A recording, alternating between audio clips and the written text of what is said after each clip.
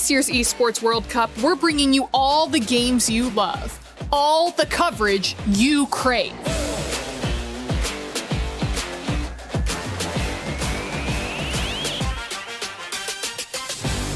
And for the first time ever, a completely unfiltered behind-the-scenes broadcast. And he absolutely destroys him. I don't think insane. he ever saw that coming. That was incredible.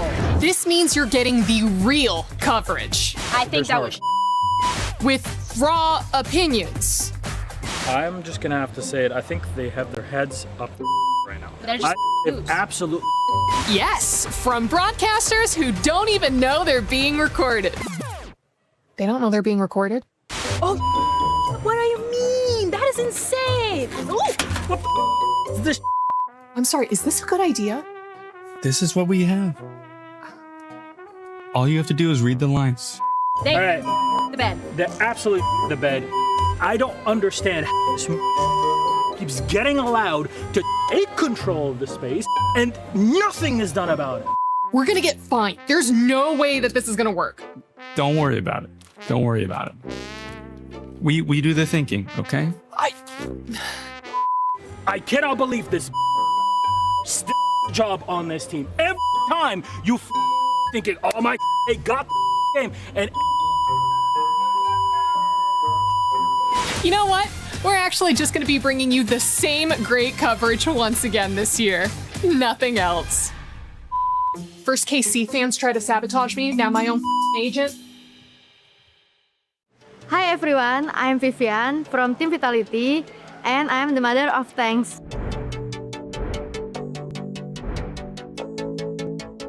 Di video kali ini aku bakal bedah sedikit gameplay dari aku sendiri sekaligus jelasin kepada kalian gimana cara aku ngambil keputusan saat aku main di pertandingan momen-momen penting.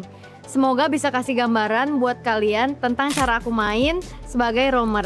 Let's get into it. A miss two pops the wind of nature. Sayori goes down and Panda versus Vivian, but Vivian gets the kill. Ini adalah rekaman game di MWI tahun lalu 2025. Tim aku melawan Gigi. Jadi di game kali ini aku mau ngasih tahu apa yang aku lakuin di sini. Karena di sini tim aku make Moskov, jadi dia bagus buat mainin lane jauh. Sedangkan buat tim lawan itu susah banget dia buat menjalani lane jauh karena hero-nya bener-bener jalan kaki banget. Jadi kan karena gue main Chow, jadi gampang lah buat menghantu-hantui, membayang-bayangi mereka. Nah di sini Chell masih fokus laning dan kita cuma tarik reset biar mereka mau keluar aja dari base. Kayak gitu. Nah sedangkan hero mereka kalau keluar terlalu jauh dari base itu terlalu bahaya buat mereka karena terlalu lemot jalannya kan. Jadi sulit lah buat mereka dan di sini aku tinggal dan sama tim aku tinggal mainin Lordnya aja. Saat mereka keluar kita panis. The final slash keeps Ashley at bay. Another winner crown going to be popped. Sayori's in trouble. She has her own winner crown. But now Panda, a miss two, pops the wind of nature. Sayori goes down and Panda versus Vivian. But Vivian gets the kill. Dan itulah cara aku memenangkan gamenya. Semoga kalian enjoy dan jangan lupa buat support tim aku di MWI 2026.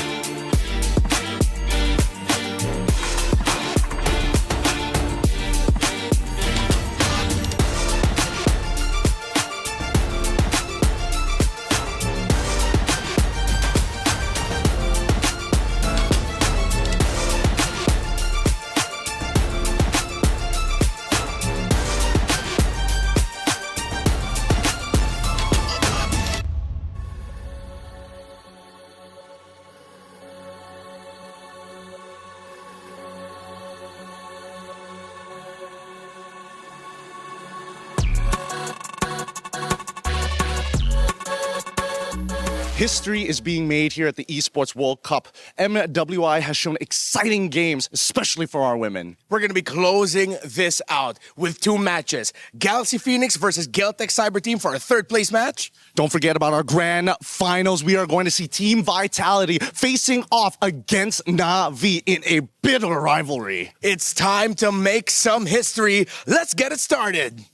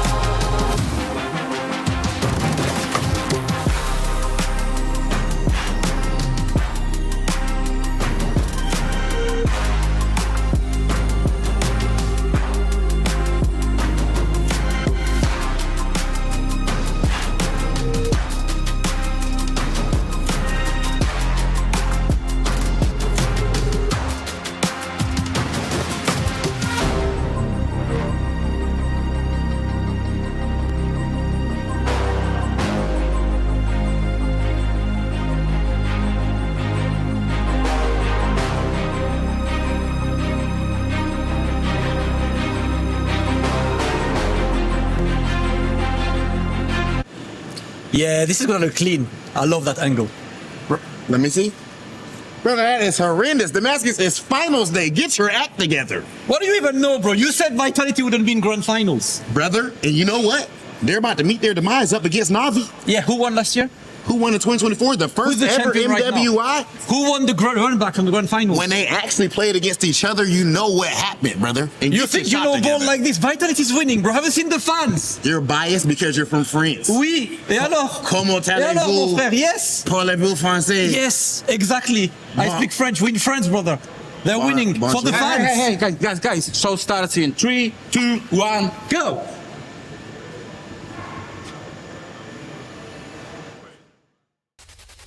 Dynasties aren't built overnight. They're built by eliminating any threat that tries to end them. But this time, that reign means the very team that has ended them before. Triumph isn't about avoiding the fight. It's about what's left standing after it. In the battle of supremacy, they have to push past all limits and dare to rise above. Welcome to the final day of Mobile Legends Bang Bang Women's International here at the Esports World Cup. Ale! It's grand finals day. It comes down to this. It's been 5 days of MWI, and it's been incredibly exciting, but we haven't reached the finale just yet. What lady is going to hoist that trophy? Who is going to earn the bulk of $500,000? Welcome into the Allianz Vault. I'm Taylor Reflections Noble, joined by Brigitte as well as Rinmar. Great to see the both of you. Over the past 5 days, we've had tremendous action, and I'm ready to break down how we got to this point. Brigitte, what happened over the quarterfinals in the knockout bracket? I think there were a lot of significant matchups that we have to talk about when in regards to the quarterfinals. Definitely one of it being the ID matchup you got to see, which kind of pushed Team Vitality to their limits. But at the same time, every single series almost extended to a Game 3. It was only between Na'Vi as well as Team Ray Young, which we got to see a sweep. Yeah, fortunately, Seita, Team Ray Young, the two Falcons organizations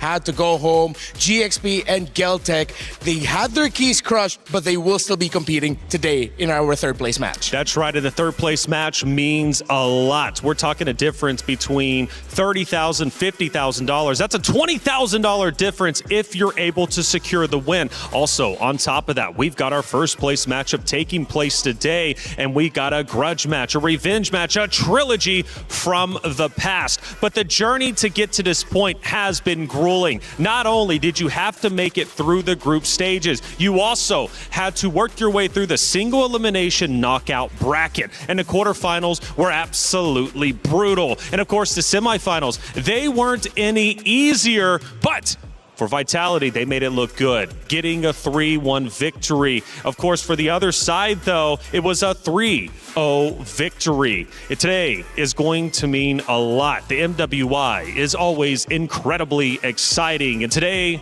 is no different. Make sure you're getting active in chat and letting us know who you feel is going to take it all. Speaking of which, we've now reached this point. What does it mean for the competitors on that stage, Brigitte, to finally make it, not only playing for third place, but also to lift the trophy? Individually, it's very significant for them as they were the only crowned MWI champions in history. And now they finally make it to the third of our 2024, 2025, now it's 2026, and they finally get to see each other in the grand finals. Yes, they do. Hey, for getting you caught up, we just recapped a little bit, but we've got some special characters from yesterday to recap how we got to this point.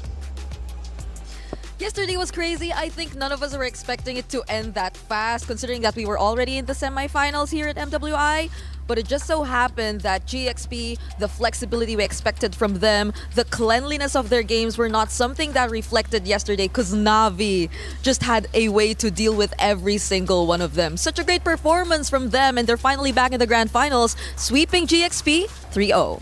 And in our second semifinal, it was, man, banger. Geltec Cyber Team brought the action to Team Vitality, the for sure favorites of the entire tournament. 1 game win. They took a map over. Now Team Vitality, though, after that went on to sweep. We call that the gentleman's sweep. But this time, we're going to take a look at the grand finals. Na'Vi take on Team Vitality today. Who's going to be sent home with the thrill or the agony? We'll find out at MWI. Ooh, it's a big day indeed, and the grand finals has to be our first talking point. And speaking of which, who's our main heroes we'll be looking out for today? Because there's been a lot of people thinking they're the best lady out there right on the very stage. However, there can only be one best team. As far as main heroes that we're looking at, obviously we have quite a few, but speaking in regards to Vitality and Na'Vi, who are the main heroes? For me personally, I'm going to have to give it to our EXP laners. We look at Fumi Echo and Ayanami. They represent the playstyles of their respective teams. Vitality, they are monsters individually, and they shine when each and every single one of them get to do what they're best at. Meanwhile, for Na'Vi, they play together really well as a team, and you see that in the playstyle of Ayanami. When she is with the rest of her squad, she is amazing, and Na'Vi are amazing. That's right, and it's time for our crunchy story of the day. It is, in fact, a rematch of destiny. You have two teams that have fought tooth and nail over the past several years. It's a trilogy, and it is, in fact, going to be a grand finals rematch, dating back to Riyadh 2024. Brigitte, these two teams have a history. They have met many times over. For one, it's a revenge matchup. For another, they just want to reclaim glory. And the last time we saw a revenge matchup, at least here in MWI 2026, the story, the script actually has flipped. And that was, mind you, Na'Vi as well. It just happened in the exact same tournament wherein they did not allow themselves to be defeated by GXP twice. So I wonder how much more it means for them, because they've considered Vitality as their rivals for not just a single tournament, but for 2 years in a row. That's right. And you said it was a trilogy in the back room. Now we come on to the main stage. Again, she just broke down some of that history. But again, for these two, it seems quite personal. Not only from, of course, a team perspective, but also from the organization perspective. And you brought two wonderful players up. It's time to look at them head to head because the stats are incredibly close. Of course, we're talking Fumi Echo and not Ayanami representing the EXP lane. If you look at the KDA, that's because Fumi Echo's heroes are more on the ones that can carry the team alone. Last year, I called her the island of her own, and it really showed in her playstyle. As long as Fumi Echo can play away from the team and cause havoc elsewhere, their opponents will struggle. Meanwhile, not Ayanami, she takes a lot of hits for Na'Vi as a sub-roamer, as a sub-frontliner.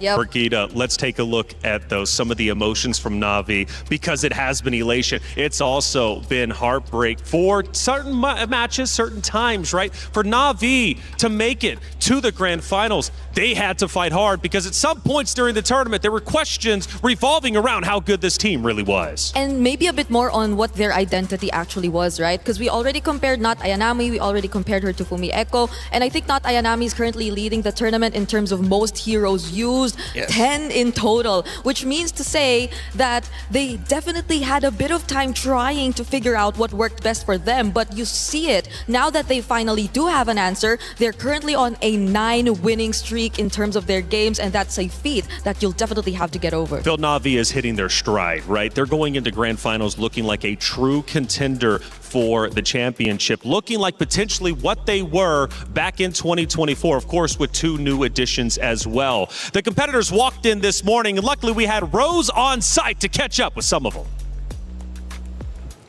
Hey guys, good morning. For our third placer match, we have Geltec Cyber Team going up against Galaxy Phoenix, and the girls has just arrived at the venue. Good morning. Hello. How are you doing today? Today I'm fine, and our team are fine. Yeah. Okay, how do we feel about going up against Galaxy Phoenix in this third placer match? I think we could win 3-0. Oh, wow, confident. Okay, why are we so confident going up against Galaxy Phoenix? Because everybody is saying they're very strong. I think, just something you feel today. Yeah. Okay, is there anything you want to say to, Galaxy Phoenix before we begin today's match? I think you're a strong opponent, good game. Oh, good luck. Thank you very much, girlie. I hope to see you later. Oh, she's confident in a 3-0 best of 5 today. But over there, we can see that Galaxy Phoenix has also just arrived at the arena. So you know what? Let's go get the girlies out for a little bit of a chat. Because who knows? They might think it's not going to be a 3-0 in favor of Geltec Cyber Team. Let's go. Let's see if they're ready.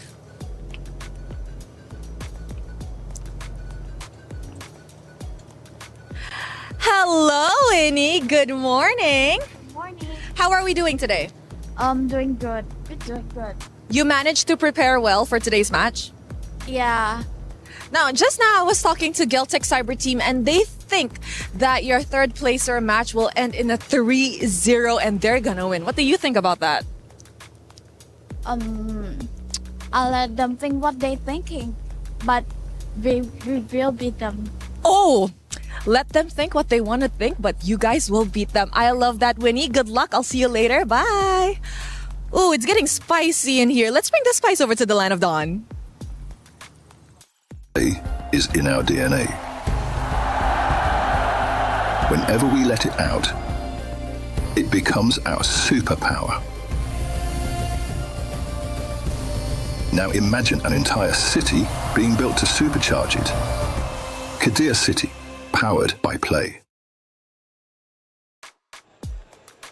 The spiciness is already starting, and it should be spicy. We've got a lot on the line, not only for the clubs, but also, of course, for the championship. Money to be earned. There's so much to talk about. Brigida, the competitors, the ladies, they're looking savage today. I'm glad we see Winnie actually in that kind of spirit, especially I think she was one of the players who was really forced to play out of her comfort yesterday, who slightly had a bit of a struggle in the gold lane, but now with that confidence, I think she'd be okay. Yeah, I think she's going to be just fine. Winnie has been one of the biggest talking points whenever she's playing, at least here on the desk, as well as from the caster perspective. Of course, Grand Finals is going to be incredible. Coming up, though, next is going to be our third and fourth place matchup, and it's going to be a good one. It's Galaxy Phoenix versus Geltec Cyber Team. These two lady rosters are wonderful. They have fought hard to make it to this very point, and you know what? Now that they're here, they're not going to waste that opportunity. Yes, they don't have a shot at the championship, but they do have a shot at, again, life-changing money potentially. We got Na'Vi versus Team Vitality. That's going to be starting at 2 CEST. And you know what? The emotions from Na'Vi and Vitality, again, have sometimes been happiness, have sometimes been sadness. They have gone through the absolute gauntlet to be to this point. But you know what I appreciate, Ridmar? Looking at the emotions from the players, even though when they do get down and out, they somehow, some way, find a way to come back. Yeah, look at Na'Vi. The questions about whether or not they're able to make it to the grand final started early on. They got knocked down to the lower bracket. They almost got eliminated, but then suddenly they went on an undefeated run. That's right, and for the club championship, this matchup means a lot. You have two Titans, number 1 and number 2, this year for the club championship. Trav, walk me through it. It's finals day in MWI, and today either Na'Vi or Team Vitality will be putting yet another frame in the Esports World Cup totem. Team Vitality coming into this one as the heavy favourites, but Na'Vi had a few more pushbacks along the way and started quite slow in MWI. However, Na'Vi sit on top of the club championship leaderboard and at the moment would be the ones taking this trophy home. Team Vitality have got to bridge that gap by getting this win and that valuable crown of MWI. Stay tuned as we carry on talking about all things club championship. Ooh, club championship is looking spicy. It's Na'Vi at the top, Team Vitality just below them. And whoever wins this tournament could very well either hold on to first or maybe overtake first. It's getting crazy up at the top. We mentioned earlier, Team Falcons were eliminated a couple days ago, so they will not have a chance at first place today. But again, for Na'Vi, Vitality, my goodness, do they have a tremendous lead, and they're looking to go even further. This is actually such a very relevant matchup. I can only imagine the fans, especially from Na'Vi, to grow more and more in numbers, especially later on. Yeah, but for the fans of Team Vitality, they are going to be showing up in droves later to support their girls. That's right. Well, it's Galaxy Phoenix versus Geltech Cyber Team. This matchup is about to go down. No mercy for third. One final chance to leave Paris with pride. Not only pride, but also $20,000 additional dollars. It's $30,000 going to fourth place, $50,000 for third place. Rinmar, what does that extra $20,000 mean for our regions, for our competitors? It's life-changing. We've heard so many players over the years talk about how just placing a little bit higher has changed their lives. It's helped them change the lives of their families as well, because a lot of our players here, they're not fighting for themselves, they're fighting for their families. And these two represent fighting for their teams. Kiyoe and Fa, you get the Ice Queen, you get the Fearless Queen, two junglers that represent what it means to be a fearless savage in the Land of Dawn. And definitely in terms of what their regions have been able to achieve as well, their organizations, I think this is such a feat if you're actually able to accomplish a podium finish, because that really what makes the biggest difference as well. Aside from the money, you really get to make sure that you get to end your run in at least top 3. Absolutely, in top 3 to podium is a tremendous accomplishment. Hey, everybody out there, it's Rhino Day. Brand new interactive effect for Rhino Day is available now. Check it out and join the celebration. Eterna was up here earlier yesterday, and she was pumped up for Rhino Day. So am I. Get involved and earn yourself some of those wonderful stickers, skins, and everything you could possibly get. MLBB, they do it right. Going back to our key head-to-head, though, you do have two phenomenal players who have given their all. And it is the Ice Queen versus the Fearless Queen, right? Two dominant players. Fa, though, I think, has to get the edge, though. I feel like we've been screaming her name nonstop, not only on the desk, but also, of course, whenever you think about the casters. Again, going back to that head-to-head, going back to these two phenomenal players, what do they truly bring to the roster? And is it possible to shut them down once they get going? I think they're both flashy, but in a way, stats-wise, Fa is a much consistent jungler in terms of that. I think she's leading, especially in terms of highest kills, and that just goes to show how active they are across the map. But you feel for Geltech that they try to move more as a unit in a sense that they do take their time and they take it step by step. Now, Rinmar, one thing that I really found interesting, shout out to everybody on the back end doing the stats, making the storylines. You guys are genuinely incredible. But one of the stats really stood out to me, or at least two of them, I should say, for Fa. KDA, Kiyoe, relatively even. Fa does edge out Kiyoe there. But when we talk turtle control, 50% success rate for Fa. On the opposite side, for Lord control, 58% success rate, which Kiowa, 24% success rate for Turtle Control, for Lord, 39%. So it looks like Fall, in all regards, at least when we're talking about the lane that she conquers, has Kiowa outmatched. Yeah, it really is a reflection of how, pun intended, self-reflections, of how they play as a team. Galaxy Phoenix, they want to get those objectives because they know that it empowers their more aggressive nature. So they will do everything they can to get it, even if it means it looks like it's not the best time for them to do so. Meanwhile, on the other side, for Geltec, they're willing to give those objectives. You can go ahead and take that. We're taking other objectives in the map, or we're going to take you down after you get what you wanted from the Turtle and the Lord. Yeah, just to add to that, I think it's also because of what kind of comps Galaxy Phoenix tends to really go for. They're the only team who likes to utilize the Farsa, the amount of early game damage that you could really see for them, which is why I understand why they just want to keep rolling. Well, it's time to go to the stage, get the finals days started, take it away. Ladies and gentlemen, it is finals day here at EWC26. MWI has lived up to the billing every single day, and we are finally about to see who is going to lift this trophy, Damascus. Absolutely. Today is the day for grand finals, but before that, an important third place match coming up. No consolation prize, man. There is a lot of regional rivalries, club points for the entire EWC. An extremely important match for all the teams, and of course the pride of coming back at the highest placement ever, Rob. You know what? I must say, you look amazing right now, Damascus. Hey, you're kind of... I see what's going on right now, brother. And speaking of amazing things, the level of play, people have to understand. The level of play with all of these players, the amount of dedication, the skill is absolutely unbelievable. And we are about to see the best that MLBB Women's has to offer. Absolutely. So without further ado, let's talk about our first team reaching out here to the third place match, qualifying out of Cambodia for the highest placement ever. Make some noise for Team Galaxy Phoenix! Team qualifying out of Cambodia. This is the highest placement ever for the region. There might be a newcomer. They overthrew the best of their region and went 2-0 against Na'Vi, 2-0 against Falcons Mena, 2-1 against Seda. Unfortunately lost the run back against Na'Vi, but an incredible run throughout this bracket and maybe a clean third place finish, Rob. Phenomenal performance for them up to this point, as you said, Damascus, but it is not going to be easy for them to win that extra $20,000 and the regional pride because their opponents are none other than Geltec Cyber Team. Geltec Cyber Team has proven that EECA is a consistent force in the world of MLBB.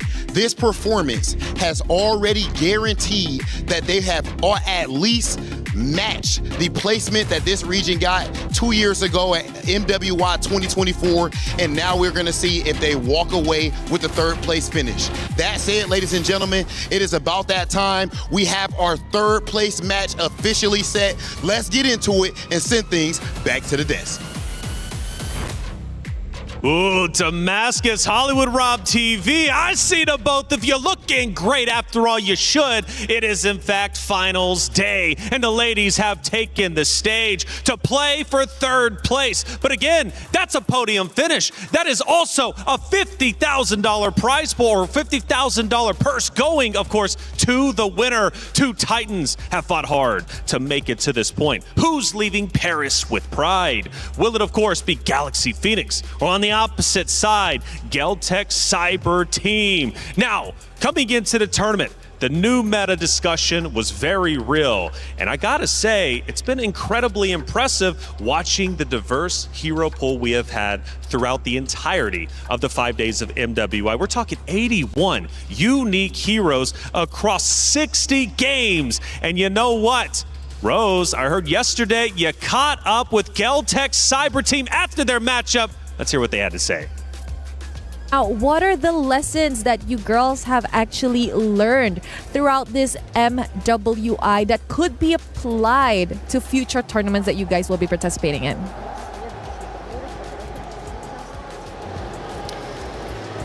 Я думаю, то, что какие-то уроки и ошибки мы будем уже обсуждать с тренерами. Пока что мы еще немного не отошли от игр. Вот, обязательно все разберемся с тренерами, с аналитиками, сделаем выводы. Well, I believe that we have a lot of homework to do. Right now, I guess we are still in the zone of the last match, and we'll need some time to discuss the lesson learned and the homework with our coaches, with our analysts. This is something that we will be doing for sure. You know what, girls? Thank you very much. And I hope to see you girls come back stronger in tomorrow's third placer match up against Galaxy Phoenix. That's it from us.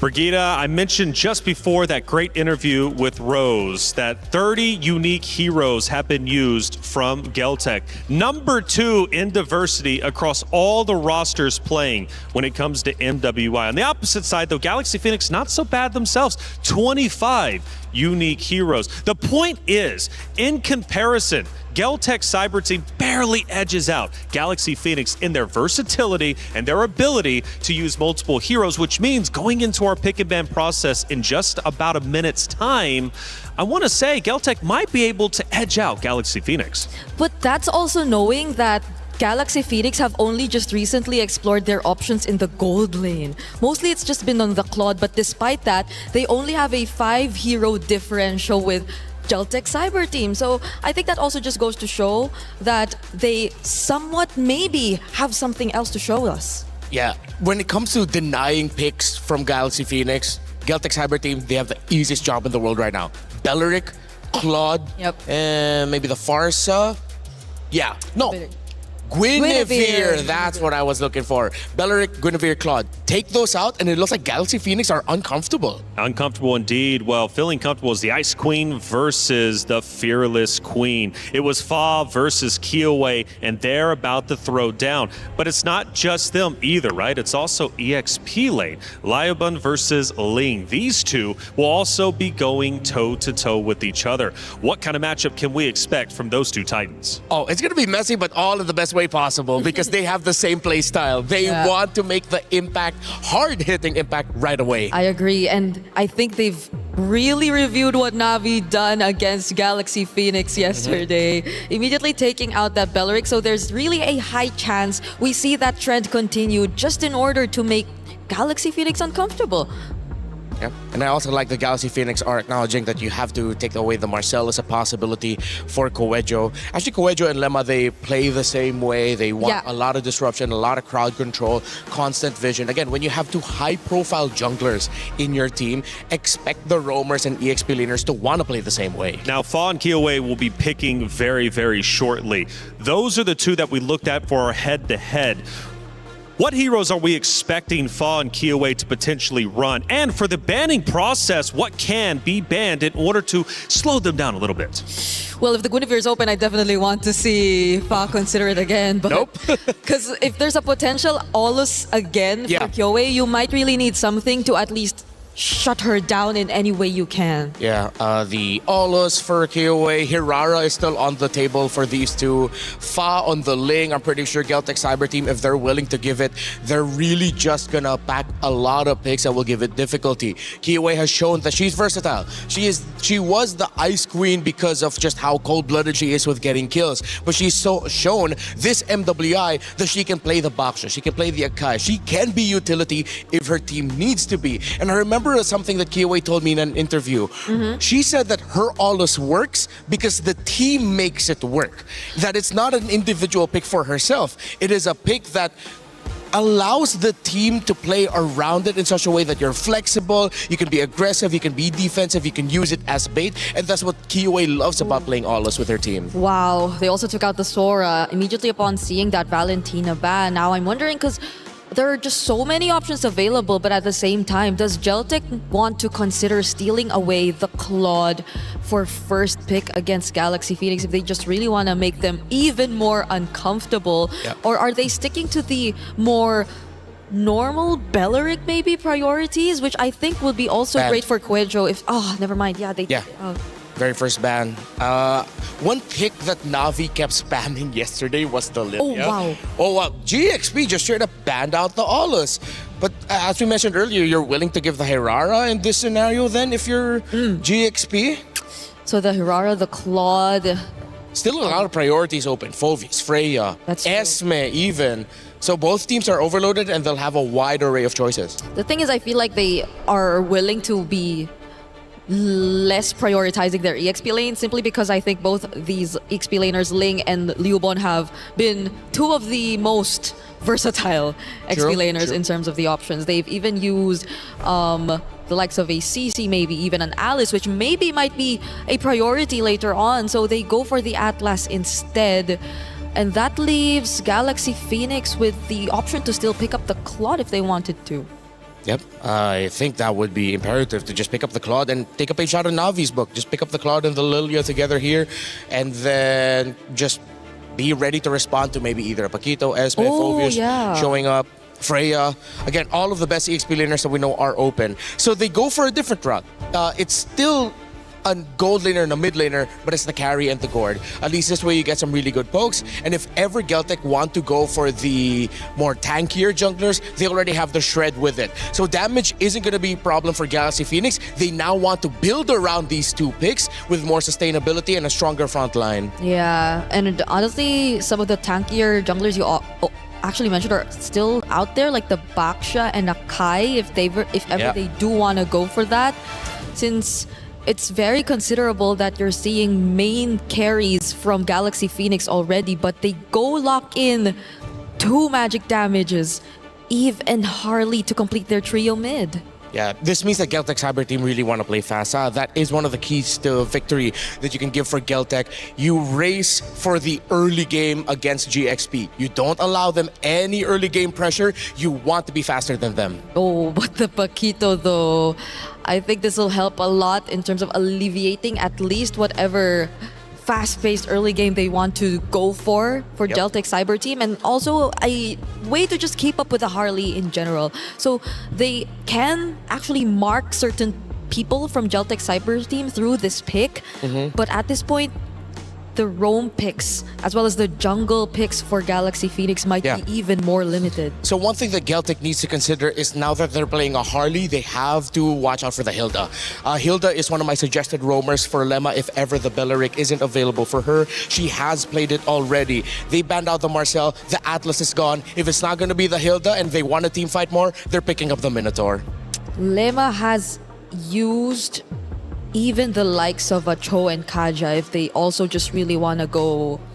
Yeah, actually, good thing that you pointed out the Kaja. That works out really well with the carry and gourd. Yeah, so that'll be a combo they could just rely on, but then that'll be really, I guess, less just tanky front lines in general. So maybe you really have to see the Paquito be a bit more hybrid than usual if that were to be the case.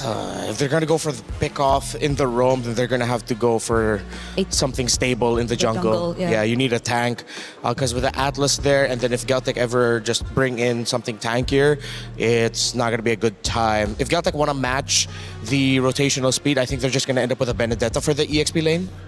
But this is smart from Geltec too, because we saw how Galaxy Phoenix had a bit of adjustment with the utility junglers yesterday. Like when they went tank, their rotation seemed to be a bit more read out by the opponent. So even the Baksha gets taken out here by Geltec, only leaving them to an Akai potentially if they really want to consider that. But for Fa, I'm not sure if I want to see them go that route. I think they've chosen these heroes and they're gonna have to accept they might have to just go for the tanks unless they really just want to play the map. But with the Link gone, you can't. It'll be too much if they go for burst damage in the Nolan. If they throw back to a fighter in the Leomord, you're up against an Atlas. Even the Yi Sun-shin is... Yi Sun-shin too much. I think they just have to accept that they're going to go for sustainability. They pick up the Cho in the roam. Good call there earlier. Okay, so it is going to be tough for Fa, but we get to see that later on as Geltec Cyber Team. We're looking at their sides. So they know that they're going up against the Paquito. The Esmeralda's not there, but the Yuzhong. Into the carry gourd. Yeah. And then you round it out with the Clint. Clint will have all the space in the world provided with the Eve. Harley for the initial burst. Yuzhong and Clint for the clean up, and then you have the Atlas just to initiate things. I'm a little bit happier. No, not a little bit. I'm much happier with the lineup of Geltec. Galaxy Phoenix, they're not going to be able to find a pick that will just be able to match it. Unless GXP are going into this with a mindset of, we're better than you, we play better than you, we fight better than you, then go greedy. I invite it, sure, but it's too risky. Yeah, because at this point, maybe Akai is just the safest. But that's the keyword, it's safest option. Yeah. You're not really going to be able to pair it up much. You're forced to use it almost defensively every single time. Other options we mentioned, if they want to go Assassin and just accept the fact that they play better. No, has to be Akai. Yeah, they're not. They're just going to stick with the Akai, keep it simple, and at least balance out the lineup, because I think it'll mainly revolve around the combos between the Cho'Gord or carry anyway. There is no mercy for third place. We're talking 50,000 for third, and fourth place walks away with 30. Still very respectable, but I'm sure the competitors want 20,000 additional dollars. It's two storylines. You've got the Queen of Kiowa going against the fearless Queen of Fall. It's Galaxy Phoenix versus Geltec Cyber Team for third place. Map number 1. Mirako Gideon, let's get it started. Here we go. Welcome to the Lanadon, folks. It's about that time, the start of the day, the final one of MWI at EWC26. And we get these two brutal competitors who've gone for a lot of comfort, I'd say, for Geltec Cyber Team, going for the EECA playstyle, the clip that we didn't see for the majority of the tournament, finally here for Tokyo. And immediately, right off the bat, Sandra, unfortunately losing out their flicker early on is going to make this 2v2 a little bit harder. Luckily, Cho in the early stages of the game going to be able to do things like that. Guerrero has to be a little careful here to maintain that pressure. We got that first blood rate comparison. Geltec Cyber Team, they usually take a bit longer to get into the game. Meanwhile, though, GXP, known for the early aggression, and that's where I'll have a little bit of my doubts here. For the Akai pick on Fa. What? What's wrong with it? I think that the overall composition seems good. They at least have a disengage mechanic. You know, it doesn't necessarily always have to be Fa being the aggressive one. First, Sophia loses her own flicker, and at this point, the mid lane is down to an even state. But just notice, everybody's coming down to the mid lane. Everybody's here like it's a petting zoo. Everybody wants a piece of it. Sandra, unfortunately, this time, walked a little too far. Guerrero has to back out. Seems like it don't matter. Akai, Assassins, it'll still be first blood for GXP. But a little bit back onto that topic, I feel like for GXP, especially yesterday against Na'Vi, it really felt like with these utility jungles in hand, it's not the comfort, it's not GXP, it's a good composition, it's just not Galaxy Phoenix that we've come to know. Yeah, but this is the personality that I love to see from both of these teams, right? Just hyper-aggressive, I win lane, I win game type situations. Both of them can really get dirty during the scrum, so I think that at this point, as much as I love GXP, I do want to see like what the peak of team fighting compositions, or at least brawling compositions, would look like between the two. We'll find out who's going to win those 50-50s. So far, Ling on the Paquito, as expected though, winning on the lane just by getting the XP grab to really have a hold on that. As they set up for turtle number 1, GXP have a massive advantage coming into this with the Akai heavy spin. And Kuejo, just like any other Atlas, no level 4 just yet. Liubon chunked down as well. This looks great for Galaxy Phoenix. Yeah, it just means that unfortunately for GCT, they're not going to be able to contest this, but let's see. It could be anybody's game here. Sandri playing with fire, getting really, really close as Ling trying to keep Kiowa out of this. And it looks like they should be able to get this no problem. Kiowa won't have the magic trick hat-trick to get in and fought instantly with a heavy spin, locking down 1 as the backline getting 10. Lubon finds it into Sophia with the help of the Black Dragon form. And it only gets worse from this point onwards. Real-world manipulation slows them down, but not enough to nail them in. Winnie, I'm surprised, made it all the way, tried to go for the double wave here, and will give up just a little bit of that holy shielding. Yeah, she's going to have to lose a bit of those mini waves as well. Heck, a whole cannon minion. She decides to stay in the mid lane here. Try to go for an ambush, but no, he just clears it out. And this gives Tokyo a bit more of an advantage to play with, because luckily for her, the gold crab spawns as well in the bottom lane. So gold lead, yes, GXP still on it with a kill and a turtle advantage. But Tokyo's farming up a storm on the Clint. I love the fact that Tokyo this time not making the same mistakes as yesterday. Realize, you know what? As much as I don't want this carry to walk back into lane, it's also not worth dying just to deny her that space. But for now, GCT looking for that response. Lima now getting hit by Deadly Magic. Fortunately, no kill just yet. Didn't even force out too many battle spells as well. Great Shunpu. The poise and the composure on these ladies for a third place match. I feel like a lot of the jitters were already thrown out yesterday in the semifinals, right? I was thinking the same thing. They're so much more comfortable here playing it out. Even Fa, yesterday on the Akai, it really seems like she went in a bit too aggressive a lot of times, using the heavy spin earlier than what you want to have that ability for. But this time, we see the usage of it just perfectly done. Here in the mid lane as well, they give up Pryo, but they rotate to the bottom lane. Very well played. Tokyo's going to have to deal with this. I mean, no matter what, with the flicker and the way of the dragon, their wombo combo. Okay, a little overkill here, but more importantly, even the heavy spin, unfortunately, there should be trading objectives on either side. And luckily, at least the turtle is spawning in 6 seconds. I think for GXP, they're just going to commit all the way to get rid of this tier 1. And unfortunately, GCT, they look back and they're like, oh, wait a minute, they're not getting off of the tier 1. Dude, when it comes to sieging GCT, they got so much damage. Ling, though. Damage is good. RWM comes out. So I'm out of position this time, but the Fatal Link does pull one back. Almost gets a disengage, but luckily, Nubon says no. Petrify is still good as they start making their way down. Fa and Winnie need to steal this away. Retribution battle. Fa takes the turtles. The Black Dragon form has been activated. Winnie in trouble. Forced to flicker. Do they want to dive this? They're going to make the attempt. Good dodge shot. Residue activated. Tokyo getting the last shots in, but it's just not enough. So close yet so far, but GCT, again with the siege of a Harley, a damage dealer in your jungle. You open up, you leave these turrets vulnerable, and these structures will fall in their face. Tokyo as well. Straight into the bottom lane, no assist, nothing on the teamfight participation just yet. But 2 structures for the 2 turtles that GXP have gotten, and you get to see the goal difference here from every single member. Even in the lanes that GXP have put a lot of effort to ganking, it's still GCT with the advantage. It's an 80 gold lead. Oh, solo kill? Oh, shot residue already procced here. Ubon, does he want to actually stick around for the wave? No, he's going to call it off, even though Quejo is actually nearby. She's already spotted all 4 of the members making this attempt to potentially dive if they stick any longer. And that's going to be a trade once again in favor of GXP. Another turret goes into their hands. Now it's back to the slow game. GXP finally able to get a structure on the board, and it's through this Paquito being an oppressive force all in. Oh, now they find the angle to get they have a spin out and actually catches Quejo. Can't seem to get out of this, but the Fatal Links onto 3 targets is great. Right into the Petrify, into the Black Dragon Tail. The combo's good, but when he takes Quejo out, needs to get out of there. Ling flickers forward. Tokyo tries to cut him down, but luckily Ling still makes it out. GXP, whenever they go in, I mean, we saw glimpses of this in the bottom lane, that overkill nature to them. When they go in, dude. They go galaxy deep. Yep, I think at this point, they just need to figure out how much they really need to like get value for their resources. I know there's that big guarantee, but it feels like they're overpaying. And now Ling getting hit by Deadly Magic, including Retribution. One more auto attack might be enough, but too late. The Deadly Magic is already popped. Kyoei is going to chase it, play it nice and slow, and it's super understandable. You're too far forward, Ling just instantly one-shots you.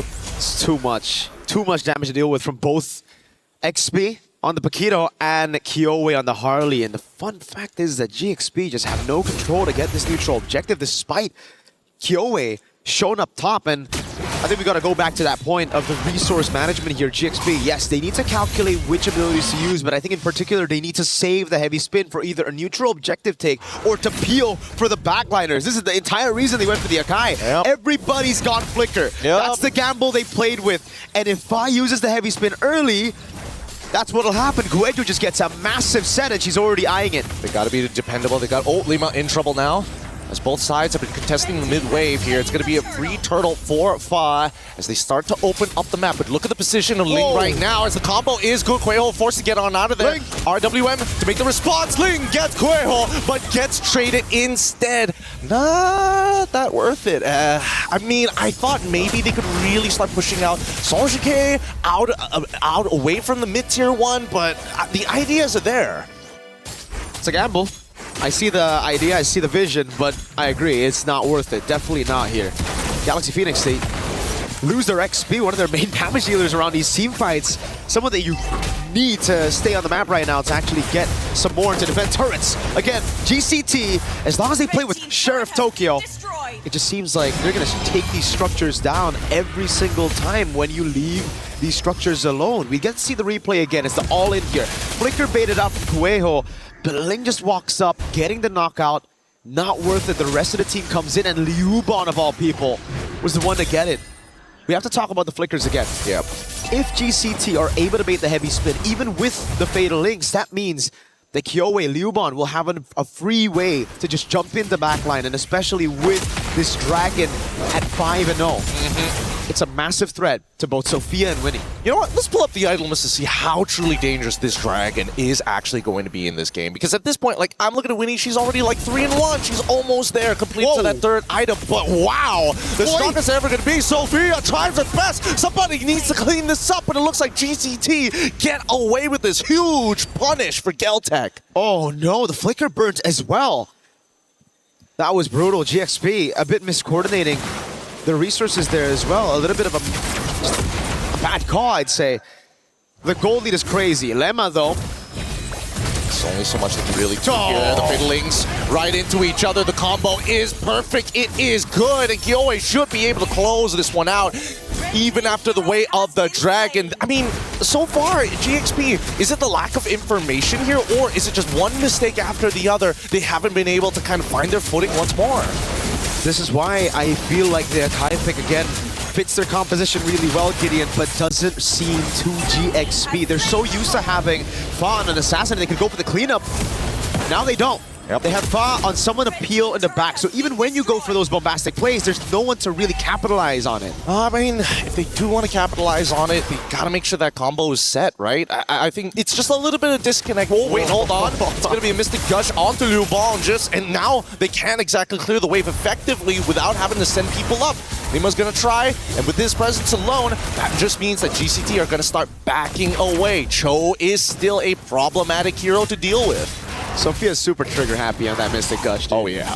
Oh my lord, it almost seems like every time she has it up, she's gonna use it on somebody as long as she lands the Mystic Projectile. There's a lot of galaxies to play with, I mean, with that skin as well, but you gotta calm down here, especially considering you have a flicker that's easily baited out by an RWM or even a Dragon that'll be used by Liuban to get away from bot.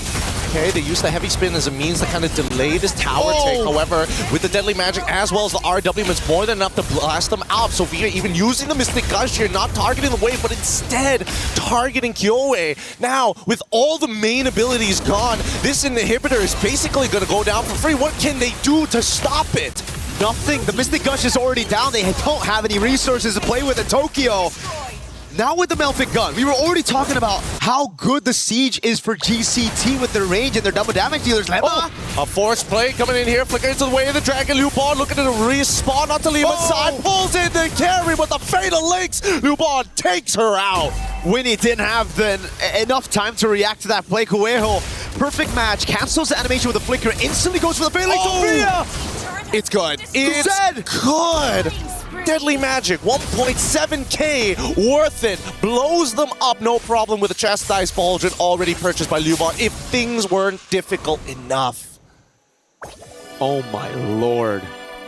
Ling's been doing such a good job of playing that damage control game, just staying in the sides and keeping that lead from getting away too far from her.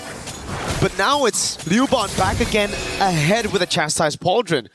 She knows exactly what's a threat to her. It's just the carry right now to shred her down from the sky. So with the Chastised Pauldron, I don't even think Ling can actually do what she's been able to do on Liuban right now to dominate that lane. So what's the order as of yet, right? Because the way that I'm thinking about it, Fa has been using their abilities too soon to try and disengage. I think the heavy spin needs to be the disengage at this point, right? You gotta sell that Fa's going to engage, and then maybe Lima gets a pick and you can wombo combo with a Mystic Gush. That's what I'm thinking. That's what I'm thinking too. It's just all about the combo. That's why Lemma has been put in this really tough spot to just constantly go for anyone she can find. Usually that'll be good. If you're snowballing on the board, anybody kick is dead with the carry as well, right? So an extra guarantee. But the fact that these frontliners have all those items just gives Lemma an even tougher time. At least for Ling, she can constantly just push in top lane. She can constantly put pressure where Kyoe is going to be the only person who can actually deal with those waves on the Harley.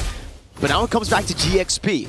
Have they learned from their mistakes yesterday on the Akai, on this kind of composition? Can they play to pull back instead of going aggressive the way they've been doing in the group stage? Great spot by Sophia. Again, it's Ling up top, setting up the waves for GXP, but GCT hold control over this bottom wave. Again, the heavy spin! It's very early, and the Black Dragon form has been committed. They're even using the conceal to chase into the back line. Luba Ling has to keep on pushing at this point in time. Fatal Links gonna connect on one. RWM on top of Sophia. Mystic Gush to slow things down. The Black Dragon is on top of Fa, but notice that the inhibitor is getting attacked. And finally, GCT realize what's going on as they deny the recalls. This could be a potential backdoor, but the waves is done. And now we're back to this even state. GCT, they've already picked up the kill onto Sophia. They send their Yi back as they should be able to get this Lord for absolutely free. GCT playing with fire, going all in on that fight, and it was a good play by GXP to try to hold them back. But initially, it was Fa on the heavy spin that was just so off. It looked awkward. And it was on to Kueho. That's another thing. I understand that you want to make sure you get rid of that like big AoE ult because it's the only thing that's going to find that counter engage besides the Black Dragon form or the RWM. I think the GXP at this point, they got to play off of Lima no matter what. Whoa. Aggressive move. It's a conceal even though it's no flicker. Already read out. Yeah, she knows. It's, I mean, they do get the initial stun out. No projectile at this point. But it's on such a low cooldown that it doesn't really matter. And you can tell that Tokyo having the time of her life, able to hit these targets from outside the range. Ling, deep position. Oh, already revealed by that mid-wave. Go away in 1v1. Oh, this is not going to look that great for them. Because Ling trying to make the attempt to slow down this wave, to try and desynchronize it. Good recall on the hat trick. And you can tell, nobody can really keep up with that speed, but at the same time, nobody really wants to die. So Fatal Links gets onto 2. Winnie gonna make the attempt to try and take out Kueho out. The heavy spin looks good, disengages. Now Link can get into the fight. Tokyo goes down! Sophia able to find it in the back line as Link continues to push forward. Kyoe, the next to fall to Winnie as GXP take back the space. They break the box. It's been a big problem for them the entire game. GCT have just hunkered down with their composition here, playing pure front to back. GXP finally find a way to tear that box apart, and it was through Ling again, constantly waiting in the back, cutting the waves, making GCT look, and heck, baiting Kyoe's deadly magic. That gave all of the space for finally Winnie and Sophia to get damage done onto the frontliners, while Ling could use that distraction to dive straight onto Tokyo, who's 0, 2, and 5. She went for a glass cannon build despite that first death, and she's feeling it definitely here. Damage taken rankings though. Fa taking a whole lot of damage next to Kueho, Lemma and Ling following up next, and that's where you can really see that GXP, they can take the damage. They can go for these fights. It's just their damage allocation in the last few fights haven't been too good. Okay, Kueho in a position to re-engage, but now gets the back line into Black Dragon for the combo's perfect! Sonjike takes out Sophia, and even with an immortality, Fa getting punished for the mistakes. Luckily, Winnie and Lima are able to get out of this, but all that pressure surmounted to nothing much as GCT take control of this game again. And you just have to ask the question, when will this lesson be learned from GXP, the instant heavy spin? GXP, Winnie and Lemma are doing a good job. The deadly magic lands. That's an immortality gone for sure. Can't do much about that. Tries to get to the fountain in time, but unfortunately still goes down. Again, wasted economy here. Despite it being dead even, the economy is important just to make sure you have, you know, enough money to start swapping your items. But this Lord should be the last one if GCT takes it. It's free. There's no way for GXP to contest unless Ling gets it, but there's no way she walks up. There's Kueho right there to chain CC her, and even just clearing out the wave might be a bit too much to ask for. All right, I mean, they're gonna wombo combo Link for sure, right? Still with the immortality, still has flicker, but he's dead. Fortunately, okay, instantly exploded, no way to get out of this. With that, I think that's the final nail in the coffin, right? By the time it spawns, about another 10 seconds, yeah, she'll still be dead. It spawns right now. Ling will be down. She was the saving grace for GXP, someone that can actually stagger those waves while also looking for those flanks to really threaten this box. Now, no one can threaten the box. The only one who can is Fa. But I think at this point, when you're playing around the base, you want to use the heavy spin to peel for your carries instead of going in for a pick. This could be the Lord that ends the game. It very well looks like it. I mean, they've got the extra damage reduction as they're looking to put the final attack here.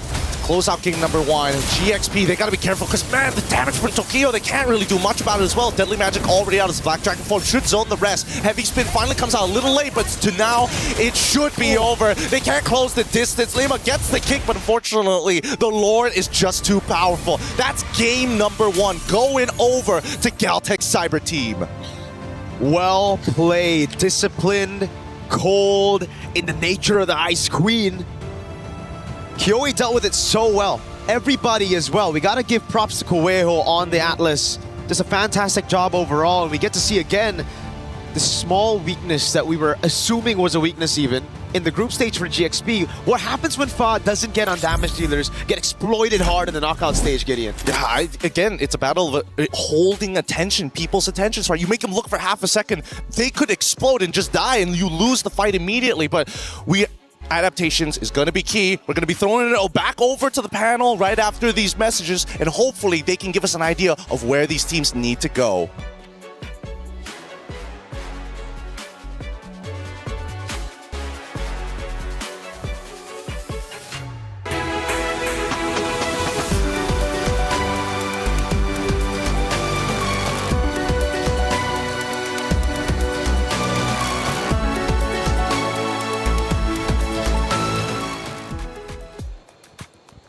No mercy for third place, and that is exactly the case here. After a grueling matchup that went back and forth, it was Galtech Cyber Team able to take map number 1. They now lead 1-0 in this best of 5 series. Let's go all the way back in time to our pick and bans, where a lot of games are either won or lost within, the first 5 minutes, which is the pick and bans. Now, there was a lot of criticism on both sides. However, one side had the most. Where was the losing point during the pick and ban process, in your guys' opinion? I think it was the first 2 picks on the red side for Galaxy Phoenix. I really strongly believe they should have just gone for the Lilia and get their signature pick on the Claude. It gives them a lot of AoE advantage. It allows them to control the center while being comfortable in the side lanes. And most importantly, it wouldn't have led to that Harley pickup. I think the Harley was picked because they saw the gourd. Yeah, I would have to double down on the Claude, and maybe I guess there could be a bit flexibility with the mid, because I know they have a lot in their arsenal. They have the likes of the Farsight if they just really want to counter out whatever potential mid lane pick, or even the Lilia potentially getting picked up. But them trying to focus a bit too much on the carry, aside from it not totally a comfort for Winnie, I guess, also forced them to play around the carry instead, now that they were left with a choice in jungle last pick. We set the stage for Fa versus Kyoe. Now, Fa statistically has great success when it comes to turtle control as well as the Lord control. Going a little bit deeper with the hero selection, because of the first early picks, did it not allow Fa to do what she needed to do for Galaxy Phoenix that has made Galaxy Phoenix so successful throughout the tournament? Oh yeah, because they then had to play for everyone else. Fa had to support the gourd, had to support the carry, and it wasn't just her as a carry. Galaxy Phoenix needs Fa as a carry. Yeah, you see remnants of that in, I guess, the timings in which she uses the heavy spin. Yeah, too early. It seems that they always comes out a bit too early, and you kind of see through that it is maybe not her best strongest suit. Well, we talked about the heroes. Now let's look at the stats from map number 1. Yeah, you can see that even though Galaxy Phoenix got all the turtles, this is what we were talking about in the pre-match. Galtech, they're willing to give up the turtles just so that they can get objectives elsewhere. They get majority of the towers, and they were supplementing Tokyo, sometimes Liubon, who was getting a lot of kills, to at least be able to get a little bit more farm for themselves so that they can help the team better. Yeah, and I think what GCT were doing were more straight to the point. I understand if I understand if GPX wanted to be a bit more creative. They had the Paquito, so you see her trying to go for the backlines a lot of time, but it was a bit too much, especially in the early game. There was a time it definitely rewarded them, though. I think that was during one of their potential base sieges, but that was about it. Because again, it seemed more of a glass cannon EXP lane rather than something that could just complement what Fa wanted to do as an Akai. There's a couple of actions that I want to talk about from that game number 1. The first one, we go to about the 15:30 mark. Now, this was a small mistake from Galtech that led to a potential opportunity for Galaxy Phoenix. Yeah, they slipped up a little bit on the discipline. Geltec have been trying to send Ling to find the backline, to find Tokyo, to find Sonjeke, and then eventually they were able to get it. It's because Geltec just pushed a little bit too deep with the Lord up top when they didn't have to. They needed to usher in their middle minion wave so that they could healthily go to the tower. And it wasn't completely shown, but then eventually you'd see Ling and GXP just punish Geltec. And I want to talk more about that moment in just a second, but Bree, let's take a look at our second action. This is going to be the very tail end of it. And this is where Geltec Cyber Team says enough is enough. We want game one. Yeah, you want to assign Lemma as the person holding the Lord or pushing it to the side, but even then, Lemma could barely just deal with the damage. But also, how could you just expect Fa to go in first when she's the holder of that heavy spin who should potentially push them away? So the front lines had a very brutal experience here in this entire game. Now we got some comments from the chat, though. They've been getting active. And we love, by the way, you all talking. GXP downfall got to be studied. Ooh, that's a spicy one to start off. Cappy, why are you bringing so much spice into our chat? Keep it coming. What else do we got? Please, Fa, Assassin next game. So this is interesting. I actually was reading chat just a little bit, and it was like, Assassin, not Assassin. Is that the play? Well, Fa, Assassin next game. Is that truly the win condition? Clint, free hitting. Okay, from Gold Magic Finds. Hey, like I said, keep it chatting up in the chat. We love each and every one of you. Without you, this show would not be possible. Gord, what are you doing? What is Gord doing? I can't blame Gord, though. Yeah, there's just so many heroes for the Gord to worry about that it's really hard to find the perfect angle for it. That's right, Gord, what are you doing? Call an ambulance.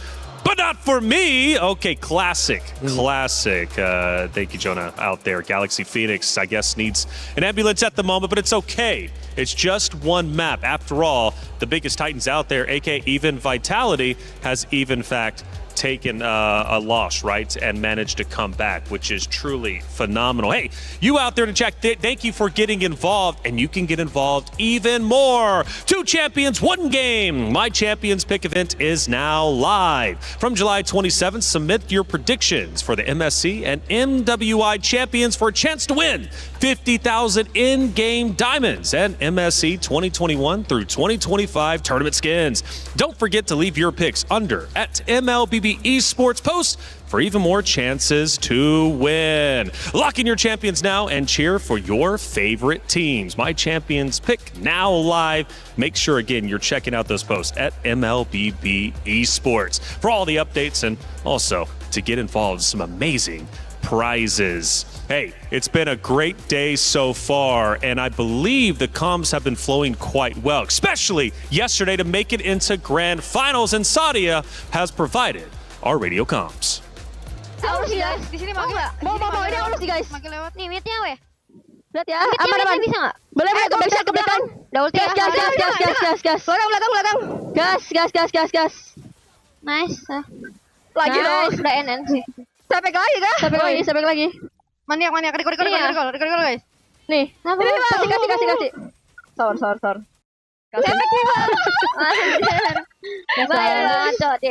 Gue naik. Gue juga. Jangan satu Vivi di sini, satu dia naik semua sih cewek. Ya.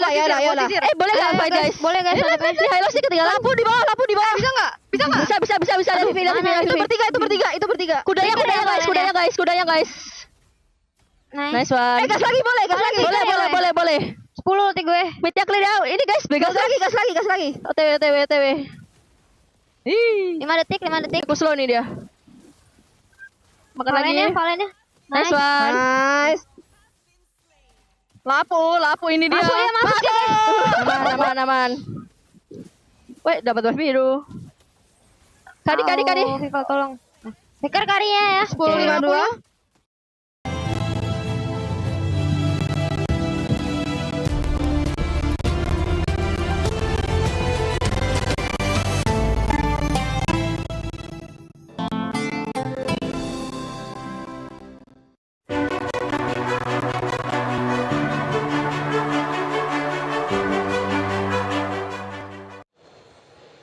Vitality, they were having fun during that semifinals series, but they started having fun, I would assume, after map number 1, because remember, it was Geltec who actually ended up taking that map in convincing fashion. But Vitality got the job done. We await, of course, what they're going to do in the grand finals a little bit later against Na'Vi. We head back to the stage for map number 2. Geltec Cyber Team currently lead. Now, I told you I would do it. I'm bringing it back. We're at that 15-30 second mark. That small mistake from Geltec that led to an opportunity for Galaxy Phoenix. Galaxy Phoenix ultimately ended up losing the map. That opportunity was very small, short-sighted, and Geltec was able to recover. Now, what could have led Galaxy Phoenix to take that moment, that lapse of judgment from the side of Galaxy Phoenix into a victory? Well, afterwards, they got out of their base and was able to get just a little bit of control in the map. But then the problem was they got caught out yet again. So they really have to be careful with that. Apparently, we just had a body cam from the coach himself. Wow. So that's kind of cool, right? Actually, I don't think I've ever seen a body cam from a coach to see what they're looking at. I thought we weren't allowed to see the notes. That's interesting. But I think it was hidden anyway, but that's cool. That's how it looks like. Yeah, that's actually really dope. They get out there and get a chance to obviously get the viewpoint. Because, I mean, it's a lot to manage as a coach. I mean, you're talking about 5 players, 133 heroes that you have to go through, the different synergies. I mean, I'm blown away each and every single draft hearing you two just theorycraft on what's being picked up. But guess what? We get to do it again. It's one of my favorite times. Let's listen into you two. What's going to be going down in our pick and bans? All right. So it's pretty much Flying similar. clouds. Flying Cloud. You take away the Guinevere. Geltec's going to take away the Belleric. There we go. Yep. Pretty much. They understood. Like, Na'Vi really got to expose Galaxy Phoenix too well. They're playing on the same side? Yep, same side. So they haven't really changed sides. And I believe there are stats to actually back that up. They might be a bit more comfortable doing it.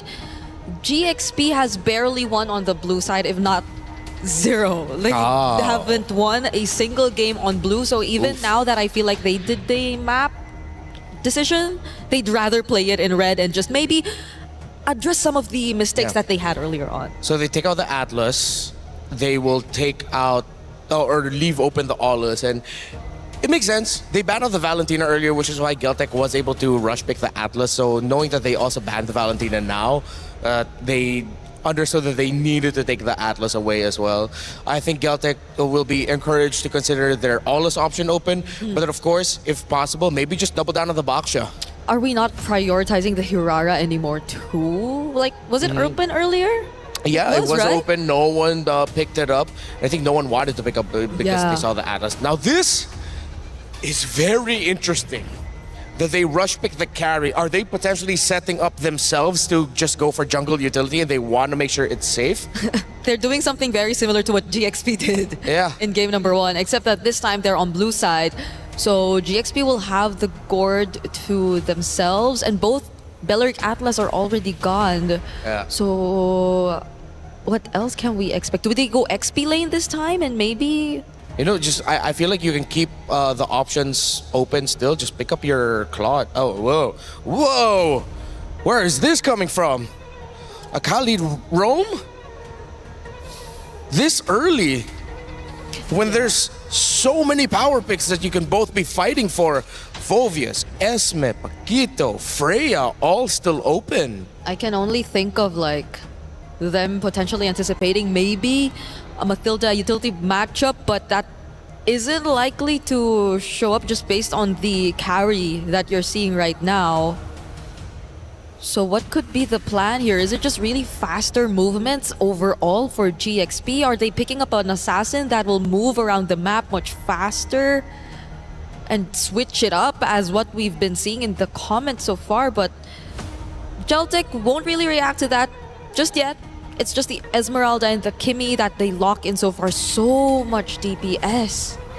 Great sources of damage. You have a strong front in the Esmeralda. You're most likely going to round it out with with 2 more frontliners if you're not going to go for pick-off combos with the carry burst.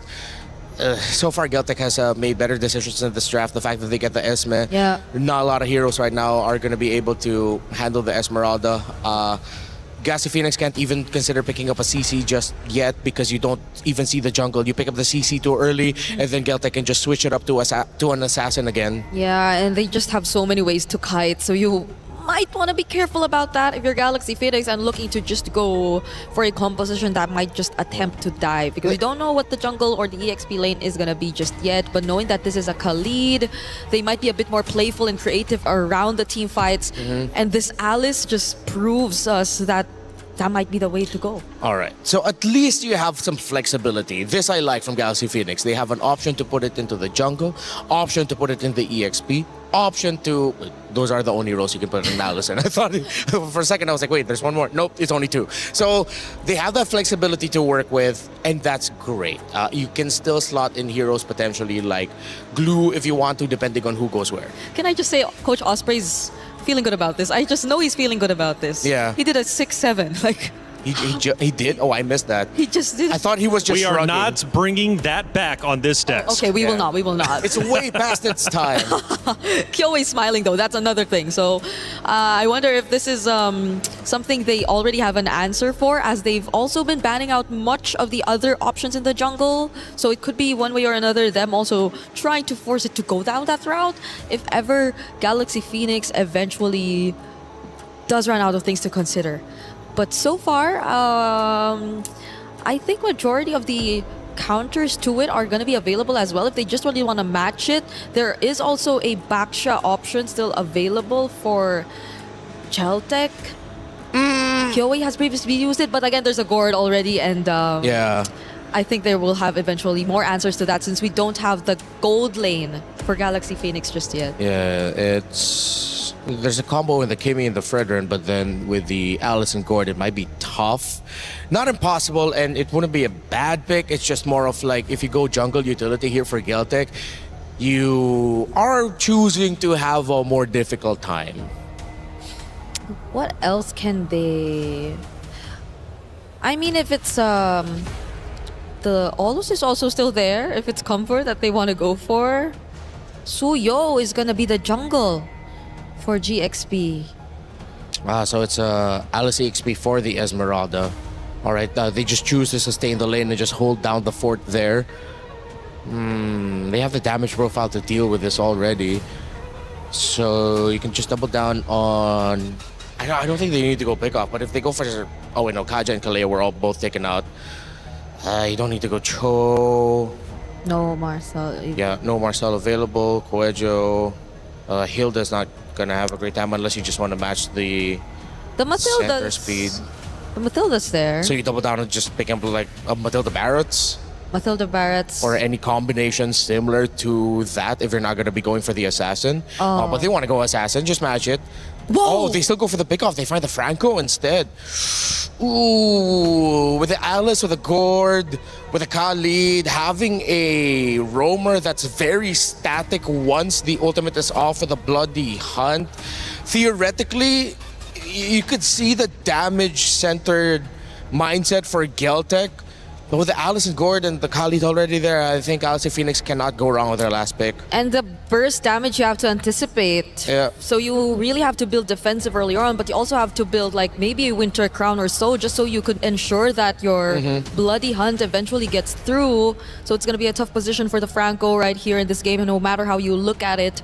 And the carry is actually still... Oh no, it's on the... it's on the other side. Claw is going to be next. You mentioned it. Yeah. All right. You know what? I'm much happier with the Galaxy Phoenix draft now. The Alice into 3 actually salvaged it for themselves. Geltek picking up the Franco out of nowhere. I think we're going to go 1-1 after this. Head back into Flying Cloud. It's Galaxy Phoenix versus Geltek Cyber Team. Now, going back in time, Geltek did in fact win map number 1, which puts them up 1-0. Now, 1 map away from being up 2-0, and therefore potentially being $50,000 richer. This matchup means a lot. Pride is on the line. Do you want to go home without the podium finish? You've got to make that decision as a competitor. We head into map number 2 between Galaxy Phoenix and Geltek Cyber Team. Miracle Gideon, take it away.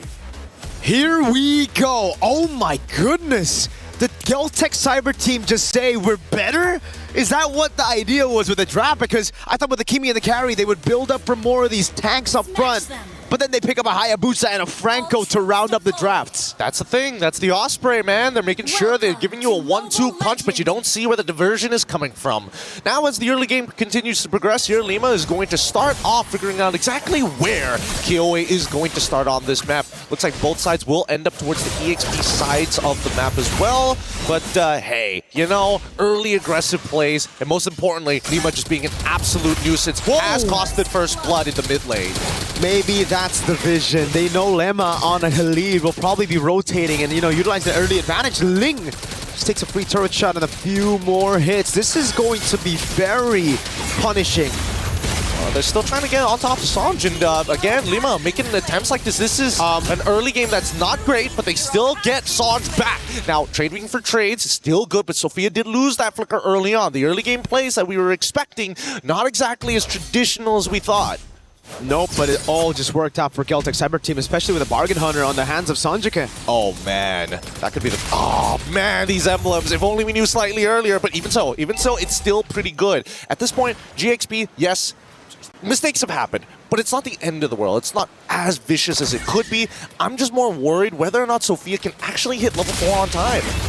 Huejo hasn't missed a single hook, missed a projectile. It's all good. And first blood, and now 2-2 even score, all within the first minute and a half here, not even at the 2-minute mark, as both sides want to look for further. I really thought that the EXPs were going to be like consistently moving around the map, but they're all proxying each other, and they're all looking for one thing, this very first turtle. I think it's a bit of a misstep by Ling, though, to rotate so early and actually, you know, take some of those shots. Because I do believe Ling is going to be behind of Yubon. She's going to hit level 4 first, especially with XP Crab control over on Kiowe, who's already there. Pa's going to try to take that away. Both hit level 4, no problem. Now it's all about the mid lane, and it seems like Sanjika is the one who won't hit level 4 after that death. It's a little bit of time, right? Yes, time, you know, EXP over time, they still managed to get it through, waiting for the opportunity, but Sanj in a lot of trouble as Ling is able to peel all 3 of them from the turtle side. They don't have the angles to get in as Lima is covering the exits. That's going to be first turtle for GXP. Oh, missed a projectile on the Gush as well. That combo not going to exactly land efficiently, but Kiowe has an opportunity to maybe make something happen. Ooh, sees 2, decides to pull back. Good decision by Kiowe. And once again, it's GXP early on. This time, though, with an assassin, with something that's more comfortable on the hands of Fa. Lemma's going in deep.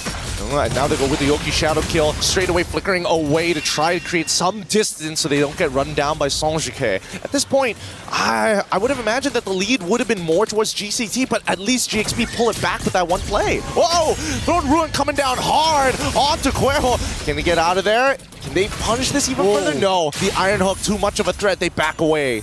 See, this is the GXP I was expecting from game number 1. None of that Akai stuff, right? I mean, obviously for Fi, it just seems like the whole team as well, they're able to capitalize on that aggression that we saw. Sophia's still very much as trigger happy as she was in game number 1, but it's just, there's something now that can come in to help her out, even with Lemma on the Khalid. I think this time around, at the very least, it was GCT who made the initial mistake here, but I think that GXP recovers a lot better as now they get the full combination onto poor Cuervo, and they've zoned out Sanjike as well. They're not going to be able to set up for a dive, but still pretty worth it. 3-2 now is the kill score. The problem was just the picks, man. The problem was the picks, because now with all the aggressive picks in their hands, with Winnie back on a comfort pick, fun fact, the group stages, all the way to before semifinals, to the quarterfinals, that means Winnie only played 2 heroes. It was Harith and Claude. So the fact that she tried her, you know, luck with the carry, and the whole team tried their luck with a different kind of composition was kind of strange, and Iron Hook whiffs.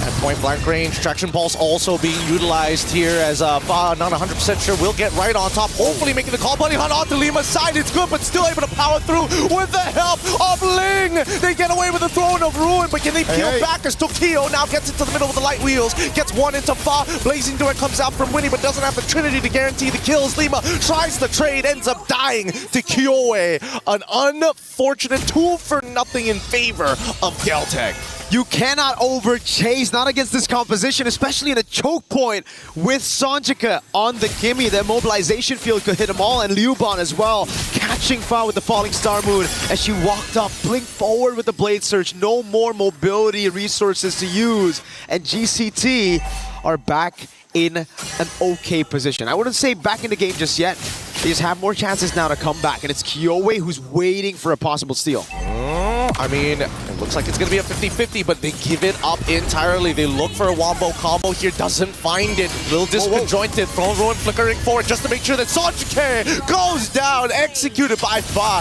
And now Lubon gets into the back. At this point, Kyowe right on top of Winnie. It's perfect, but the flicker out into the teammates to protect them. Locking them down with a bloody hunt here. Unfortunately, still no trades. Winnie goes hard with the blades of the weapon. The raging stands up, connects on the 2 Lima, takes on Lubon, and Fa chases, takes out Kyowe as well. With mid-tier 1 down, GXP has ripped this game wide open. Fundamentally, GXP are solid, but where they shine most is when they can shine on their mechanics, just going for these chaotic brawls and duels across the map, thriving on mechanical skill, and they got exactly what they asked for. GCT, try to go and fight fire with fire. It seems like GXP's flames just burn a bit brighter this time. Oh, but we can't count Galtech out, right? Because inevitably, the one game that they were able to take from them, from Na'Vi, was because of the way they played mechanically. GCT on the opposite side, I think they got to get into those brawls, those big scrums. However, find those choke points. It's about positioning. It's about finding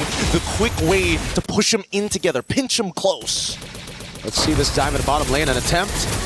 Happens every single time. The Blazing Away comes out. Traction Pulse as well. Winnie having to flicker out of there. It's a guaranteed kill as Guejo just walking, impending doom. But because of that death, they do not sacrifice bottom tier 1. A sacrifice for the bottom tier 1. I mean, that position is just all too relatable for me, man.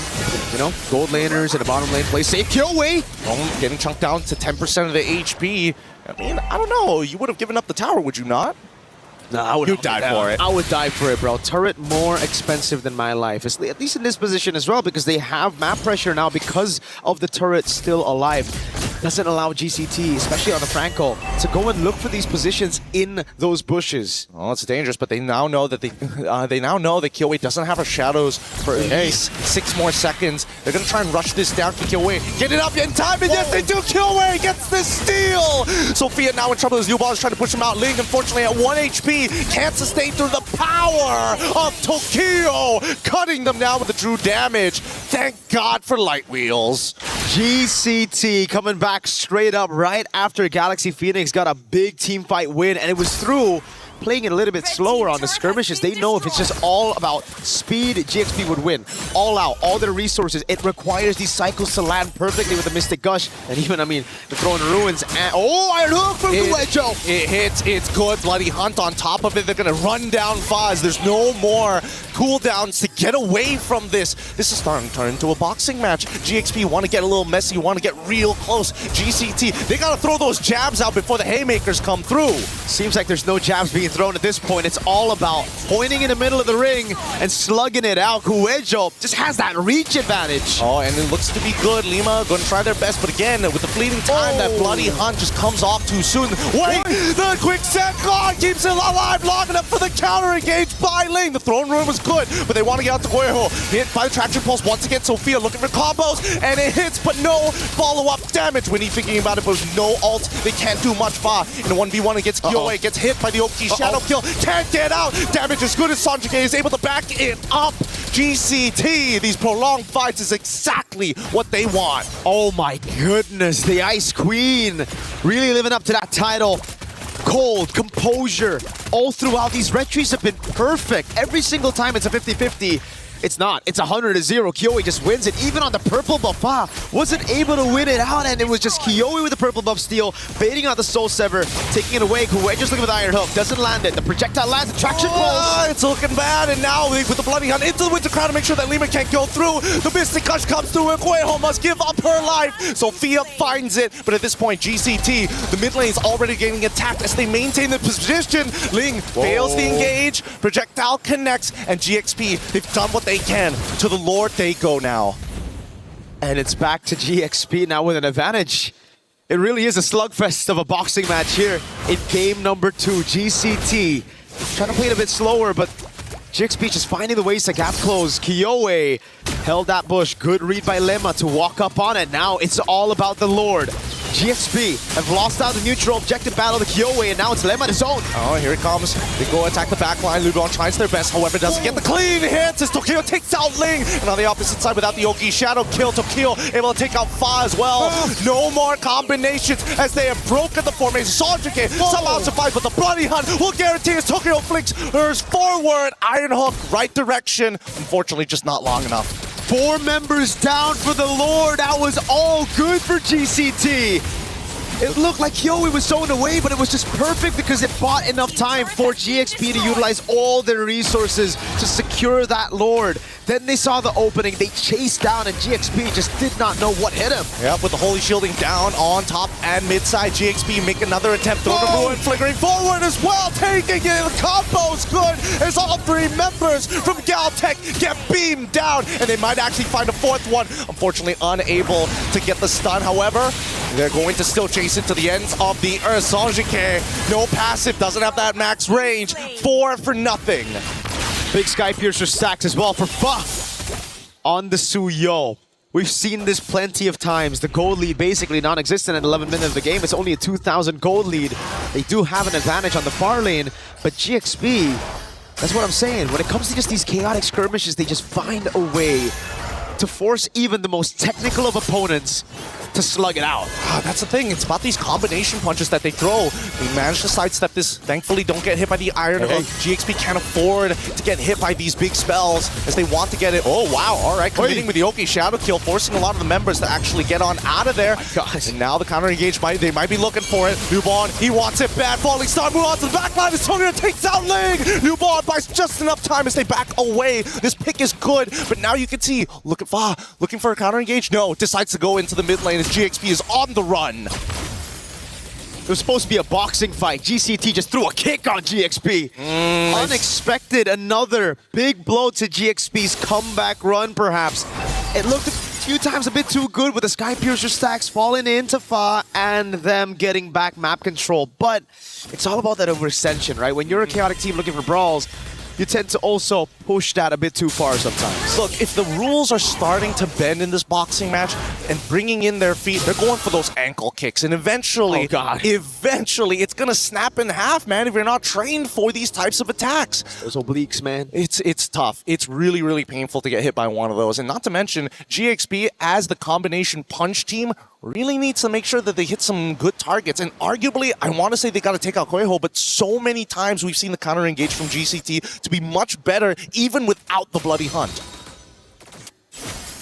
So now it's about building it back. GCT finally get some space to play their own game, that slow macro style. Playing behind that jab. Up top is the jab. They have that forced error built up. Slow push coming in. GXP are going to have to look for a gamble, a wild haymaker to turn things around, a wipe in the skirmish, or a Lord take where they don't lose anybody. Yeah, look at these aggressive positions that they're holding him in no man's land, trying to make sure that they have that first setup. However, the backup is so far away that this could be an overextension, and I think that GCT might have just figured it out, but luckily they got into lane, forced them out entirely, and now they have a power position over this Lord. Should be pretty free overall, right? I don't see any contestation because of this forced mistake, and now GXP, they're not really going to force this. They've already used the conceal. No position to fight. Gotta be careful, Emma. Kuejo just needs one Iron Hook. The GCT chooses to play it safe. BOD built up for Kyowe. Take a look at the items. Chastise Pauldron as well. The Wind of Nature being built up by Tokyo. That'll take all of the threat of the Claude and the Suyo. The two heroes that can actually dive together with the Alice out of the skirmish already. Is that a holy crystal that Sanjik is building for? Yeah, I think so. That's, I mean, that'll hurt. It's going to hurt for sure, but at the same time, I wouldn't blame the decision because based on what we've seen so far, Sanjik usually isn't that... Wait, hold on. Throne Ruin does connect, Fa able to combo perfectly, but luckily the Winter Crown coming from Kueho is good enough. Thinking about the Bloody Hunt, they get it on towards Lima, and unfortunately Fa with too many stacks able to make it happen. Lubon, Falling Star Moon, they were targeting the front line, but now Sanjik flickers forward to try and ensure this. Lima will try their best as well to heal them up, but now in the back, Kyowe finds him with the Oki Shadow Kill, and it's just too much damage for Sophia to take. Kyowe found the angle through all that chaos. GXP thought they had GCT. because they saw them split up, and now it's GCT looking for the end. Possible match point. Immobilization lands. It's good, it's good. However, they need that wave, and Ling is able to delay this wave for as long as they can. Traction faults again, getting thrown out. Nubion trying their best to try and pull some attention to their side. The OK Shadow Kill might just find one. Unfortunately, RNG isn't on their side. Nubion needs to take out Fa. Fa gets on out of there just in the nick of time as Ling gets on top of it too, and the peel should be it. This is when Nubion should fall, when you have a Raging Phantom, and especially with so much pain, and yet they don't give these kills over to Winnie. How the heck did Galaxy pull that defense, not losing another base turret? It still stays just one base turret down. It was from the prior push, GCT. They have to push it a bit further. They have to be wary of these crazy, awkward engages from Galaxy Phoenix. They're caught behind the ropes right now, on the ropes. It's about that body motion, right? They gotta dodge. They don't mind getting nicked, and that's the truth of it. Getting nicked is okay, but as soon as that haymaker comes out, you can see GCT, they scatter. They're swinging wild, that's for sure, man. Leaving themselves open, but that's what you gotta do. Throne of Ruin again, the haymaker landing. Hey, it's not good enough this time with Winter Crown. Alquejo can't seem to get out of there. Has to use the Bloody Hunt, and it's going Winnie! Goes down as Killway finds a double to that front line. A single Oki Shadow kill was good enough. Winnie got one shot! Oh my goodness, the red tree from Kyoe plus the shadow kill took everything out of the quad. And now it's just Fa and Sophia to try to delay this game. Inhibitor open, Fa looking for an opportunity. One minion, they just need to clear it up, and with the red tree they will. Sophia out of position, and now the next wave has spawned. Not sure why Sophia decided to walk away like this, knowing that Fa can actually delay these waves. However, topside, there's just not enough manpower. 4 more seconds until Ling comes back up. 6 more on Lima, and 6 more on Winnie, as I need to defend with everything they got. Throne of Ruin is out, but it's too late. That's the end of the game here in the game number 2. Galtech Cyber Team 2-0. That's match point. To do it with a composition that threw most of their main winning conditions that we saw from the group stage all the way to the semifinals out the window to say, no, I'm just better. If you want to brawl, if you want to go and slug it out, we can do just that. We haven't seen a flex like this in a while, to say, you know what you think at the meta? We don't care about that. We've got our own playbook, and I'm starting to like it, I'm not gonna lie. I love the way that both of these teams, their scrimmages are ridiculous. These ladies are fierce. We need more of this. We need more of this everywhere. We're going to be throwing over to our studio to break this down for you. I'm sure they've got a lot to say for such an exciting game, but only after these messages.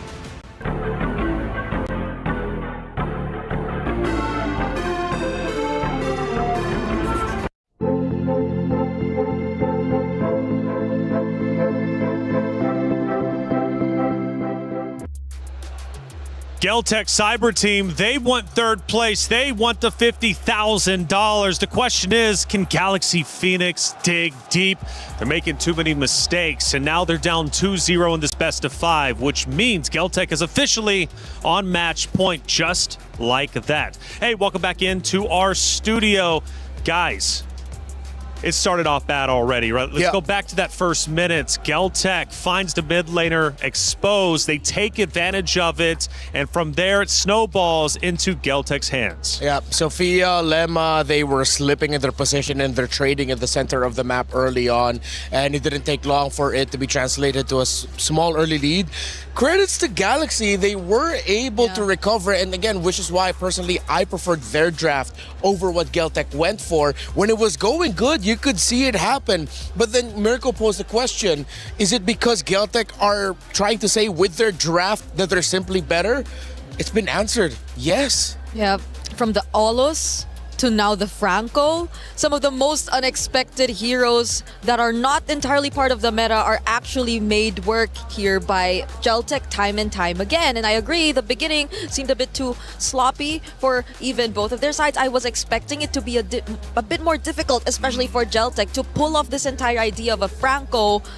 But even then, you see how they started moving. They were always together, and just by them doing that, it's crazy. I feel like Galaxy Phoenix have always been scrambling around the map. And again, even going into the unique heroes, I mean, 30 unique heroes.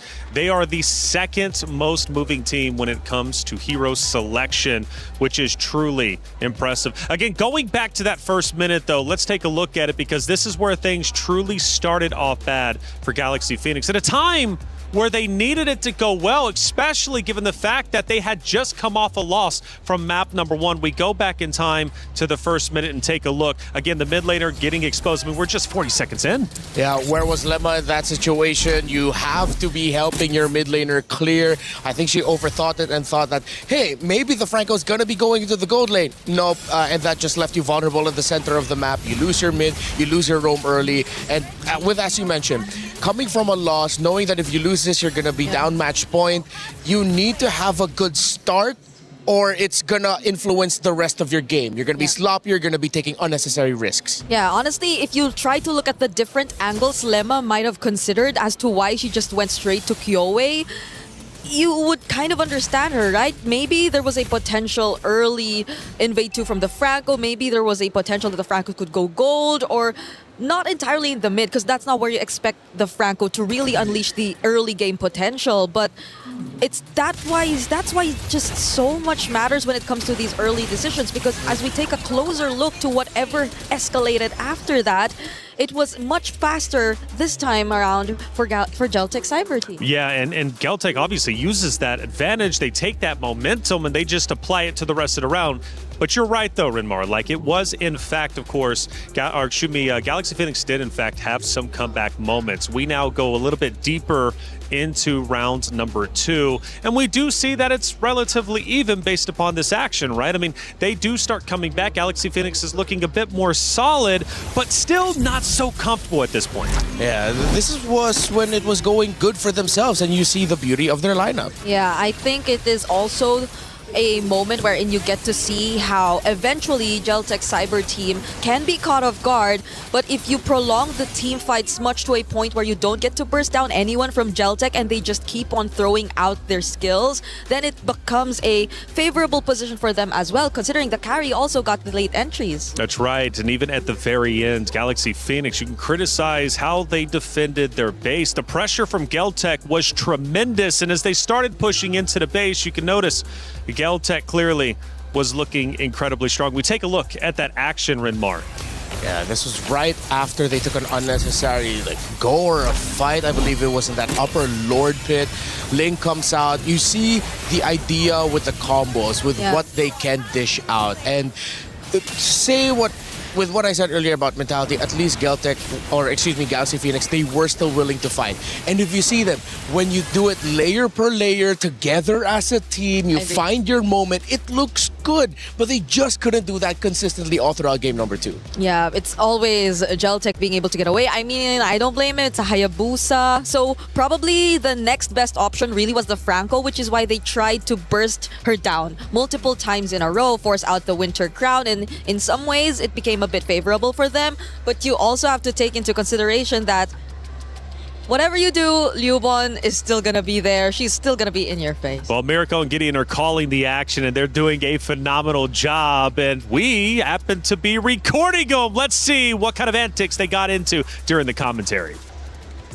Well, it's dangerous, but they now know that Kyowe doesn't have her shadows for at least 6 more seconds. They're going to try and rush this down. Can Kyowe get it up in time? And yes, they do. Kyowe gets the steal. Sophia now in trouble as Newball is trying to push him out. Ling, unfortunately, at 1 HP, can't sustain through the power of Tokyo, cutting them down with the true damage. Thank God for light wheels.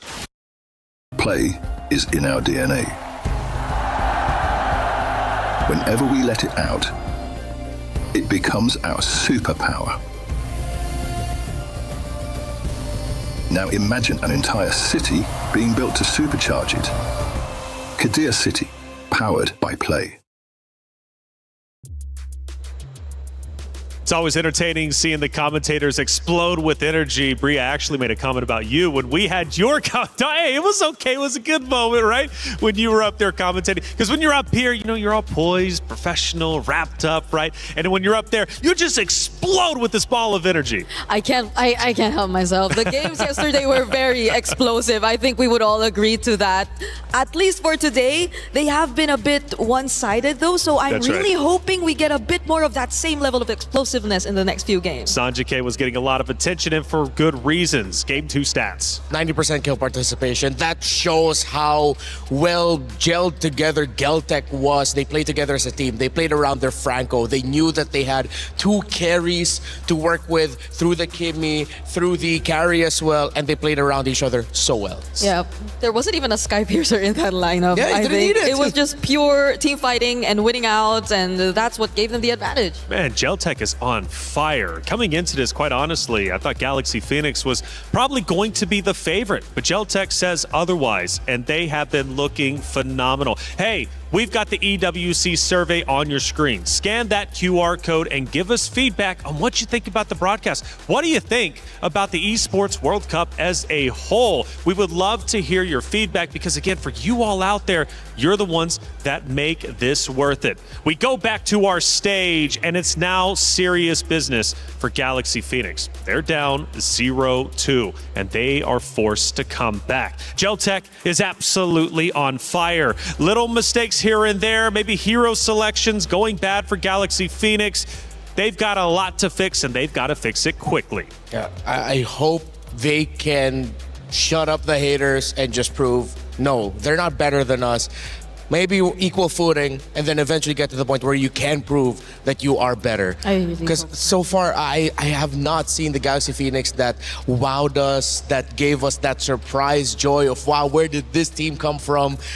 For a while now in this tournament. They do have to dig deep and just remember who they are and play together, play great as individuals. Yeah, and they played 2 very different games already. Like 2 different lineups, 2 different approaches, but none of them worked just yet.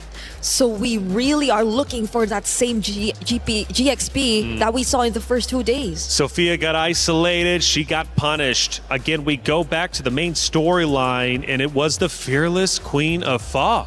Is she starting to finally feel fear? Is she able to bring this team back up? Her stats were incredible. Arguably, she was better than Kiowe in the statistics category. It's not all on her, of course. It is a team effort, and I understand that. But if we're looking at Fa to turn things around, what does she need to do? Well, has to start telling her team, I think it's time for me to take over here. She should be the star. Yeah, she should be the star. And it's this weird, awkward spot for them where it's like, allow Fa to be the star while at the same time telling each other, can we not go too far away from each other? Yeah. Can we time ourselves a little bit better so that, okay, if one of us decide to go and make that play, there's a lot of us that can get together and just answer it right away. Yeah, because Geltec's the perfect example of them just being together. Yeah. Right? They're always moving as a group, and we saw that multiple times, even on a Franco lineup that they did field out earlier on. So I agree, Fa might want to take charge this time heading into this draft. We had broken walls, flying cloud. Now we're going to get some dangerous grass. Now, based upon that map pick, how do we think about Geltec closing us out 3-0? Or could this play into the role of Galaxy Phoenix?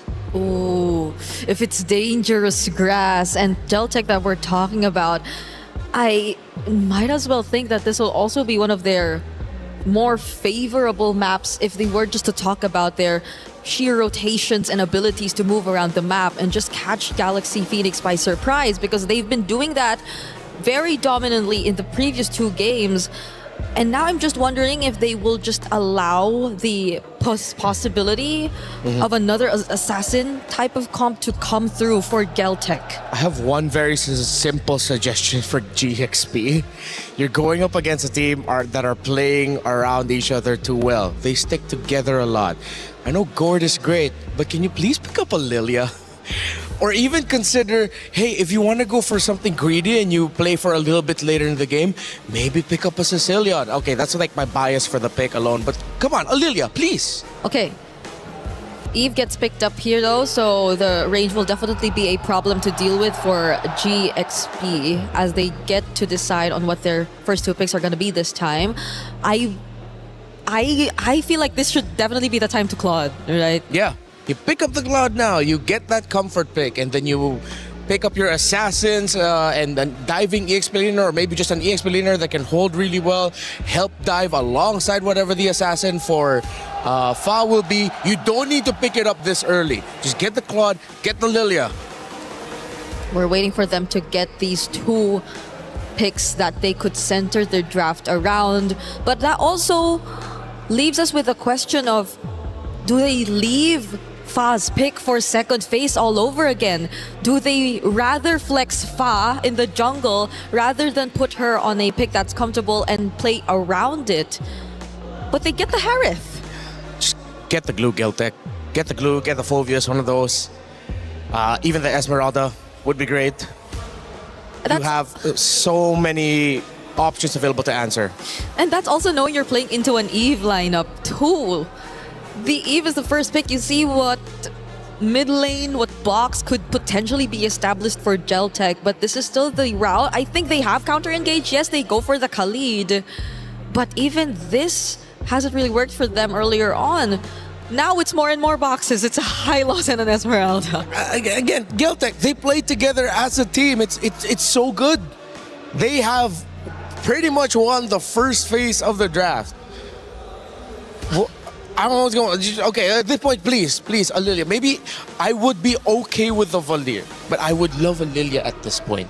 Yeah, so you have also a bit more of the burst damage. Yeah, you have the Khalid already. Yeah, it's constant damage. You can dish out slows. It's not just a stun with true damage. It's constant little bursts of damage that makes fighting around your own personal box as GXP even more dangerous. Then pick up a CC.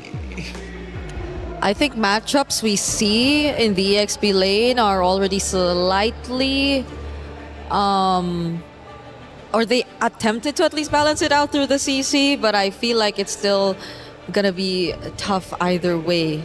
There's just so much to think about. You pretty much put both of your XP laners, or both of your fronts forward. They have to make the tough choice now of whether or not they can go for damage in the jungle or just accept that you're gonna have Fa once again playing utility for the team. They'll take out the Claude. Would have been great, but you still have picks like the Moskov, picks like the carry still up. If the carry gets through this draft, I don't know anymore. But then the thing is, you still have a Clint option as well for Tokyo. So whatever Geltech is left with, it's just great for their playstyle. Whether they go for the carry or the Clint, it's very them. They banned out the Gord. Arguably so. Of course, that's additional layers of shred, but with the amount of fronts and with the amount of sustain that you're already seeing from Geltech, I think they're very flexible to choose around the jungle. Like, they have options to play around with, considering that they have both Eves and Hylos in the draft. So I doubt Kyoei would have a tough time deciding whatever pick she wants to go for here. You know what might be tough here for Geltech?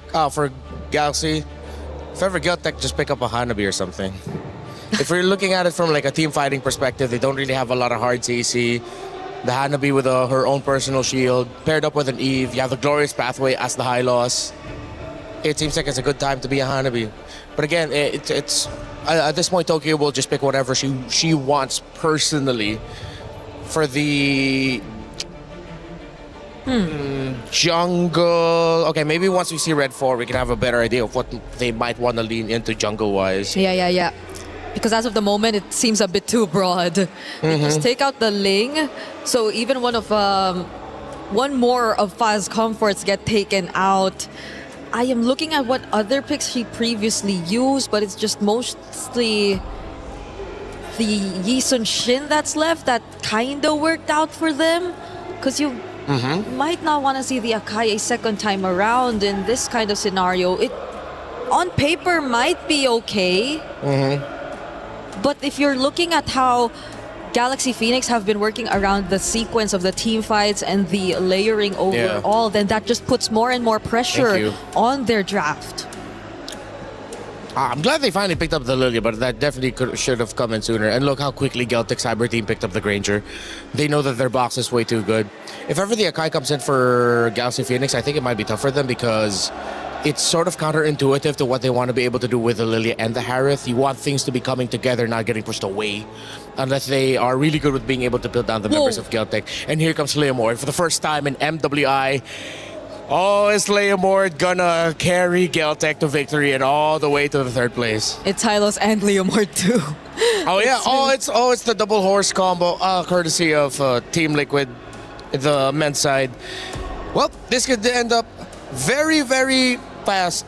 I think it's funny, the Kai looks good because you see the Leomord, but then with what you have, it just looks so counterintuitive to your own goals. And it's devastating because they're in last pick again. And the last time we saw the Akai come through in last pick, it didn't really pan out well for Galaxy Phoenix. Overall, their third game in the red side, but despite that, things haven't been going their way, so they just lock in the Suyo to wrap up this draft. It's not just Fa, the rest of Galaxy Phoenix, the whole team need to make some magic. There is no mercy for third. Geltic Cyber Team have put themselves in a winning position. In this best of 5, they need to win 3. They've already won 2. Is one more in the books for them to close this series out 3-0? Or does Galaxy Phoenix have more life left in them? Can they go map by map to provide the reverse sweep? It's up to them to decide. But for now, Geltic Cyber Team look absolutely incredible. It's time for map number 3 between Galaxy Phoenix and Geltic Cyber Team. Mirko, get in. Let's get it started. The question's in the air. So far, Galaxy Phoenix haven't been able to get a single game after making it to top 4. In a best of 5, they just struggle. Do they have the mental fortitude to come back? Because GCT, they just need a game to finish it off. It's match point, and that's the high pressure, the high stakes that we've all been waiting for. And especially if GXP is going to climb out of this hole in this best of 5 series.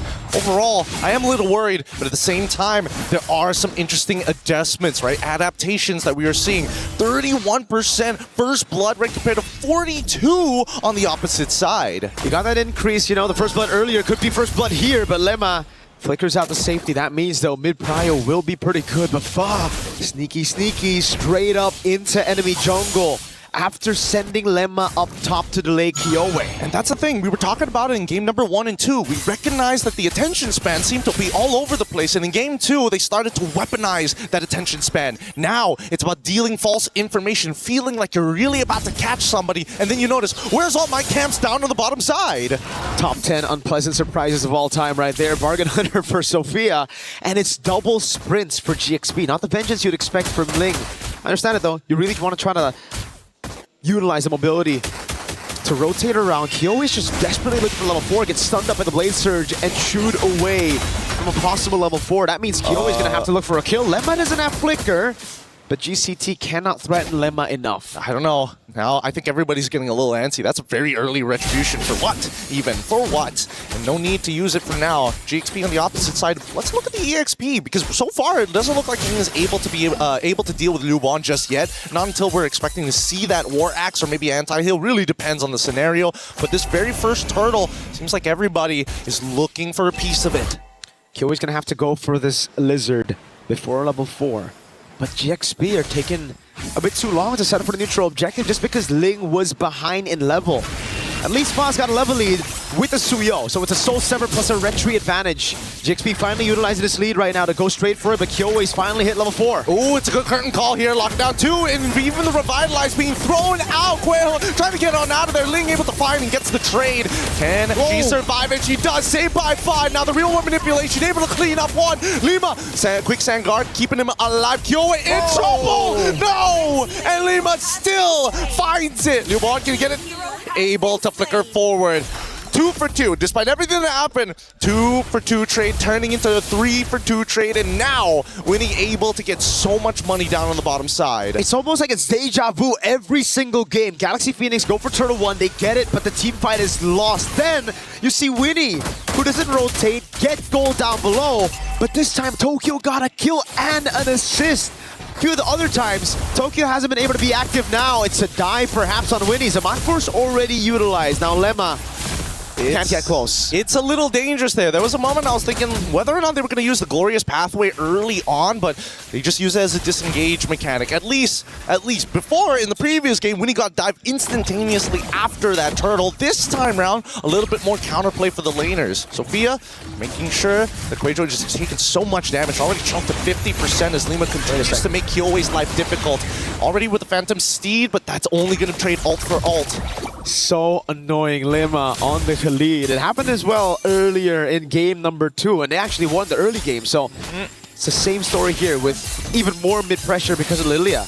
Last game, I'd say Lemma did a good job, but unfortunately Sophia was left all alone against that Franco, and it got GCT a bit of a leeway in the early game to even out the odds. But now with the Lilia, it's just so safe, especially with the sprint and the black shoes, so everybody can do their own thing while Sophia just clears out mid. I mean, Sophia's just the tax collector as well, right? Bokweho alongside with Sonjike, as soon as they start leaving that wave, it's not only information, but also, hey, I've been chunked out pretty hard on my way here, and I'm expecting the same thing up on that top side when they contest for Turtle. I don't think Winnie is going to move, but Tokyo needs to clear this wave fast.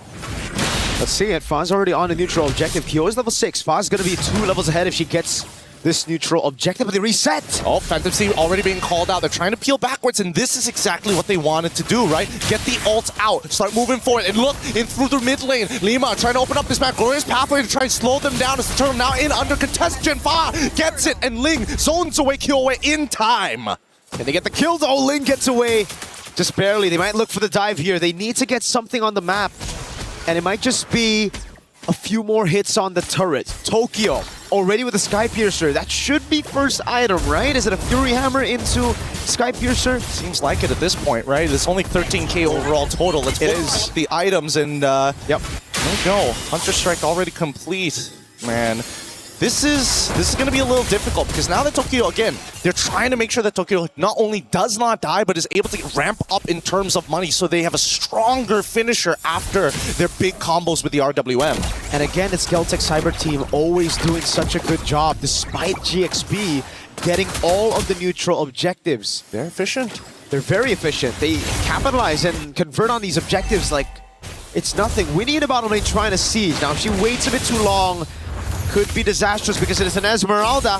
Oh, they're already dropping down the Zaman Force. They're trying to cut them off. This dive might not be good, but they flicker out of the way. Winnie losing an important battle spell. And GXP putting some decent damage onto the tier 1. Interception as Phantom Steed comes through. Raging Sandstorm Alpha on top of you, Bond here. As Sophia now draws the battle line against Ling, who's able to peel for days. RWM already coming down, and they just need one more auto attack. Doesn't find it, but luckily they don't give up their life for it. Impeccable zoning from GCT, and the decision making is just so clean. Down below they go. They bait out the flicker to Zaman Force as well. That opened a window to punish, to convert on an objective.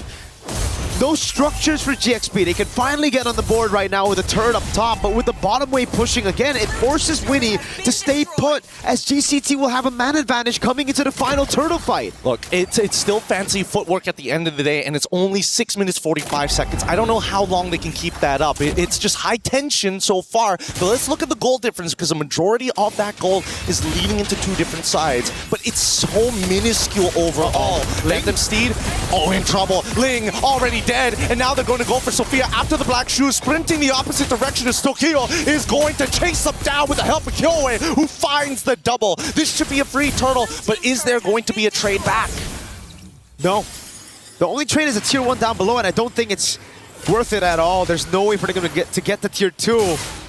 And it's just so sad. GXP try to outrun GCT, but Kyoei's on a horse every single time, chasing them down, outmaneuvering them. RWM on Winnie. Oh no, Winnie might be in some trouble, but at least for Lima is able to clear up a decent chunk of the wave. Oh, gets out just in time. Quicksand got to keep him alive, and they managed to protect mid-tier 1, the most important structure on the land of Dawn. But yet again, they bait out these crucial abilities for the defense. Hell, fuck, gets stunned up with the Law and Order. This might be some trouble here. Sophia trying to get the space back, but Sanjike is not making it easy for all the taxation. She's looking for some reimbursement. Black Shoes already out. Sanjike forced to flicker out of position. No RWM, as now they drop the glorious pathway, but Tokyo is finally here. Ling is in trouble. Phantom C from Kyoei to clean it up. Winnie able to get the Zeman Force down just in time, but the interception, it was good, but they finally get Sophia at the very end. 2 for nothing for GCT. Oh my lord, now it's a falling Star Moon onto Winnie. Doesn't have the Zaman Force. Faz waiting on the orange bush over there, but it's GCT taking everything away. All of the control. Fa not even given the space to clear her own orange buff. It'll be fed over to Tokyo. And the turret down below. This one skirmish showed so much attitude from GCT. They're like, for everything that happened in the early game, just a slap on the wrist, and just to make sure that it hurts the most, we'll break your pinky while you're at it. It's a curb stomp on the wrist, not just a slap right now, especially with Kyoei on that Phantom Steed. Oh my lord. It's escalation, man. It's escalation. If the slap wasn't enough, we go start going for your fingers. If your fingers aren't enough, we start going for the mankles. Oh, God. Nothing is safe. Joints are meant to be broken here. I mean, the good thing for GXP is that Tokyo's got the Sky Piercer early, but there's no stacks on it, right? So there's something there, and you can already see that burst damage. Oh God. Luckily, Tokyo doesn't have Sky Piercer stacks. If she does, could have been 2 kills over. And this is just only a 4.5k lead, right? Holy Shielding's getting cut down, and Lima died straight away to the Sky Piercer. Look for a second, almost connecting as well as Sanjike catches it with the end of the Void Rift. Now, looking to get at least 1 inhibitor, make their time worth it here. Fa in the back line, potentially looking for a flank, but nobody can come up in time. And now, Sophia forced to use the ult already. Somebody's got to do something. They're giving up too much here. Another inhibitor might just fall because of their inaction, and they get it. GCT get away with daylight robbery. Pulled a gun up on GXP. Asked him for cash. Went straight for the headshot. No cash, bro. Tokyo just shot them down. Oh my goodness. And the Sky Piercer built up from Fa is another desperate call for a desperate time right now. It makes sense because they need something back when they go for a team fight. They need an execute. But it's just GCT are so tanky. Every single one of them, Liuban, Kyoei, and Kuejo. We can talk about Tokyo and Sanjika. Maybe GXP could flank, but I don't even think it'll be enough to take them down. I think right now, Fa just doesn't have the resources to deal any damage, not even against these backliners. Yeah, I mean, the truth of the matter is just the lack of money. Like, they have tools that they could potentially outplay, but it doesn't make a difference if you're getting stat checked every single time. Now the Lord is going to walk towards that base, and I don't know, Miracle, what is their only hope here to maybe turn things around? Do they have to just curtain call Tokyo and Kyoei? Even then, I don't think it'll work out. Right now, it's all about clearing the way. That's step number 1. Can they deal with it? They have the Lilia, but she walks out of range, can't use the glooms, and the Lord is free! Oh, they walk through, and all of a sudden, it's over. Tokyo takes out Lima instantaneously. As Ling's the next to fall. The momentum is big, and Galtech Cyber Team wanted to make sure that everybody here remembers the name. It may be a third place match, but that's an extra 20,000 in the bank. GG, well played for Galtech Cyber Team. That game wasn't just a stomp, it was a slaughter. And Galtech Cyber Team proved to the world that they are indeed worthy of this stage, a top 3 at MWI. Truly a statement being made here. Such impending momentum. You felt it from game 1 to game 2 to the almost guaranteed finish in game 3. It was a stomp throughout. They really punished every little mistake that GXP made, and we get to see it again here, how clinical it was. It was Sophia walking out of the range of the glooms, but it was Sanjika that actually poked her out of it. So it was another forced error, and Tokyo, again, the slaughterfest continued as she just rained down upon Galaxy Phoenix. Oh, man, they tried to be proactive. I got to give it to GXP. There were moments in this game that they were looking for something, but you can tell that once the gas ran out, they were just running on fumes. It just wasn't enough, but so happy for how this all played out. We're going to be throwing it over to the stage with an interview with the help of Cheryl. Take it away. Oh, this is not the championship, even though this is not the championship win itself. This is such a win for the EECA region. You guys have definitely put EECA on the map here with this win. You guys are leaving France here on a win. What a spectacular day for you guys still. So what does it mean for you guys, to win this and, put EECA in top 3? I think we can say the same. It's a big victory for EECA, and for our team, it's best results above all of years from MWI to our region. We are so very proud of you, and we believe everybody who is watching at home are very proud of you ladies as well. Now, it has been quite a journey, so can you share with us what have you and the girls from Geltec Cyber Team learned from this experience here at MWI?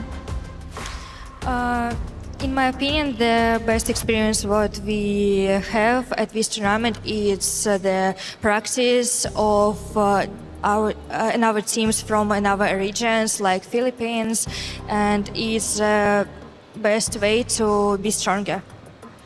Now that you guys have secured this win, and leaving France on a high, is there anything you would like to say to all of your supporters back home who are cheering on you guys? Of course, I want to say thank you for all of us who supporting the Geltec Cyber Team. It's so important to us, and thank you for my parents, my friends, and to Marbon. And I would like to say it's on Russian because it's very important to our region. Спасибо всем, кто поддерживал нас на пути в этом турнире. Мы на самом деле очень довольны результатом. Всем спасибо еще раз. Нам была очень важна ваша поддержка. Очень надеемся, что в следующем году мы вернемся намного сильнее. Отдельный привет моим родителям, Ане и Марбону. Congratulations on that win still. Remember the name. It is Geltec Cyber Team completing their journey here at MWI with a podium finish. Nevertheless, back to you guys at the studio.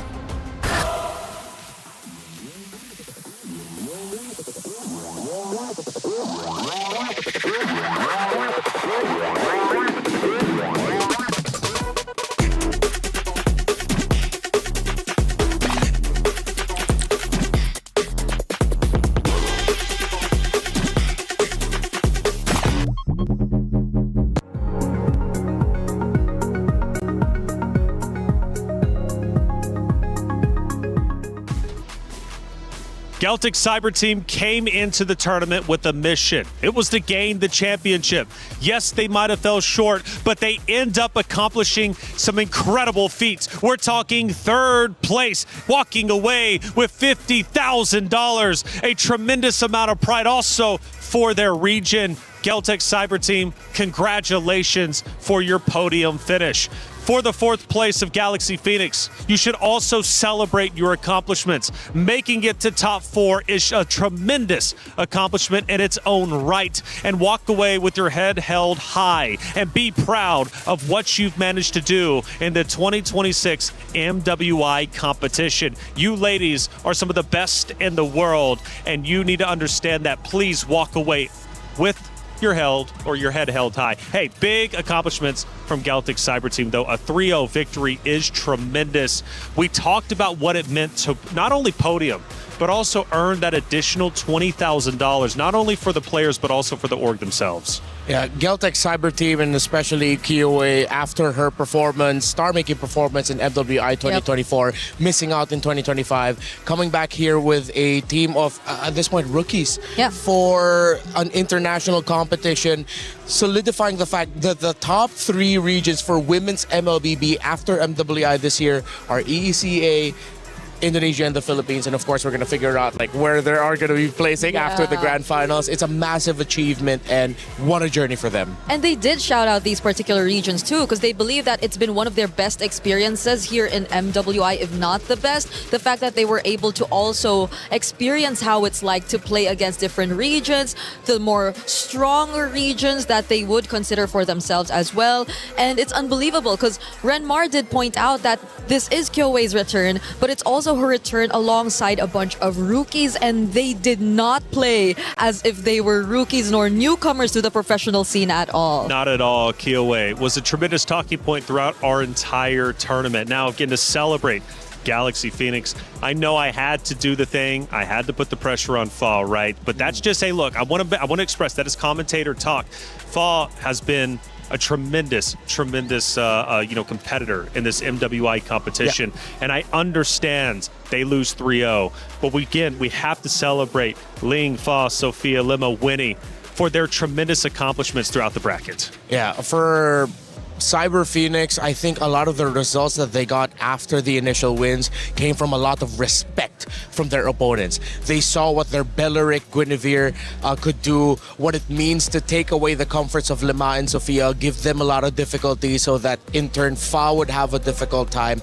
Every result that we saw, every loss that we saw from from Galaxy Phoenix came from the fact that teams needed to deal with them and they were relentless in doing so because of how skilled they are. I am excited to see where this team will go moving forward and how they'll grow from this experience. And I know for a fact that they will go the distance because they've been through no joke. They've been through probably one of the hardest paths to MWI 2026 or even building up their career in general, because I believe they've also been one of the only teams we have here in MWI to play in even their region's main leagues alongside their male counterparts in the league. So they have a lot of experience. They've been through a lot of heartbreak, but at the same time, I think this feat, this achievement that they've been able to secure is something that they should just use as motivation to keep pushing forward, because they do have the potential. And looking at the stats briefly, Geltech, they controlled this map number 3 very well from start to finish.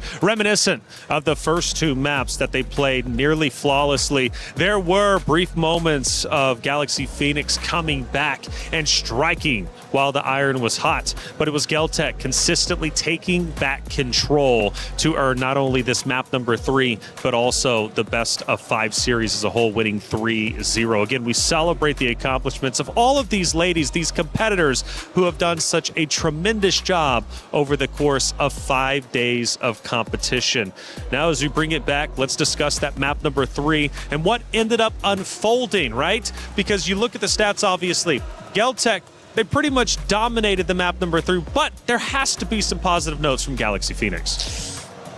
In terms of the positive notes, sure. Let's see. The adjustments. The fact that they were still willing to find angles, even though majority of the lineup that they were up against would make it near impossible to do so. They didn't shy away from that. They were, as their fearless queen was, fearless in finding those opportunities, and I can give a lot of respect for that for GXP. We look at Tokyo and Bree, her stats are looking stacked. Yep, that was a statement from a Granger in game number 3, because Granger, again, not part of the more common gold lane picks, but in that scenario, I feel like it was such a perfect pick, because you see how, yes, there were adjustments from Galaxy Phoenix. They did pick up the Lilia, finally, you said thank you, and they had decent amounts of damage, but at the same time, that forced them to play close range. That forced them to be a bit more up close towards their opponents, which I think the Granger greatly took advantage of, because he had to play from a distance. There was no one else trying to hunt her down, and Tokyo,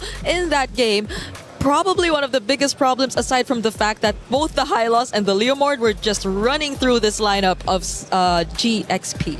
who is Tokyo as a player? Because obviously we talk a lot about Kiowe. Liabun also gets a lot of attention, Sanjike. But Tokyo as one of the competitors, one of the great competitors, podium now, third place. Who is she to MWI? Well, she is someone that shows that even if there is an impossible task in front of you, you can make it work. And if there is a easy task in front of you, then she makes it look easy. There was an iconic play that she pulled off in Stream B wherein the team accidentally sent her alone with a teleport amidst 5 members of their opponents. That's insane. And she got away with it, and she got to turn it around with the rest of her team. That's actually incredible. Hey, sometimes staying alive is the best play. Speaking of plays, let's take a look at a couple of them from that game number 3. This is where we start, Bree, 7 minutes and 50 seconds. Yep, right here, clearly map control is already pretty much favoring GCT, but there has been an attempt. There has been an attempt whatsoever from Galaxy Phoenix to still push forward, but the punish, the Kyowe entry from behind, I believe, is going to be the highlight of this play. Just simply because of how they have such reliable chase, heroes to just go in from the back lines. It's been tough to push forward for GXP. Yeah, and I can credit GXP's tenacity. For 8 minutes, they kept it close. They got the trade in terms of towers. They could not get as much objectives compared to GCT, but you could see that it had to take a unique angle of approach from Geltec, a slow-moving chess match of finding the right angle, then eventually finding it. It wasn't that easy for Geltec to land this win because Galaxy Phoenix, they were showing that they can still fight. Yep, slowly but surely, but it's unfortunate that we only have a best of 5 because I do feel like GXP were warming up. Like they were slowly getting there. They were trying to address what had to be addressed. We saw it even in the draft.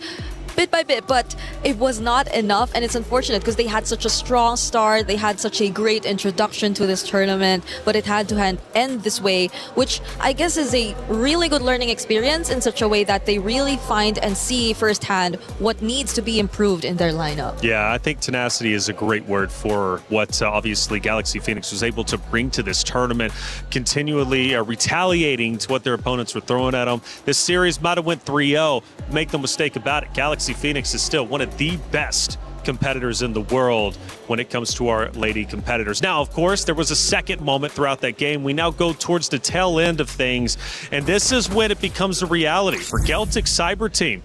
Wow, we can finally do this. We can actually 3-0 this series and podium at the MWI in 2026. The massive win that they got, finding that angle earlier in the previous play, led to this. This was business as usual already. Tokyo was safe in the back line. The members of Galaxy Phoenix needed to throw bodies to increase their chances. They could not just defend underneath the base. They had to try and do something.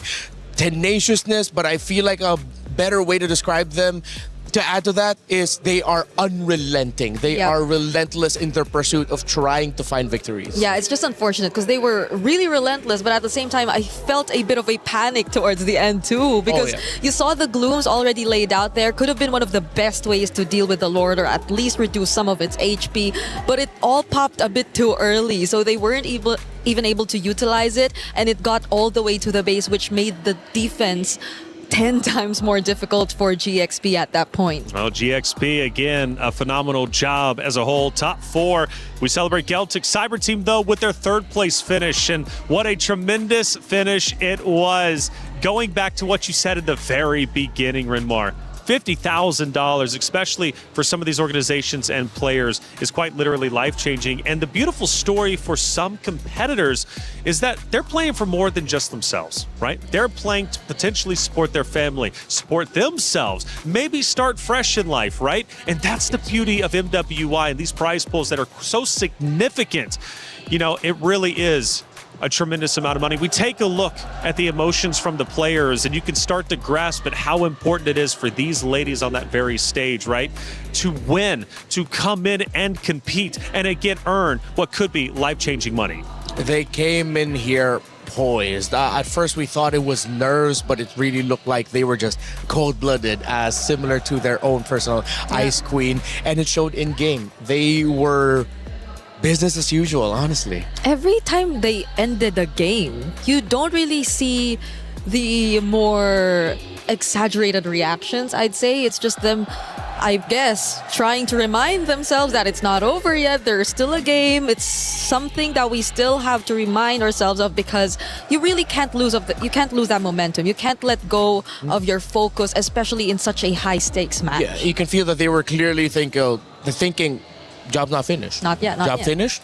Job's not finished with every game that they won. And you can finally see them relax a little bit and finally let loose once they finally won. Yeah, there were just small celebrations here and there. Yeah. They're just going for the high fives, the head pats. It's cute seeing the head pats, yes. But towards that interview, I think that's where you got to see the most of it. Liubon and her just being very emotional. I know she probably didn't shed some tears, but she was probably close. Like, I felt how her voice was starting to shake, especially when she was asked about her messages to the supporters and what does this mean for her and her region overall.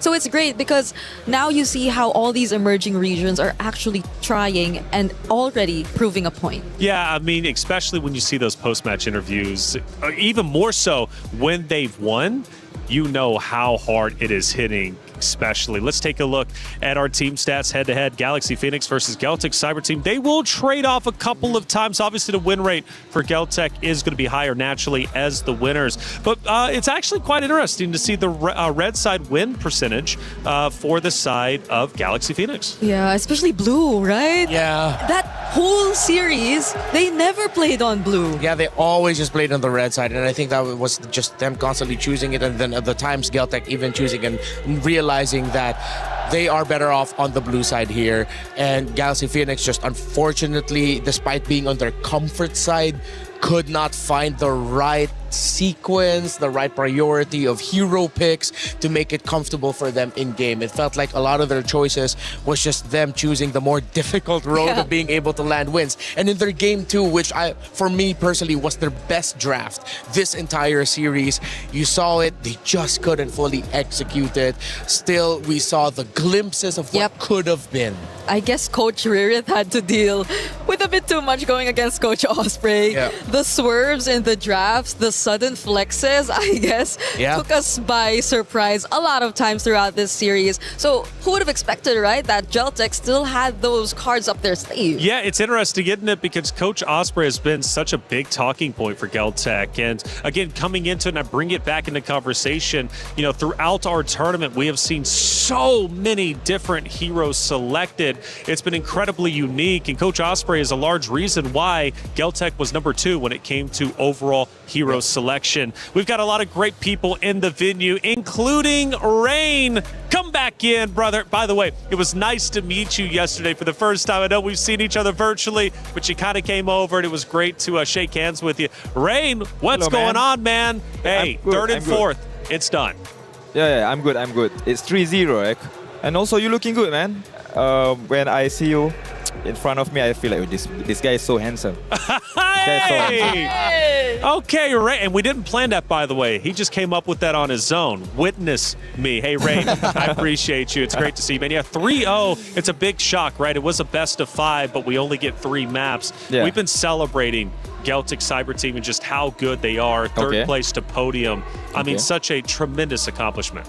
Yeah, true. I think they play as a team better than Cambodia team, even though Cambodia have maybe individually they are better in terms of mechanics, but in terms of team fight, in terms of how they should play as a team, overall I think Geltec play better. What do you think? But what do you think about the $50,000 Geltec just won? I mean, that is significant. I think that one will become their main motivation after this to improve, and I think after this they will try to aim for top 2, maybe try to aim for champion, because their performance is phenomenal, man. And are you sure that one is Liubon, guys? Yeah, it's not Kid Bomba. Yeah. No, that is really good, man. Her performance really good, man. Yeah, that is Liubon. Of course, Kid Bomba is a popular player who plays the same role as Liubon, and then a lot of people really look up to him as like the best in his role in that region. Yeah. So for Rain to say that, hey, are you sure there's not Kid Bomba up there? Nope, that's Liubon. That is one of the tallest compliments you can give a player. I agree. But I have a question for Rain here, since we have a bit more time with him. Okay. Was this something you actually expected? Did you expect it to go for GCT, and did you expect it to be a 3-0? No, I didn't expect at all. I expect that actually GCT GXP will give a hard time for team from EECA, right? Yeah. But we can see that overall, in terms of macro, in terms of decision making, surprisingly, GCT is one step ahead. Yeah. It really felt like that, and it wasn't just in game. Also, even with like a lot of the drafting decisions. If you got to see the drafts of Galaxy Phoenix, do you think there were times where they were overthinking? They picked things too early. What did you think about their priorities in the draft? Yeah, I think it's true. Sometimes we just need to keep it simple, man. For example, like, oh, this hero is our winning hero, right? Or momentum hero. We just need to prior that hero. Let's say we can see they prior Atlas, they prior carry.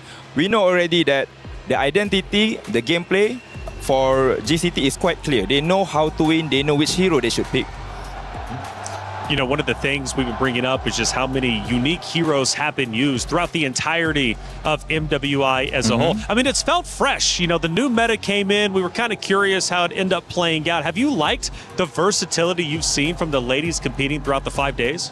Yeah, I think overall, in terms of pool heroes, there's a huge upgrade from last EWC. You know, we can see if how they adapt with the patch. For example, right now we can see Aulus in the meta because overall in terms of how they play, they start to play like main scene, you know. Yeah. So overall it's good for them. Yeah, Rain, among all these sudden surprise picks that we saw that completely shake the meta, what for you is your favorite? Like, which did you like the best among all the surprises that we saw in the drafts for MWI? Overall, Yeah. I think Fanny. Oh. Fanny in lady scene, and it's being used by a good user. We can see there are a lot of mechanical heroes being played, such as Fanny and also Link, and the mechanic is actually quite shocking, you know. Even they play better than me, you know, in terms of the cable, in terms of how they collect the sword for Link. So they are very good, man. So let me ask you this. Coming up is going to be grand finals in about an hour or so. It's Na'Vi, Vitality. It's a rematch, right? This is a trilogy that has been developing over the past several years. Do you want to throw your hat in the ring, give us a prediction, or I guess just let us know how you think the series is going to end up unfolding? Okay, here's my prediction. if Vival don't play Assassin, Na'Vi PH will win 4-2. Whoa. But if Vival play Assassin, the result might be 4-0 Vitality. Ooh, 4-0 or 4-2. That's fair. I mean, we got to see. Well, Viva got 2 Savages in one series yesterday. Yes. That's true. That is rare. It was a Hirara, and I think the other one was on the Nolan. Yeah. So I could see why Rain would think that way. Definitely fair. And the Saudia comm showed us that they were laughing. Yeah. Just laughing while everything was happening, while they were picking up the Savage. Yeah, the shot call of Shell was not specific place. It was to TP on them. Just TP. Just recall on them. Yep.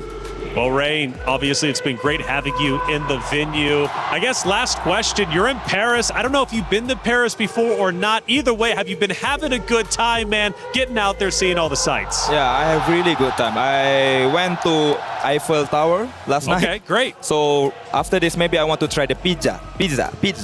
Right? Yeah. Okay. Okay. Fair enough, man. Hey, Rain, thank you so much for everything you've been doing, brother. I hope to see you again. And thanks for calling me handsome. That just makes today a little bit easier. Thank you so much, man. Thank you so much, guys. That's Rain. Okay, he's in the building. He's doing his own, of course, commentary over everything that's been taking place. And he says he's been enjoying the ride. Hey, Floix, I love hearing these comments and seeing all these comments pop up, man, especially from our chatters out there. And if you want to get involved, make sure you keep chatting so we can show what you're saying. No wonder Geltek's able to steal one game from Vitality. You know what? That's absolute facts. Yeah. It was a game which actually felt one-sided against Vitality yesterday. Yeah. So it was a bit surprising to see that it was too quick for Vitality to bounce back. But in this scenario, it's great. It did not affect them in any way, it seems. It seems like it was more on GXP that you feel the effect carried over to the series from their previous losses in this tournament. The only thing I don't want to see pop up down there is 6-7. Yeah. No 6-7s from me. Okay, we got Granger early snowball. Yeah, well, that's exactly what we got to see. Tokyo was safe in the back line. She didn't have anything to worry about. She was getting her Sky Piercer stacks. I believe there were Sky Piercer stacks on the Granger, right? Yeah. So early snowball indeed, which is a good time for the Granger. And Esme's so tanky. Esmeralda's been an incredibly popular pick throughout our 5 days. Broken. Yeah. So broken. Broken. Need to fix her, please. Well, I don't know if I'm thankful we're seeing her again, or if I'm sad that we're not seeing the Sora anymore, because teams have also adjusted to just let's just take out the Sora, because the Sora has been having way too good of a time. So I'm still stuck in the middle. I don't know about the next series though, if it's still gonna be Sora, Esme all over again. The shock from the Psychic coming in as well. And Capian saying every Na'Vi didn't dominate GXP this much, or even Na'Vi didn't dominate GXP this much. Possibly true. Yeah, we saw that at multiple points during the Na'Vi GXP matchup where Na'Vi looked like they were going to lose, or they looked like they were struggling against GXP. But for Geltec, save for a few select moments in game number 2, they just look so comfortable. Yeah, that makes me wonder. If what? If we ever saw a Na'Vi GCT match. Oh, what could have been like the result? I feel like though, all right, maybe I'm just playing advocate for my Na'Vi girls. Okay. But they did face off against GXP first, and they were the ones that sort of exposed the shortcomings of GXP in terms of the draft. Okay. Because it was the Guinevere Belleric that kept getting banned. Who did that first? It was Na'Vi. So Na'Vi girls. So I think I know who you're going for in the grand finals. Before you leave this desk, I will be getting your opinion. Hey everybody, guess what? It's Rhino Day! Brand new interactive effect for Rhino Day is available now. Check it out and join the celebration. Bree, it's Rhino Day! Get involved, okay? Should I say it too? Go for it! It's Rhino Day! It's Rhino Day! Okay, are we doing predictions? Wait, that's a horse. That's a horse! Wait, what does a rhino sound like? Rhino sound like? Chat. Chat, what does a rhino sound like? Let's take some looks at the highlights for the games while chat figures out what a rhino sounds like. Hey, there was a lot of great moments for sure. We're rubbing the hands because Geltec knew, hey, some money's coming our way. Yeah. Reflections was actually asking, what are those things on the hands of the players? Yeah, I've never seen those before. And I do several mobile games, but I've never seen the heating pads on the back of the hands. That's super smart. Yeah, they play so much that the heating actually provides a lot of comfort for them. It's true. But there are some players who don't even need it. They just say, oh, we like feeling warm. It feels like a hug for the hand. Yeah, because sometimes the venue gets too cold and you don't want to miss like the buttons, or you just suddenly freeze as you're trying to go for a play. Do they also have chalk up there yes. too? Now see, that's super powder. I have never seen that. Actually, I've never seen that in any of the other titles that I've done. So that is super cool. They're not going up there to power lift. They're going up there to play mobile games, and they're still using powder and chalk on their hands. That's cool. And you get sweaty. Yeah, it does. It does. There's a fun fact like with mobile gamers here in MLBB. There are some who like to keep their nails long because for them it's like haptic feedback. Oh, like they feel the tapping of it. Yeah. Like, there are players who think like, oh, I need to cut my nails so it doesn't get in the way of me pressing. But no, some of them really like the feeling. The sensation of just like the nails tapping the screen. Okay, I guess that answers one of my biggest questions, because I was really wondering, like, some of the players we got to see here in MWI specifically had also really long nails. Yeah, it's colorful, it's cute, but I wondered how they were actually able to play. But also, when you do that, I think your grasp changes slightly a bit. Yeah, it's like a different grip for the hand. Yeah, I think you use your sides to hit the buttons more than like the actual fingers. Well, Rose is on site. She had a chance to catch up with Galaxy Phoenix and talk about their 4th place performance. Hey guys, Galaxy Phoenix here as they end their journey in MWI, officially as the 4th placer. And you know what? I'd like to have a little chat with these girls before we part ways for this year's tournament. Now, girls, we know that this might not be the result that you guys have wanted, but you have made history for Cambodia. The first time ever for the female team placing in the 4th place. So, which part of your journey are you most proud of?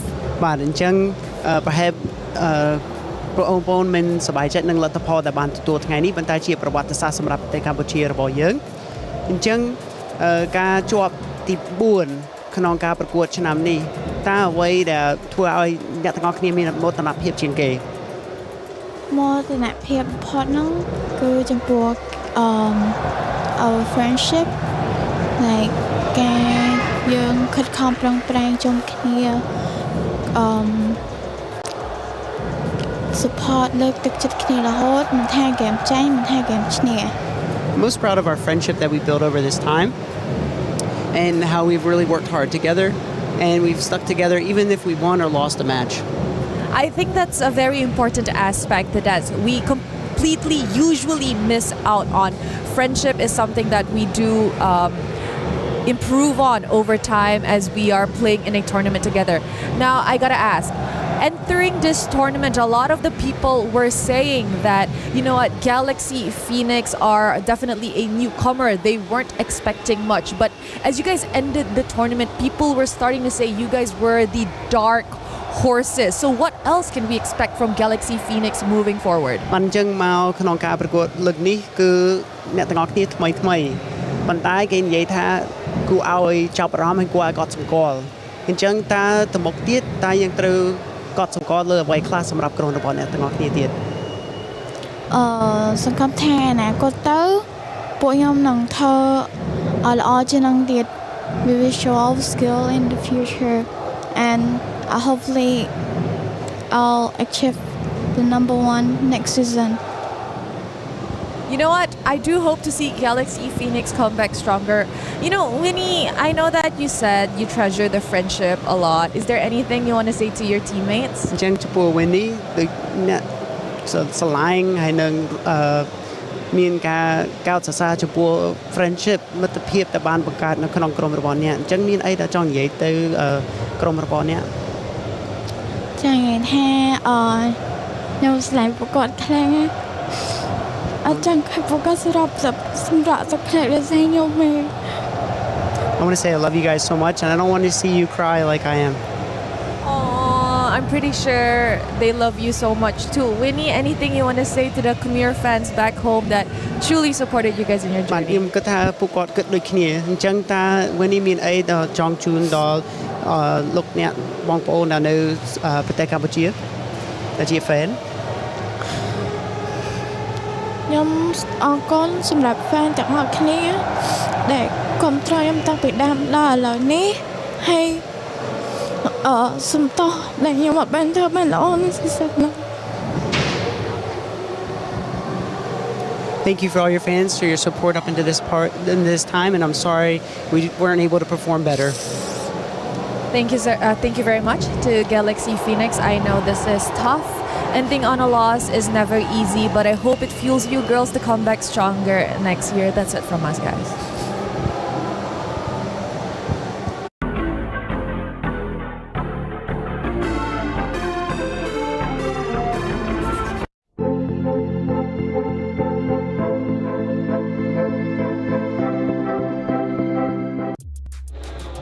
Galaxy Phoenix, I just want to say you are world-class esports athletes.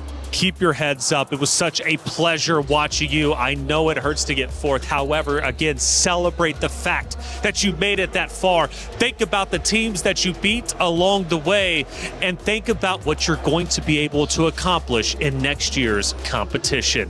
Now it's time to focus our attention to the main event. It's grand finals time, and it's Na'Vi versus Vitality. Two orgs with a storied history, not only for, of course, the club championship here at the Esports World Cup, but also when you think about their history during the MWI. Let's start breaking it down. I'm Taylor Reflections Noble, joined by LaFell and Eterna. Welcome in. We switched it up a little bit. Great to see you too, Eterna. How you feeling?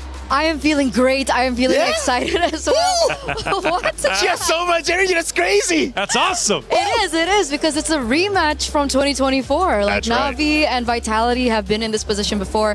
And I'm wondering whether or not Na'Vi this time around will actually be able to take them down, especially when they lost last time. That's it. Well, we talked to Rain just a little bit earlier, and he mentioned Assassins for Vival. Yes. Right? Yep. Vival comes out with the Assassins. Vitality can win this 4-0. If not, he's actually predicting Na'Vi to take it 4-2. Yeah, honestly, for me, I think I think Navi has a pretty good shot. You know, Navi could probably do it. I'm saying it. I see some vitality guys, so I'm just gonna right. Ooh, I feel like Navi can because here's the thing, Taylor. That's right. You know, rock paper scissors. I sort of. Navi style kind of counters vitality style. But other than that, vitality is amazing. I feel like at least 50-50 chance. 50-50? At least, That's minimum. what I want. Look, I'm thinking 4-1. I won't give my prediction just yet, but I'm thinking 4-1. You're thinking 50-50, so maybe 3-2, or excuse me, 4, because it's the best. Actually, yeah, that sounds about right. It could be 4-2, actually. Yeah. 4-2? It could be. 4? I'm thinking 4-2. That's what I'm thinking. We'll see. What do you think? I want to know what you think. No, but 4-2 for who first? Well, let's start talking about it. You think Navi has a real chance? Let's start taking a look at their keys to victory. Because Navi does have a lot to work with, right? They've got a lot of tools in their tools chest. First one is to constantly disrupt team vitality, tempo, and never allow Vivian and Cinny to get comfortable. Vivian and Cinny, for sure, when they get comfortable, they are menaces on the battlefield. I would like to agree with this, but when it comes down to tempo, I feel like more so it's also going to be reliant on Fumi Echo. What's wrong? Getting controversial already. No, I'm just saying, I feel like not Ayanami alone could do that. That is true. That is true, which is why I'm very worried, you know, for that pick in particular, especially for the EXP lane, because we just underlined how important Fumi Echo is, and obviously the counter to Fumi Echo later on will be not Ayanami, especially in these particular team fights. If we're talking about comfort, especially for Vivian and Cindy, for me, it's not about tempo or gameplay, but more so about their hero picks. Oh, true. Yeah, true. Hero picks definitely win the game, like you guys have taught me over the past 5 days. We take a look at another keys to victory, specifically for Navi. Now, in the draft, secure favorable or at least even sideline matchups while prioritizing playmaking heroes for not Ayanami. So kind of going in line with what you two were just talking about. It's almost like we know the game or something, am I right? Anyways, yeah. Here's the thing, because going up against a team like Vitality that wins very, very fast, you don't want to lose the first 3 minutes of the game. If you lose the first 3 minutes of the game, at that point, your coach is already thinking about game number 2, right? So at least go even, and then when the fight actually happens, not Ayanami, even if you have to sacrifice yourself, if you take 2 people with you, hey, I'm no mathematician, but that sounds like good odds. Good odds indeed, and you need good odds in order to beat the house. We're talking $150,000 for first place. We take a look at our third and final key to victory for Navi to take down the Titans of Team Vitality and play through the strong side, or bait Team Vitality into invading and punish them with proactive plays. So I kind of like this, and the reason why is because Vitality, as we know, can be an emotional team. Now, when they get angry, I feel like some teams kind of start to fall apart. Now, when Vitality gets angry, though, they honestly start to play better. But the point is, get them angry, they do start to push you and try and take you down early on, which could be a bait. For sure. And that's where the overconfidence lies in their gameplay so far. You know, all the games that they've dropped so far here at MWI 2026, it's been through that overconfidence. So I think up against Navi, that's definitely a possibility. And this is the last keys to victory, right? I believe it is. Okay, just to add one more, I think it would be very important as well to prioritize the hero for Keishi. Yes, correct. She hasn't done as great on the assassin so far. I think you were the one that mentioned it to me backstage because most of their games have been on stream B, so we didn't really get to see them on stream A. But the first 3 games that they lost was when Keishi was on a assassin jungler.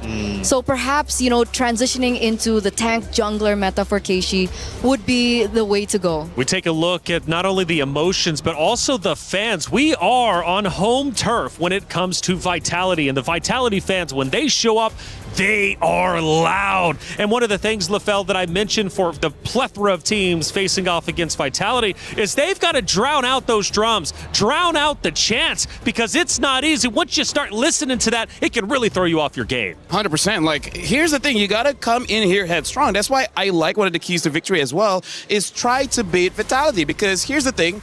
You have tells when you look at the Vitality players to know that when they are annoyed.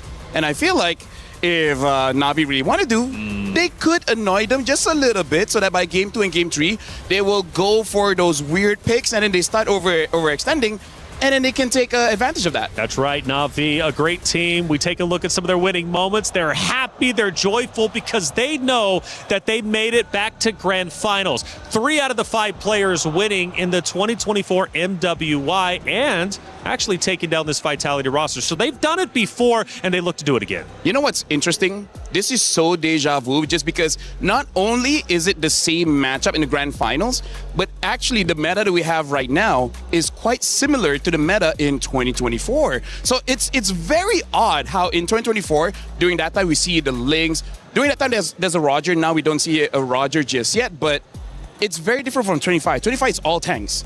24, you have fighters and assassins. Now we have assassins and tanks. So it's very similar to 2024. So maybe that's why Na'Vi is doing so well. That could very well be. And for Na'Vi, not Ayanami, also a reason why they're doing so well. I feel like we talk about her every chance we get. Obviously, she's similar to the role of Ashley, I think, from Gen G, right? She's the pivotal person, and she needs a setter hero. She needs to go for damage. I'm so excited I know, that right? my cue cards dropped again. But obviously, she's also one of the longer standings in that particular team, right? She brings out the veterancy, she brings out the experience. She's also the person that can, calm everyone down because, like you mentioned earlier, only 2 of them, I believe, it's not 3, but 2 of them are the ones that are still in Na'Vi from the old roster, the Smart Omega roster. Yeah. And Rain and Rian, they're so new that hopefully they're accustomed to being in the grand finals. Well, Rain and Rihanna, I think this is one of their first grand finals. If not, it's been a little bit. So they make their debut. Hey, if you want to pick them up, you got it. Maybe I'll do it. I'll be the gentleman. I know you like the move. I know you like that. I'm kind of stuck here. Actually, I think I'm chained. I'll hold it. Can't see. I don't trust you. I'm stuck up here. Hey, it's Team Vitality, though. The champions. They return. Now, this roster has shown some shaky moments. But the reality is that they've made it here. And through her notes, can you get anything about why Vitality is so strong? Which one? This one? Yeah, no, that's Na'Vi. All right. This is Vitality. Okay, go ahead. Hey, you were supposed Her notes are amazing. Oh, sorry, what? You were supposed to answer it. Okay, no, here's the thing. Looking at Vitality, we got to think about, because even though we saw the keys to victory for Na'Vi, it's talking about control the tempo. The reason is because we see Vitality for the first 3 days. They extended the game, but then start day number 4, they start to go very, very fast. So I really feel like for Team Vitality, if you're looking at a draft, especially if Sini gets her pocket pick, which is that Selena, all of a sudden a supposed 18-minute game turns into 12 minutes, right? So I really feel like for Vitality, it's all about speed. If they can get, let's say 2 to 3 kills in the first 4 minutes, I think they're going to win. I agree. Somehow they just get a crazy snowball. But if it's all about speed and they execute well, again, we go back to the keys to victory for Na'Vi. Will it make it easier for them to get baited in? Can they get overzealous, overextend, and get punished? We said it over and over. I think it's definitely possible. Fumi Echo, especially in particular, I think the past few games, she is the winning or losing condition, I think, of Team Vitality so far. Yeah. Like in moments, she creates groundbreaking plays for the team to turn things around for the team, but sometimes in the early game, there are still moments where she creates like weird decisions, I feel, a little egotistical in her gameplay. And honestly, I think that's why Na'Vi could do it, because the mid duo, Mirai as well as Rain, they're really good at playing carry on the stick, right? They make themselves look vulnerable enough so that they could get engaged on by Fumi Echo. And then all of a sudden, Keishi came out of nowhere to stop whoever's chasing, and then not Ayanami goes 1v3 and wins that trade. So I feel like this is part of the strategy that they've been using for years. So now we're looking if Vitality caught onto it after this few years. One of the things, though, that I appreciate about Vitality is for the first time, because last year, remember, they went undefeated in MWI. This time, they have dropped a couple of maps. The first one was the Falcons Indonesia. I was hearing that when they came back on stage, they were shaking. Now, I think it was because of anger. They did not want to lose that map. But the reality is they won in a convincing fashion once they finally said enough is enough. So even when they get angry, they are still playing up to par as the best roster as we would expect them. But you don't want to make them angry, because when you do, we know what they can do. Definitely. We talked so much about micro. We've talked about, mechanical, like individual mechanics coming in from Navi PH. But I think the one thing that I'm really concerned for as a Team Vitality fan is their macro. Yeah. Their macro has been really on point. And I think most of the games that Team Vitality has been able to win is because of how they've been able to out macro their opponents. Now, what happens when Team Vitality are up against a team with macro ability that's quite on par with them? Like, they won't be able to utilize that mistake. My other worry is actually if we go back to 2024, where they put all their eggs in one basket, because we're talking about how Vitality likes speed, right? Sometimes they just go overboard, making it so that their late game really isn't there. And this is where we talk about some of the weaknesses, where, personally for me, between Rian as well as Shell, Rian has showed, especially when she gets a carry, she is very consistent. Whereas with Shell, sometimes she makes mistakes where she just positions herself in the middle, which that is not supposed to be where you're at. Like, it's kind of like, it's like in American football, you're a quarterback and then this is your line. You're supposed to be behind your line, right? Let your line protect you, but then all of a sudden you're diving in. That's a bad position. So if we actually go to the late game and you're talking about macro, I feel like that's what Navi wants. I think they want to beat Shell to make that mistake. That's what I'm thinking of. That's what I'm thinking of as well. I think if Navi PH can form a draft that gives them insurance into the late game, they might be able to actually take it, because I do agree. I think Shell has been also interesting when it comes down to her positioning, especially I think yesterday when she was on the quad. But if we're talking about the carry pick, it doesn't look like Rian is comfortable on it very much. 25% win rate. That's right. It's not the best of win rates. She's done better on the Harriets and the Claude. So we can expect those kinds of picks coming through for Navi again today. 25% in about 25 minutes until our grand final starts. It's going to be underway very shortly. We just got some loose ends to tie up and still some more stories to tell. For example, like our jungle lane, we compare two of the great players from Navi as well as Vitality. It's Keshi versus Vival. And over here, if we're looking at the stats here, we can see a big difference in gold per minute and even the Lord's Lane. Because look at Vival, 668 gold per minute compared to Keishi, 597. That shows that Vival is an amazing farmer compared to Keishi. And also Lord's Lane, part of it is, yes, Keishi usually wins that retribution battle, but also it shows Vitality doesn't really need the Lord to end the game. It's kind of like how Navi, they're super efficient. They use all the tools in the map to get a victory, where for Vitality, they don't need to use everything. Yeah, I kind of learned that actually from the last game, because we were looking at Galaxy Phoenix, of course, going against Geltech, and Fa was dominating her opponent on the opposite side when it came to Lord Slain and Turtle Slain statistics, but it didn't play out during that series. So it's not a guarantee, even though, of course, your percentages are higher. It doesn't matter. It really doesn't matter. It depends on how the games end up going. It just really shows the difference of gameplay, I think, and identity of these two amazing junglers. On one side, you can even take a look at the kill participation, right? One is lower than the other. It looks like Keishi's dominating that one, and I think because mostly she's been doing greater or better on the tank junglers, so she's there to facilitate the rest of her team, for the cores of her team to get those kills down. Meanwhile, for Vival, she goes in, gets a kill, goes back out. Especially because there's a stark difference between their jobs, right?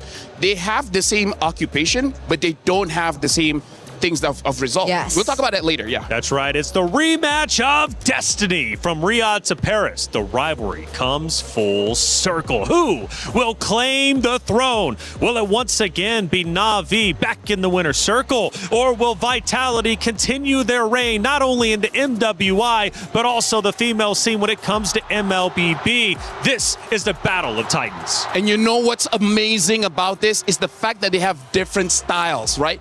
They have individuality in terms of how they play. Like, for example, Vitality all damage. And then when you look at Team Navi, it's all about that teamwork, because we're talking about the kill participation, right? Because Keishi's job is to help her team. Vival is supposed to be the superstar. She's supposed to be the one getting that spotlight, so her team has to help her out. It's honestly kind of like My Hero Academia, where it's like one for all and all for one. Yeah. It's a hero-villain kind of thing. But it's really up to you which one is the hero, which one is the villain, you know? Well, we took a look at the keys to victory for Na'Vi. Now let's hone in on Vitality. What do they need to do in order to take down the boogeyman, which is Vitality? The first one coming up here is going to be target Reign's hero pool by banning or countering Claude and Harith, forcing her onto secondary picks. Yeah, this is what I was talking about, right?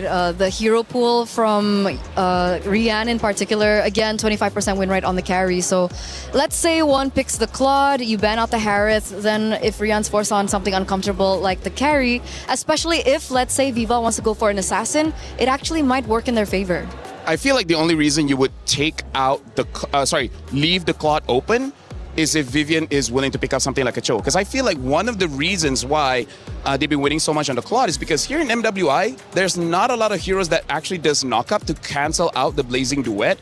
And let's be real, for most of the games that Na'Vi wins, it's because Rian has so much space because everyone is doing so well, right? She gets to free farm. I mean, she wins her lane. Against Shell, I don't know how she's going to win the lane. I feel like Shell might dominate on that one. But comes to the late game, I think the safest is banning Claude. Harith, maybe they can fight that. Maybe Vitality can but fight hero that. pool between the two, because Geltec had the second most heroes selected, unique heroes, I should say. I wonder how it looks between those two, because I don't know who the number one was. Let's take a look at our second key to victory coming up, obviously, in just a few moments. And I do wonder what it's going to be. How does Vitality take down the roster of Na'Vi? Well, secure the early game advantage through superior rotations, allowing Vival and Shell to control the map and objectives. And honestly, this is just the style of Indonesia, because I've traveled around the world. I played Mobile Legends in many different countries, and in Indonesia, the timing is very weird. For example, most countries don't fight for the first 2 minutes, but when you're going up against a team like Indonesia, sometimes as quickly as 30 seconds to 50 seconds, all of a sudden there's a surprise gang going on, and that really catches you off guard, and then you just blank out. You don't know what to do in that game anymore. So that's something that they definitely can do against Na'Vi. The special thing about Team Vitality is that when I watch their games play out, they have different systems. They have different strategies. Sometimes with a certain composition, obviously, they play very aggressive from the early game, but sometimes the aggression doesn't necessarily mean that they're looking for kills around the map.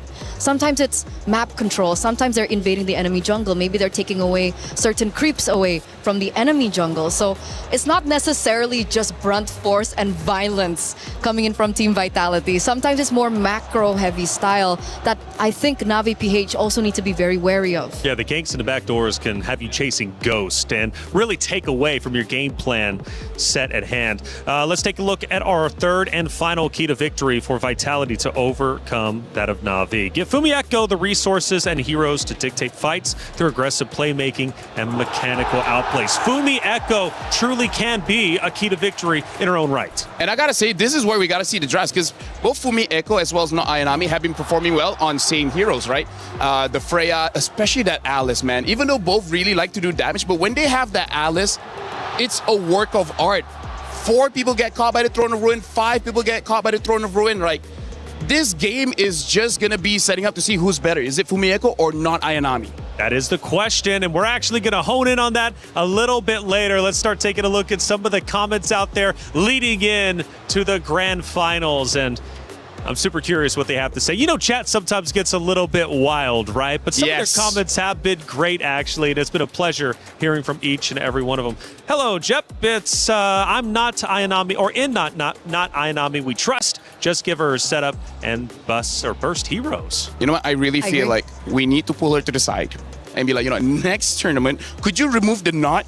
It's so, like, honestly, I feel like even in communication, like, I think Vitality be like, hey, not Ayanami. Like, wait, so Ayanami or not Ayanami? That is I true. do agree. That is true. Sarmu Gaming, Na'Vi 60%, Vitality 40%. Ooh, so already we're starting to go for Na'Vi over the previous champions. It's a valid opinion. I think 2 years ago, everyone was also thinking, you know what, there's no way Team Vitality win this, and they were able to win. Na'Vi will get some. Wow. JV, I swear that wasn't me. JV, yeah, that was me. JV, Na'Vi will get stomped 0-4 easy. JV, hold up.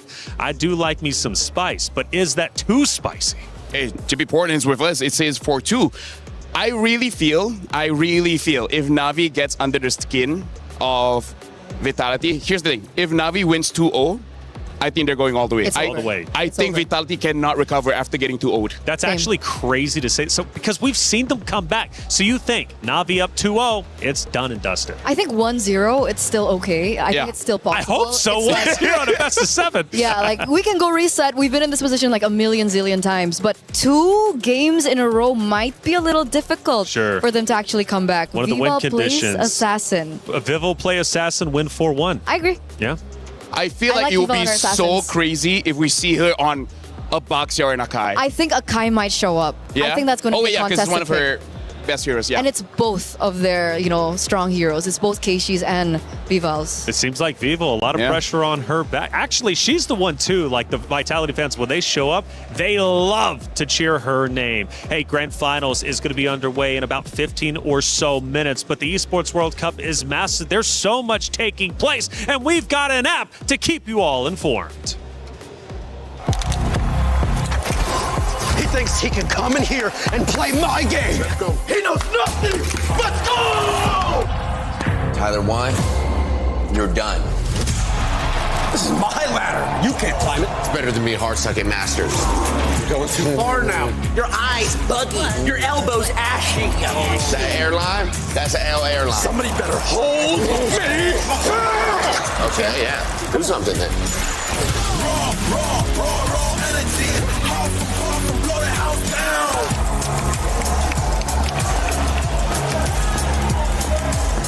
You look nervous. You look short. Everything's good? Mm-hmm. Fight.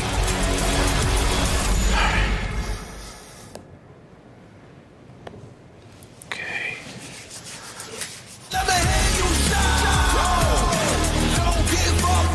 Do you really need the wraps? Yeah, that feels like overkill to me. Play is in our DNA.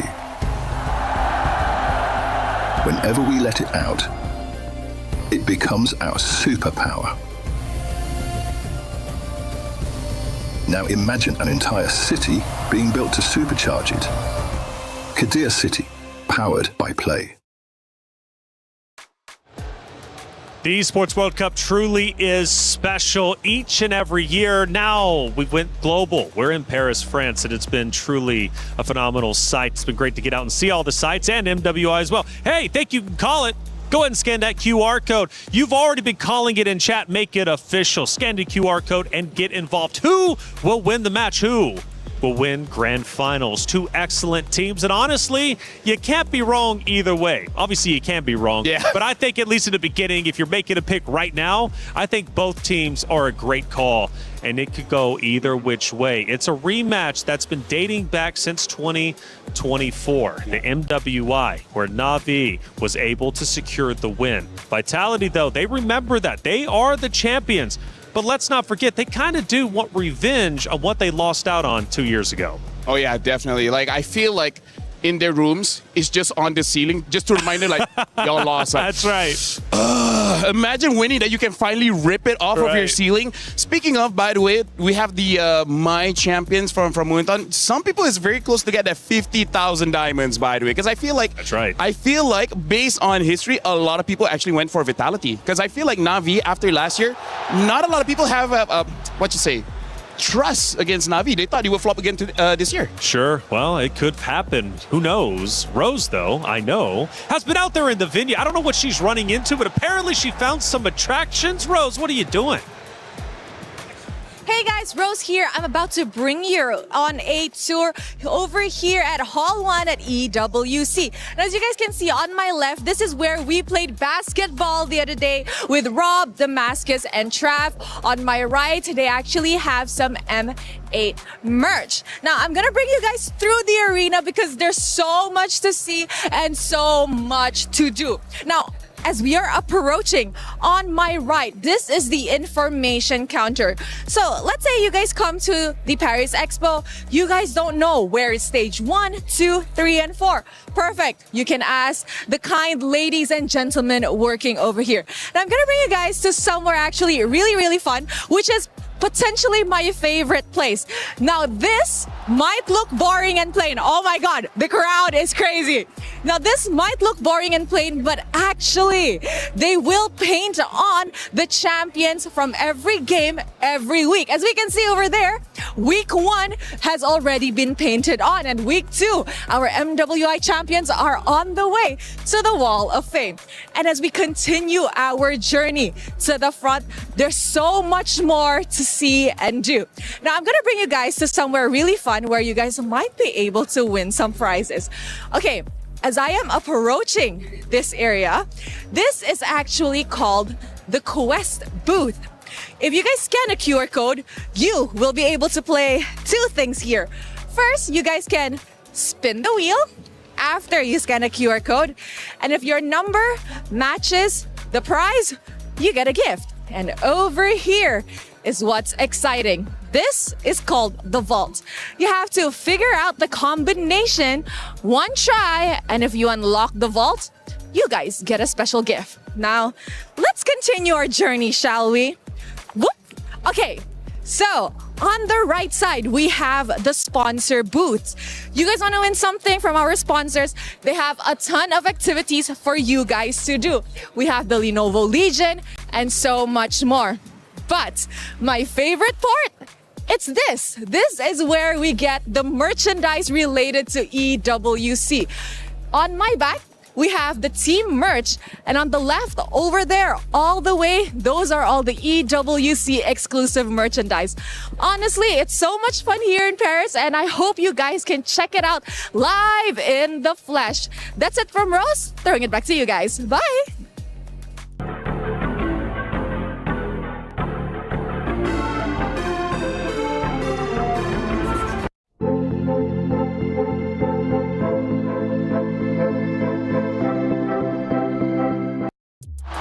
Like I said, Esports World Cup is amazing. I didn't even know we had half those things because I've been so busy up here along with you guys, but clearly there's a lot to do. I'd love to try the vault. Yeah, absolutely. Right? But can you get it in first try? I don't think so. No? I mean, like, if they gave enough clues, I think we can figure it out. Yeah. That's the question. Hey, look, Queen of Assassin. Hold up, this is epic. We're looking at Vival, the first player ever to record 2 Savages in a single MWI tournament. And guess what? She did that just yesterday. Yeah, back to back as well. It's one on the insane. Hirara, one on the Nolan. And it really just goes to show that if you shut someone down from Team Vitality, there's literally 4 other people that can step up in the place. And her stats at the bottom left and bottom right is just truly incredible. And let's not forget, on the Ling, 100% win rate. I mean, again, that's why she's the showstopper, man. That's why all the highlights are on her. So that makes it good and bad. Good is that she can win games. Bad, what if he gets shut down early? Because that's one of the reasons why the tanks started coming into the jungle to stop those assassins. So this is really a matchup kind of thing. Like, if Keishi stops Vival, Vival loses. If Vival is able to outplay Keishi, then Vitality wins. Mid prio is going to be so important, I think. You know, the picks for both the mid laners and the roamers are going to be so important because if, let's say, Vival does go, you know, guns blazing, yeah, let's pick an assassin, let's pick up the Hirara, let's pick up something like the Nolan, that mid prio needs to be perfect to be able to defend her. We start taking a look at some of the highlights from previous games. And again, Vival with the 2 Savages is absolutely unbelievable. We've made history this MWI for multiple reasons. We're talking regional performances, obviously individual performances, and in this case, the 2 Savages too. It just comes to show you how far the ladies have improved each and every year due to the support of Moonton, due to the support of the esports scene when it comes to MLBB, for these ladies to compete. I mean, they truly have elevated themselves. You look back 3 years to where we are now, night and day difference. Yeah, especially if you're looking at the highlights here and you see the different jobs of Fumi, Echo, Sini, as well as Vivian. Fumi Echo seems to be the one setting up so that Vival can go in, and then you have Vivian there in case something goes wrong. Vivian will protect the main damage dealer so that they never get punished, and then Sini is just dealing damage. That's how it depends on the picks, especially for, you know, the Vivian. the Vivian. that Mother you're of tanks. looking on screen right now, right? If she's on a hero that's a little bit more aggressive, a little bit more active, like the Cho that we saw, then you can expect her to be the initiator. But if she's on, I would say like the Atlas is actually an active hero, but the way that they play it is that they try to trigger out the Purifies first and then allow her to come in last minute. Pop that Purify. Exactly. So it really depends on the layering and it really depends on the heroes that's really given to her. Vitality, it's actually quite special to think of. We take a look at their history and, of course, how far they have come to become champions and be champions in themselves. And, Vitality is one of these rosters that truly has, I want to say, some of the most impressive statistics across almost all esports. When you think about how many wins they've got, how many championships, how long they've been dominant. And let's also bring it back to the fact that they have been in every single grand final appearance when it comes to MWI. Now, Na'Vi, of course, Na'Vi is out of this world as well. They are champions in themselves, of course, with a couple players on the roster, and they look to return here with two newcomers of Rain and Rion. First time in grand finals. The question is, how well can they do? And let's add a little bit of cherry on top for you guys. Rain has the highest KD in this entire tournament, KDA of 13.7. And I think that's so impressive, especially as a newcomer. Like, You're how so do impressive. Thank you. You are as well. How do you have the mentality as a newcomer to get to this point in the tournament? Like, let's say even like the first three. Okay, I guess they kind of lost that one. But how did that turn around? How did that adaptation happen so quick until up to this point they're standing at a how many game win streak? I think they're at a 9-game win streak right now. Yeah, I really feel like it's because of both Keishi as well as Mirai. They're honestly the best friends that any mid laner can have because they're active bodyguards just to make sure no one gets close enough to her to damage her. And by that definition, they create so much space. The zoning that both Mirai as well as Keishi has, the roamer as well as the jungler, gives enough confidence for Rain to deal out the damage. And then eventually, either not Ayanami or Rian will be there to do the end game stuff. But honestly, it's very impressive because of that teamwork between the three. So also a bit different where you get team vitality that almost every single player will have an individual highlight, right? We've seen Fumi Echo on it, you've seen Shell. But when you look at Team Na'Vi, it's always, yes, you, but other people as well. Creator program, it's new, it's fresh for EWC, and it's another way you can get involved with the Esports World Cup. And we've been asking for your predictions. Well, we've got our winner, and we have a chance to check them out. Who ended up taking it all? Who ended up winning the competition? Hi everyone. I think in this grand final will be very exciting because it is like MWI 2024 because Team Vitality lost to the 3x Na'Vi PH player. So this finals feels like a revenge match. During this tournament, many teams surprised me a lot. Teams like Galaxy and Galtech really improve a lot and play really well. My favorite moment during co-stream was watching Team Vitality. They had so many amazing team fight, it was really fun to watch.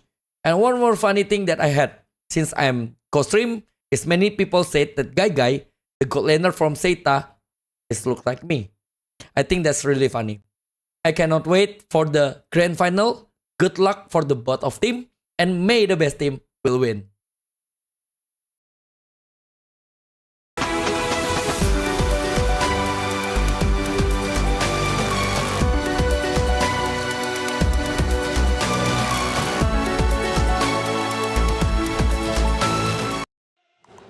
Always great to hear from some familiar faces. And Eterna, you actually recognize the guy. Yeah, it's Coach Age. We like to call him Coach Age. He used to be the coach for BTR and then EVOS, and then now he's like a really huge streamer now. I can't believe I'm saying that.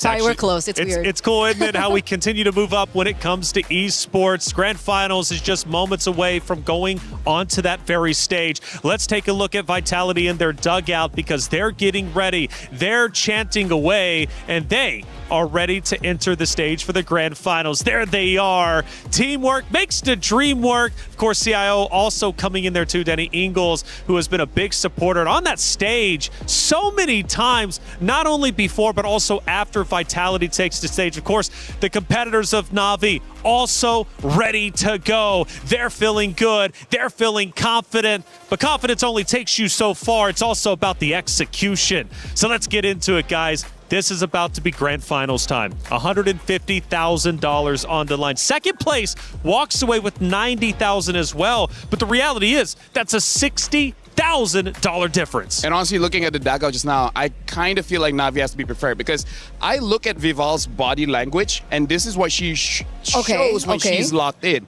This is the typical tell when she avoids eye contact, look at the ground for a split second, and then look to the side. She does not want to get distracted by looking at other of her teammates, the coaches, or anything. So it looks like she has a plan in her head, and she's not allowing it to escape. Like when I see her, don't look at anyone, look at the ground, and then look to the left.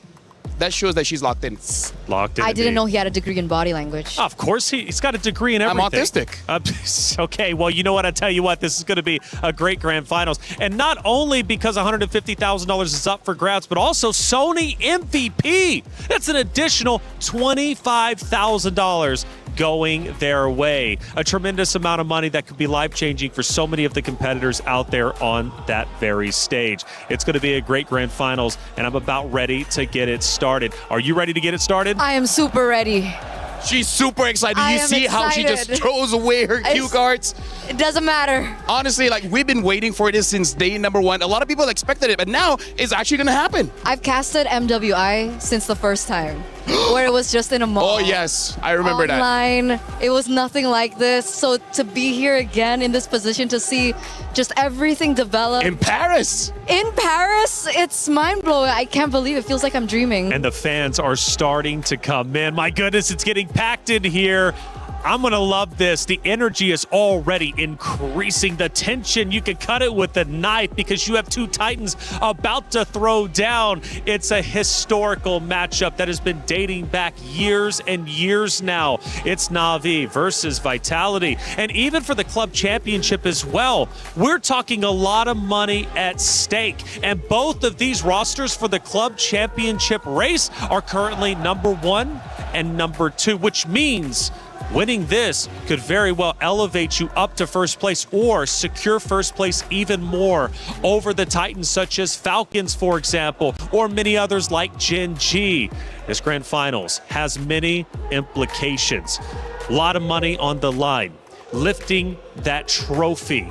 Drama on drama. We have talked about storylines. We have asked for your predictions. Keep them coming in chat. It's a best of 7. It is the gauntlet. But the question is, who can get through the gauntlet? Let's find out.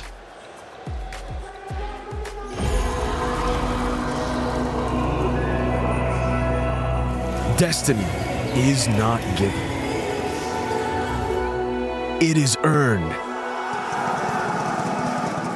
Some are destined to fall. We had a taste of the championship title before. In 2025, we let our guard off. Some are destined to make history. They carry the weight of last year's loss. They're completely undefeated. Team Vitality! Our MWI 2025 was a perfect run. And this year, we want to write our history down again as the team that defended the throne, especially on Vitality's home ground. The title defenders, welcome to the grand finals. The Queenslayer has claimed her revenge against Gen G Esports, against Galaxy Phoenix. The sweep coming in for Na'Vi! And this time, we are here to reclaim what was ours. Now, only the Hive Queen stands between her and another MWI at the Esports World Cup title. Defeating Team Vitality would mean that our championship title in 2024 wasn't just luck. For the Hive Queen, the title has always been theirs. If we were to win back-to-back this year, it would finally prove that we are really the final queens of MLBB. Vival takes 2 savages in this series as they walk their way to the been unbeatable from the start. Their destiny has always been etched in gold. Tokeshi, let's make this battle between two MWI at EWC champions a one to remember. We've taken our revenge and made it to the end. All I can say to Vival is good luck and let's have a good fight. When destiny calls, everything is on the line. Only one trophy will be lifted. Only one destiny will be fulfilled.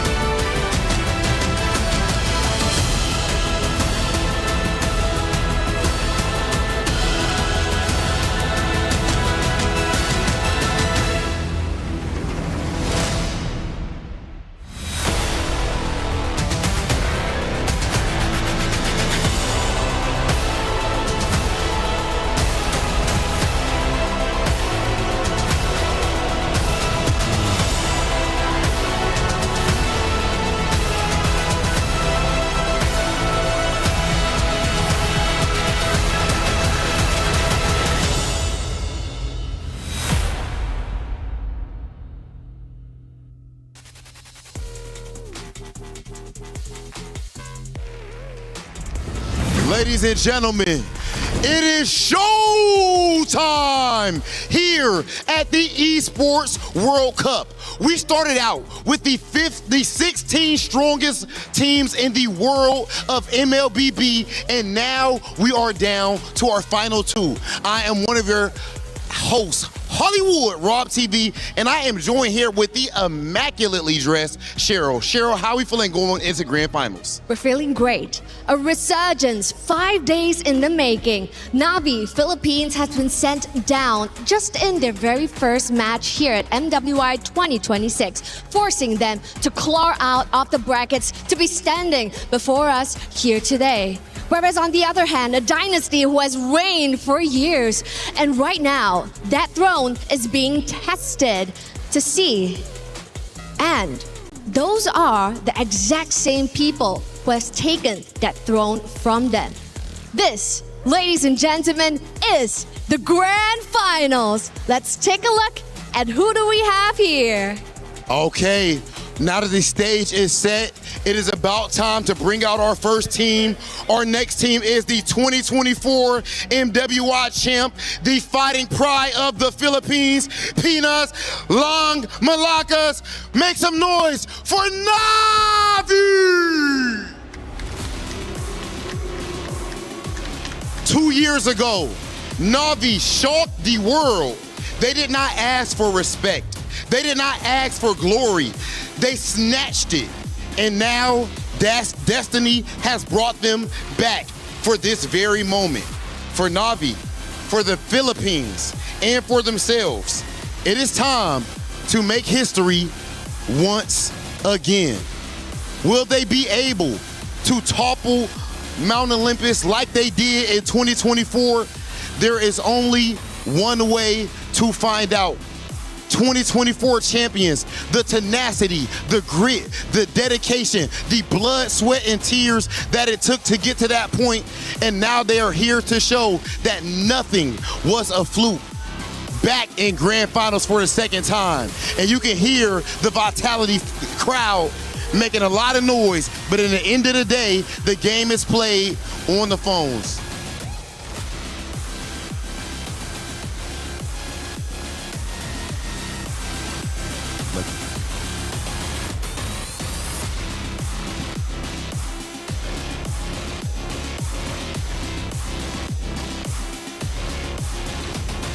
our roamer, Mirai.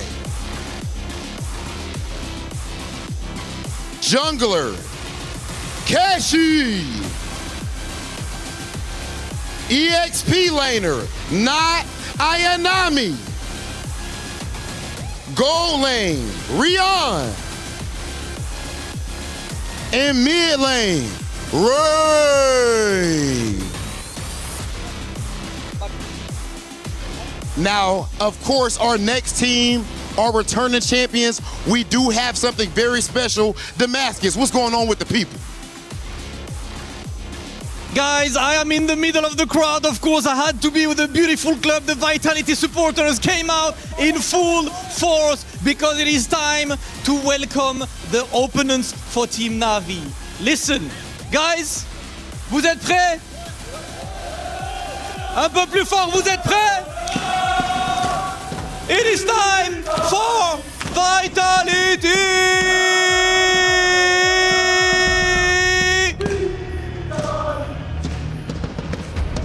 The absolute queens of MLBB, the running champs, the 2025 champs, and of course still undefeated today as they won 2-0 against MIBR, 2-0 against Genji, 2-1 against Falcon, and now 3-1 against Geltec. One more step left for them to do the repeat, the back-to-back, and take the title twice. This is the battle to be the double champion and a battle to make sure they claim who will be the best, the absolute queens of MLBB, as we know that the supporters are always the loudest in the house. I have no idea if you guys can hear me, but you know what we have to do, parce que c'est l'heure de le faire en français aussi. Les Vitality, ce sont les reines de ce jeu. Mobile Legends, elles l'ont dominé pendant des années. C'est les 5 joueuses à descendre sur ce circuit. Et pour l'instant, elles sont restées invincibles. Et pour l'instant, elles ont été absolument intouchables. Nos 5 reines qui arrivent sur la scène et qui vont chercher encore une fois le back-to-back, les champions en titre,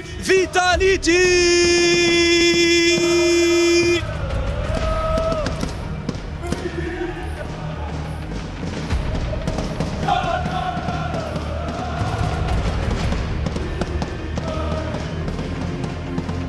The jungler of the team, the Hive Queen, Vival! And the roamer, the mother of tanks, Vivian! Half of the sister duo, the gold laner, Chell!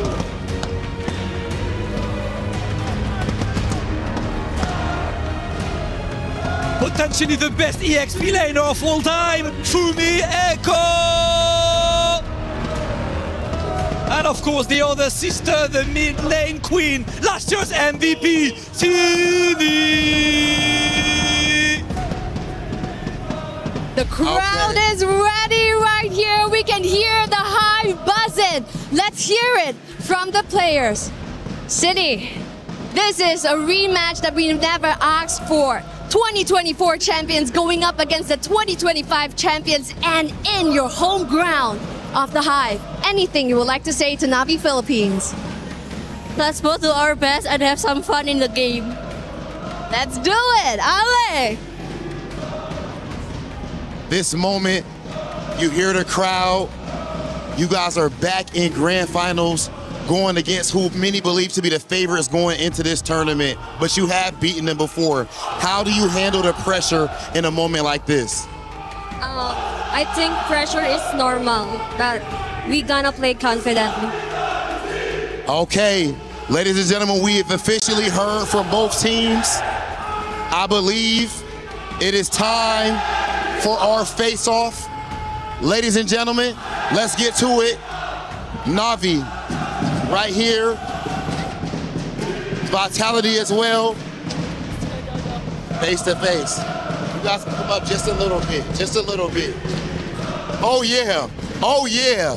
Ladies and gentlemen, this is what it is all about. This is the highest level of play, this type of energy, the blood, sweat, and tears that they put to get into this moment. You hear the crowd. Cheryl, this is what MLBB is at the highest level. Excuse me, the aura is just so high right now. That's absolutely right. A resurgence is already complete, and a revolution is just one win away. This, ladies and gentlemen, is the grand finals. Let's head on over to the land of Dawn. After 5 days of competition, so many heartbreaks, elation as well, we have finally reached the pinnacle. It's grand finals time. Navi versus Vitality, a rematch that has been set in stone for the past 3 years. For one, to get revenge, for the other to cement themselves as the best female team MLBB has to offer. But there can only be one winner in this best of 7 series, and it's up to them to determine their own destiny. Do they want to be champions, or do they want to be runner-ups? Let's start breaking it down. It is Vitality versus Navi. We've been talking about the prize pool, $500,000 on the line, $150,000 for first place. We also have the Sony MVP with $25,000. So much at stake, so much pressure. But we just heard in the interview, pressure is normal.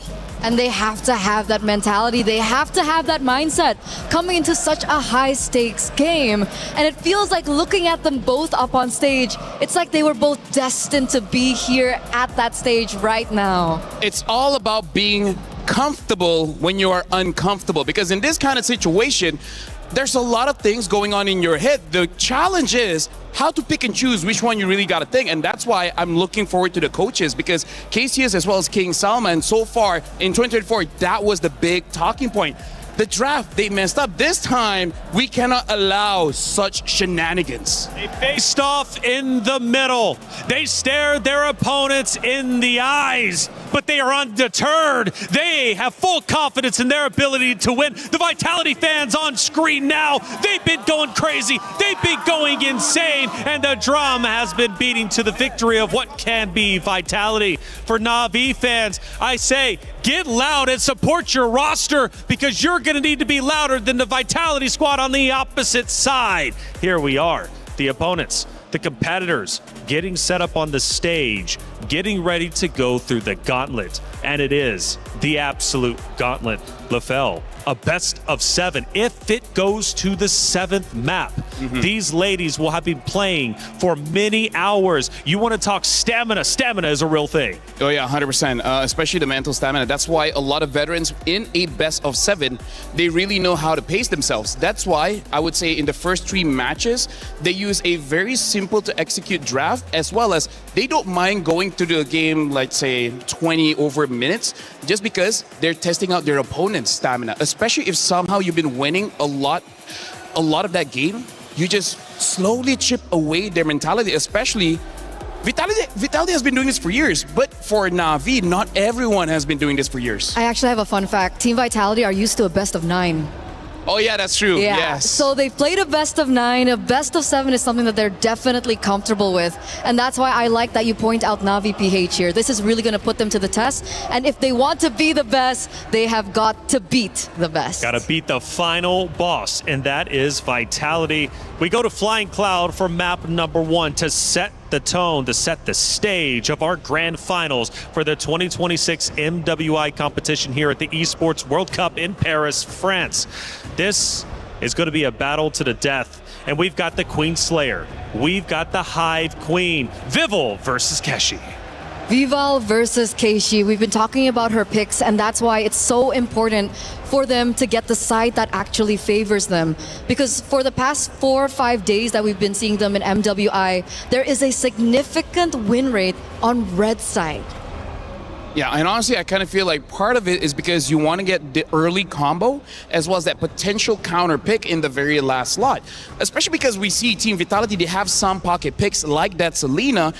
It would be very nice if you see the majority of the composition first before you actually invest into it.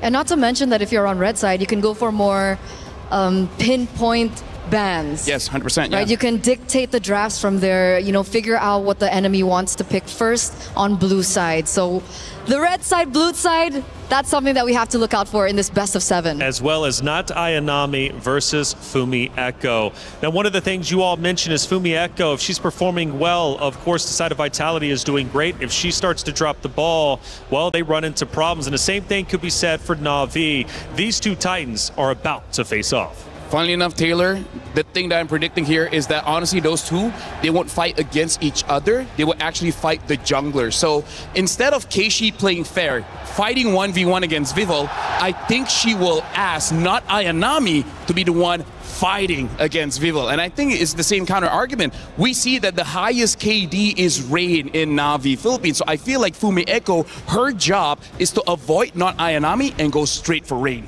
And that makes the picks even more important, right? Especially they're going in Flying Clouds, so they're not on the other maps that Expanding have River, Broken Walls, yeah. Exactly, the additional movement speed. So with that being said, I'm looking at heroes like Esmeralda that can mobilize a lot quicker around the map.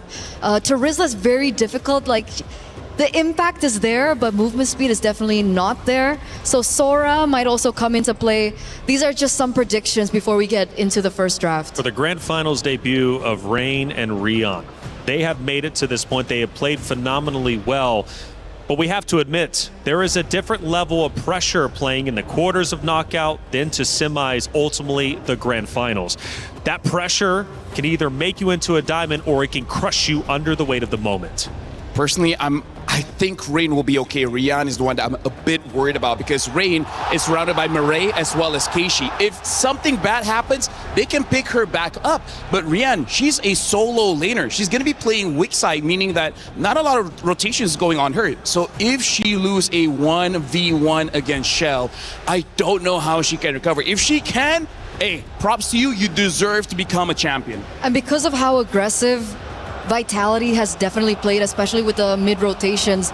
If, let's say, Na'Vi are in a position to say, hey, it looks like Rian is in a winning matchup, but she's actually losing it, do we have the resources or not to send them over to the gold lane? And I feel like that wastes so much time and energy, and it's a mistake that I think they cannot afford. So I do agree with Lafell on that. It's not just Na'Vi versus Vitality. It's also Indonesia versus the Philippines, a rivalry that runs deep. Yeah, I think all the MLBB enjoyers and the supporters and the community know this one. For some reason, like even at MSC, M Series, MWI, it's always been IDPH for the longest of times. Okay, I mean, Malaysia won MSC, right? So we did well in 2024, yeah. We remember that. 25 we went to the grand final. But either way, right now, honestly, looking at all the players' expression and faces, it does look like they're really locked in. But I see some players from the side of Vitality, like Shell, she's trying to not let the nerves get to her. So it's nice to see when we're looking at the expression of players, how they approach this grand finals very, very differently. Some are really trying to rethink about the strategy. Some is trying to make sure that they're relaxed enough to not overthink. I know it's Indonesia versus Philippines again, which is a huge regional rivalry. However, Paris brings home turf for Vitality, and again, they will have the bulk of the fans out in the audience, screaming, going loud, and making the noise to potentially disrupt that of Na'Vi. But make no mistake about it, Na'Vi is locked in. Again, from that interview, pressure is normal, and they're okay with accepting it. Talked about the keys to victory. Those are going to be highly impactful going into this series, of course. I did see a yawn. I hope we're still ready to go, locked in, wide awake. To be fair, I did see some yawns even in semifinals, and you know what? Once the game started, they were wide awake. Hey, honestly, I've done some research. If you're yawning, it actually means that you're super locked in, that you forgot to breathe. Because your brain needs oxygen, and if you are super focused, you forget to breathe, so that you yawn, you bring that extra oxygen back to your brain. And everybody at home just manually started breathing. Well, now I just did.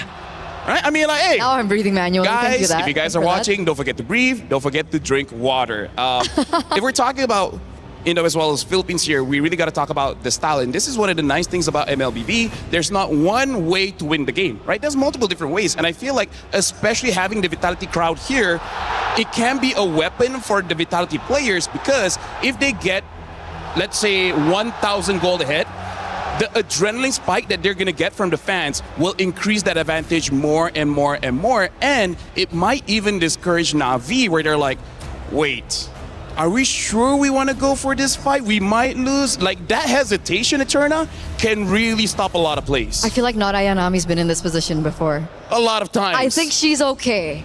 Maybe She that's should why be she okay. put her name not Ayanami. That's so why. if something goes wrong, they don't look for her. It's because it's not Ayanami. It's not Ayanami. So when we think about these two rosters, one is fighting for a dynasty conversation. And I think already that conversation is very real for Vitality given their history. But even during the content piece before we went onto the stage, I think they realized we need to win again to prove that last year wasn't a fluke. And Na'Vi feels the same way. But see, Na'Vi is out here trying to form a legacy. Both a very, very heavy term, right? Whether you want a dynasty or a legacy, a lot is at stake with this matchup. That's why I really like that interview, right? I think it was one of the Na'Vi players that said, we want to win again so we can prove that it's not luck. Because they have only won one MWI so far compared to Vitality, who's picked up 2 already, on the way to their 3rd. And when it comes down to the grand scheme of things, man, Team Vitality are looking for their, 34th, 35th, 36th trophy? Like, we've lost count at this point as how dominant they've been for the start of the entire female MLBB tournament landscape. And Na'Vi obviously want a taste of that. They have a little bit, but it's not enough. And honestly, that's why every single player, it's very important for you to have an ego, right? It's very important for you to feel like you're the very best, because the harsh reality is, no matter how many times you win, people will always doubt you for some reason, right? Even if you win 30, 35, 40 championships, people will be like, your opponents were easy. So you have to prove yourself time and time and time again. That resilience is only deserved for champions. You're only as good as your last victory. And MWI is the #1 stage when it comes to our female players for MLBB. You can win tournaments previous to this, and it is an accomplishment, and we should celebrate that. But winning MWI is on a different level. Winning MWI puts you into legendary status. And if you lose out on that, you will be living in regret until your next opportunity to try to once again get a championship. The most prestigious trophy is what you guys just looked on at your screen there. And mentality, we've been talking about it. We've been talking about every single thing that matters here in this grand finals. And it's also important to note that Team Vitality have been up against their male counterparts. Yeah. They played in MDL ID, and they were up against really great players at that. So Cassius has been tested. We're talking about the coach here. Yep. Every single player on Team Vitality have been tested. And if Na'Vi can look for a win, an opening, a window from Team Vitality, I feel like that's a bigger statement than compared to if Na'Vi lose this one to Vitality. I like that you bring up the MDL, because we got to talk about the system there. You know, Global Band, they used to use a lot of different heroes. So that also could be something that maybe Na'Vi can't prepare for. They know some of the habits of the players, but maybe they just have different picks that you really just can't anticipate, which can be good, can be bad. We see what happened in 24. They try to get too creative. It didn't work out. So for this one, I think just keep it simple. Give Vival an assassin, give Fumieko someone that can go to the back lines or set up for a kill, and then you're going to be good. The rest, just look at the matchups. And something that we also did not see, but we got to talk about, is that key, right? Because yes, getting the trophy is amazing, but what if you have to watch your key get crushed?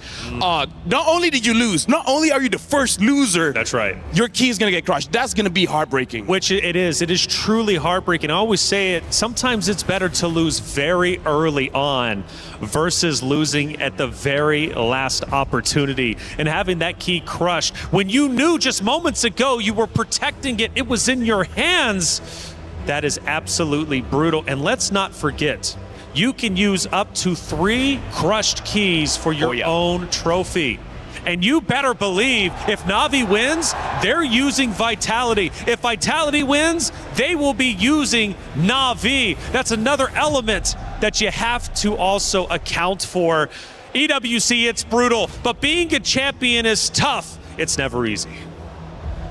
Speaking of, I think actually if Vitality wins, they'll get Na'Vi, Falcon's ID, and Genji. Yeah. I feel like those are the 3 keys that they want to get. And honestly, looking at the players here, I feel like for Na'Vi, they're looking very relaxed. I hope that's a good thing, because, you know, sometimes when you're also too relaxed, just some things just escape your head. So coach to coach, who do we think has more legacy? Well, I mean, I guess you would have to assume on the Vitality side. But who do you think is going to have the biggest impact here? Because we talk about the players so much, and rightly so, but the coaches also have a tremendous impact.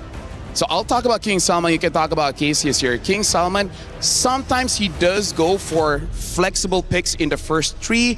In MWI, for some reason, he hasn't flexed it a lot. Like, he's one of those guys that will pick up the Akai, which you think will be jungle, but then all of a sudden will be a roam. I don't think he's going to do that here going up against Vitality. Looking at the body language, I feel like King Salman is letting them know, we're just going to do what works. I'm going to give heroes that you guys are really comfortable with, and then we're just going to play off of that. I think he's making the players play on instinct, and then he's just going to have the easiest path to victory using the Occam's Razor. Sorry, are we getting a new map? Is that what? It's still playing out. That would change the draft. Yeah. We talked one coach. What about the other? Cassius has a lot of experience under his belt. He's been playing for MPL. He switched back as well to the Women's League. And he's been around with Vitality for the past 2 years, including this one. So he definitely understands the players. He's been with them for quite a while. And the thing about Cassius is that sometimes in the first few bans, I believe, in their particular games, we do see some of the heroes being let go. Like, they don't necessarily go straight for the throat. They don't necessarily go for the respect bans, because I think for me, they want to still test drive a little bit, figure out whether or not it's imperative or not. So we'll see if that actually does happen in game number 1, or they respect Na'Vi PH so much that they're gonna actually start the respect bans straight up. We move into Flying Cloud. The first draft is now officially underway, and the question remains, will we see Vival on that assassin? If not, can she win with her roster, irregardless of the assassin or non-assassin pick? And already, whoa, we're going quick. Holy. Very quick, very decisive as well. And it was one of the keys to victory, I believe, earlier on. BTR by Vitality. There goes the Akai pick. Okay, so this draft is going fast. So now I'm going to talk about the synergy here. Vitality, what I like is they ban out the Baxia. Make sure that Keishi does not get that, one of the best heroes. And then looking at Na'Vi, betting out the Marcel as well as the Hirara. Now we got to talk here. Vitality, they want team fight. They got the Arlet, they got the Lilia as well as the Akai. Akai, Arlet, best combination. Lilia able to beat out that tank, which they know Na'Vi will probably get. Now let's talk about Na'Vi here. They pick up the Eve. S tier mage, Claude, S tier goat laner, and it's good because they counter each other. Now they're on the same team. It will be amazing. Alice, good counter towards the Arlet.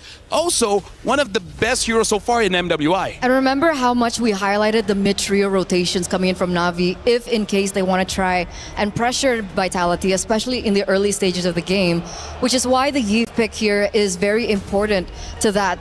I wonder how they are going to help the Yve, especially now that we're going to the second phase. I want to know what kind of heroes that they're going to prioritize for their roamer in this regard. And this is very interesting. I was thinking that King Salman won't be flexing his heroes around, but looks like Coach Cassius is thinking that he might, because he still sees the Alice, but he's considering this Alice might go in the jungle, considering that Keishi has used that yesterday. So instead, they're betting out the EXP laners. For now, Esmeralda as well as Paquito is out. Freya is still open, but looks like they're going to ban out the Phoveus just to make sure this Arlet has a very easy time. I wonder if King Salman here sees this and it's like, you know what?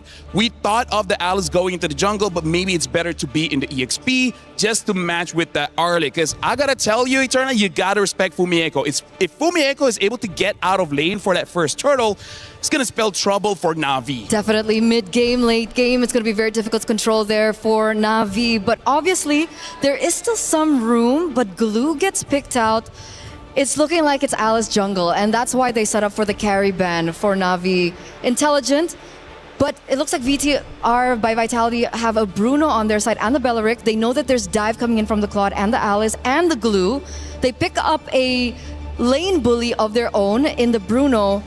But that last pick, Freya, might just change things. Okay, very quickly, looks like Team Vitality, they want to win the lanes as well as trying to win the team fight. A lot of crowd control, a lot of burst damage. For Na'Vi, they're going to play with the team, but now Ayanami is going to have a solo mission to try and kill that Lilia.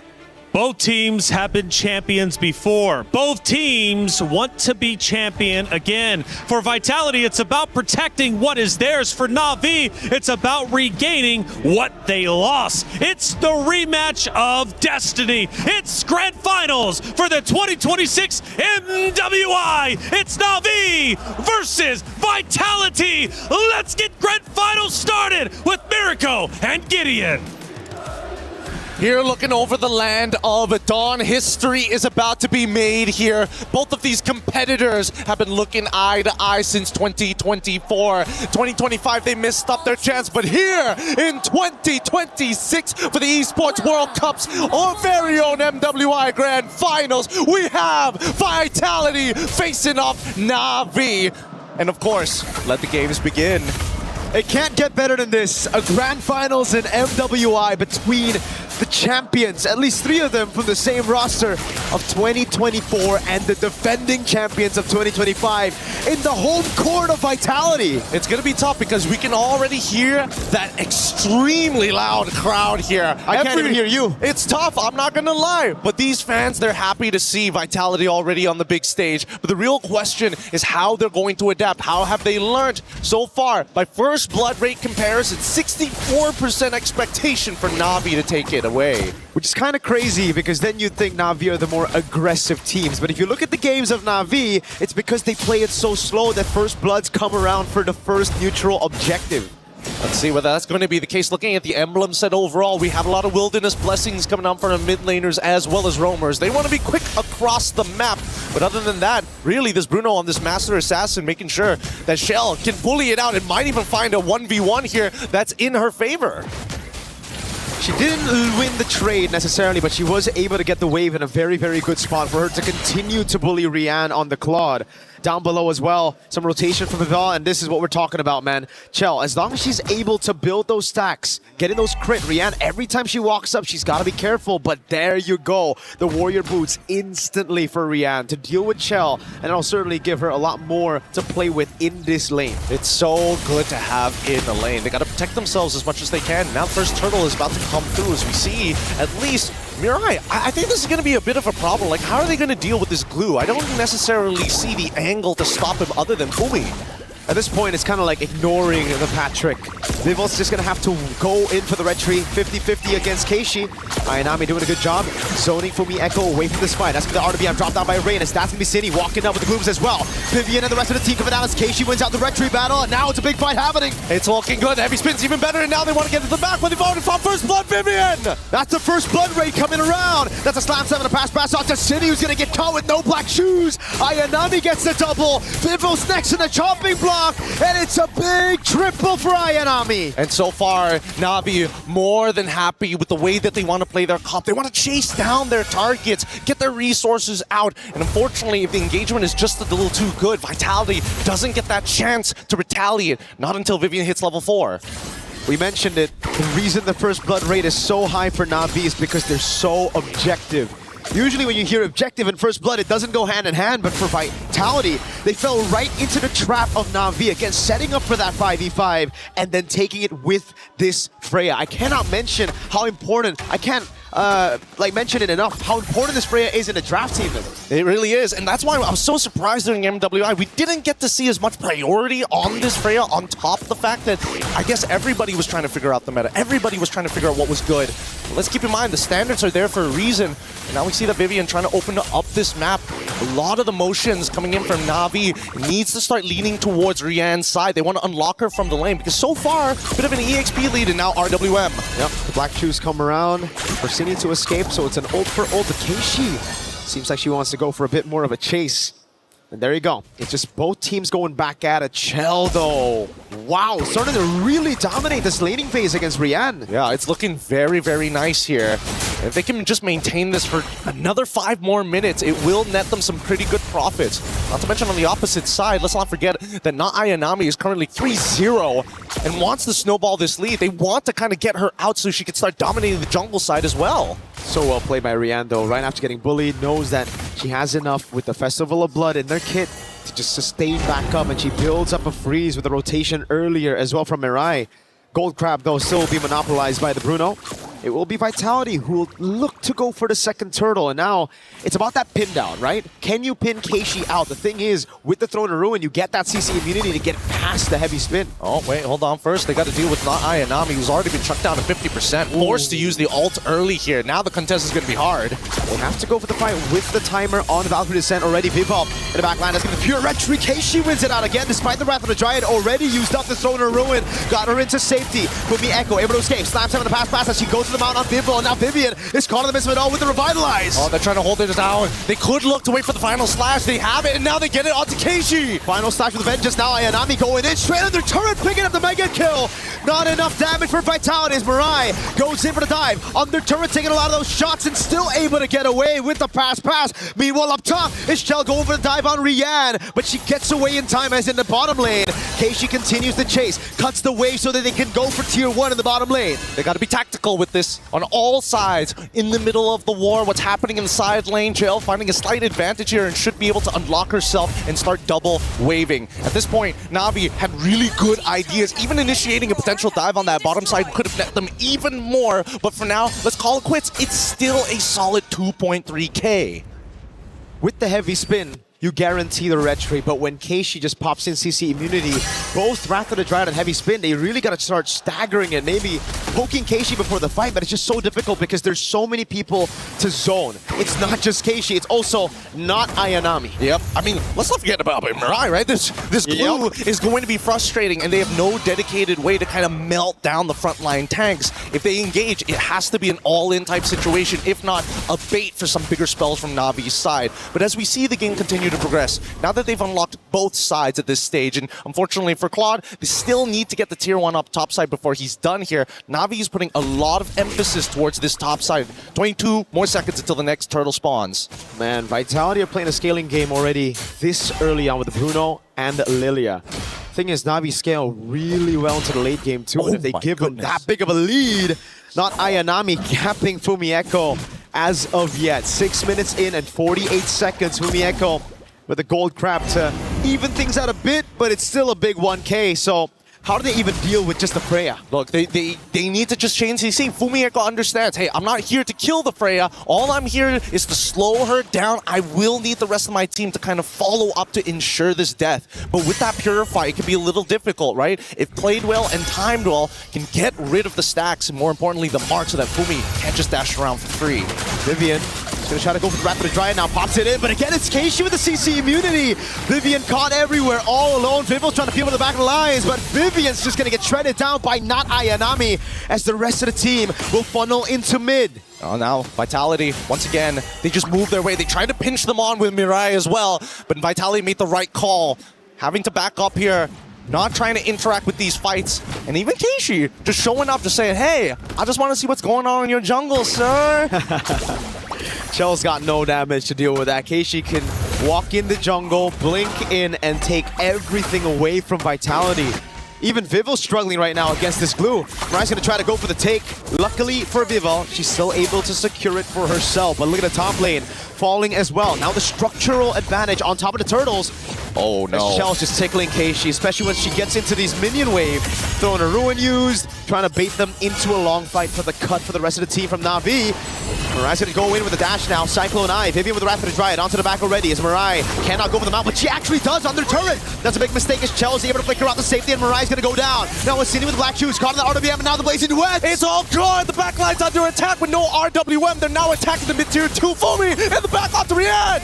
That's Fumi with the flank. Cine able to survive, now very low. Gonna get caught in the Void Blast as Fumi Echo looks to go for the Vengeance. Is able to go for the resets right now as Keishi tanks up a Storm on the turret. It's Fumi Echo targeted down by Ayanami, and Fumi will fall. Ayanami's godlike in this game. Chell, don't get too close here, and especially with so many people in front. Beleric is also trying to get into this fight as well to try and clear up these waves, and finally Na'Vi get to walk away from this fight. 20 more seconds until the first Lord spawn, but that is one hefty lead.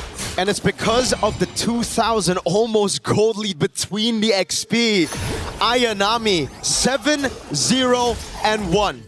it truly isn't Ayanami. It's more like a Rian. It's more of a gold lane. It's more, heck, of a Rain mid lane performance from Ayanami. It's pretty crazy, I'm not gonna lie. The fact that she's called not Ayanami makes this way funnier. It's like, no, I'm not the carry. Go look at Rian. Wink, wink. Wink, wink. But now with the Lord in play, I think Vitality can't afford to make any more mistakes at this point onwards, right? Everything is gonna be permanent from this point onwards. The thing is, they can try not to make mistakes, but Na'Vi are going to constantly force those mistakes upon Vitality by going into the sideline, by pushing it in, and also just taking this Lord as bait for Vitality to walk out of their base. Because if you look at Vitality's composition right now, they have good clear, but that's about it.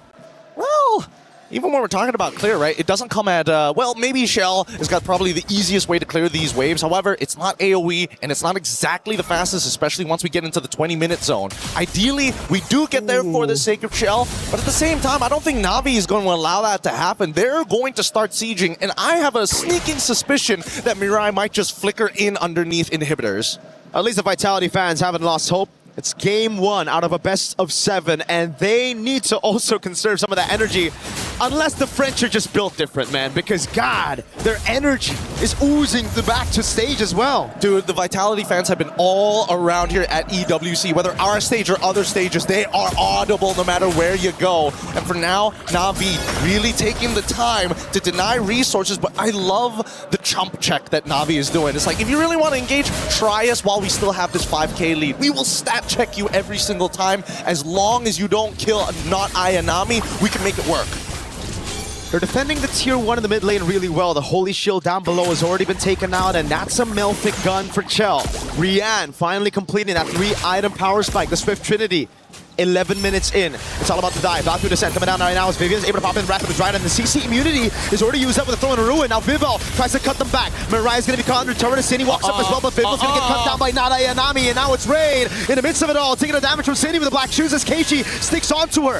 It's too good, it's too good. And now, whoa, Keiichi underneath, but manages to still get out. Fumi just needed to wait half a second there. But honestly, this is exactly what we wanted. We saw Mirai go for that flicker. We saw Keiichi make the attempt, but they still have yet to break the mid-tier 1. They're too tanky. Mirai is just tanking these turrets like it's nothing. Vitality were able to keep their base turrets from getting taken out, but that was only just the first Lord. And they dealt that much damage. They didn't lose out on anything. No shutdowns given. This is just complete domination from Na'Vi in game 1. Right now, Na'Vi has Panzer tanks roaming around. You cannot cut through that armor just yet. The endless battle already complete on top of everything else. If not Ayanami, I don't know how they're going to deal with it. Even for Vival, who's trying to pin down on Ayanami, is dying midway through. And we can see why. Not Ayanami has picked up an endless battle as well. Rain already has a Divine Glaive. This is the reason why Viva on paper, crazy front lines that can take a beating and a half.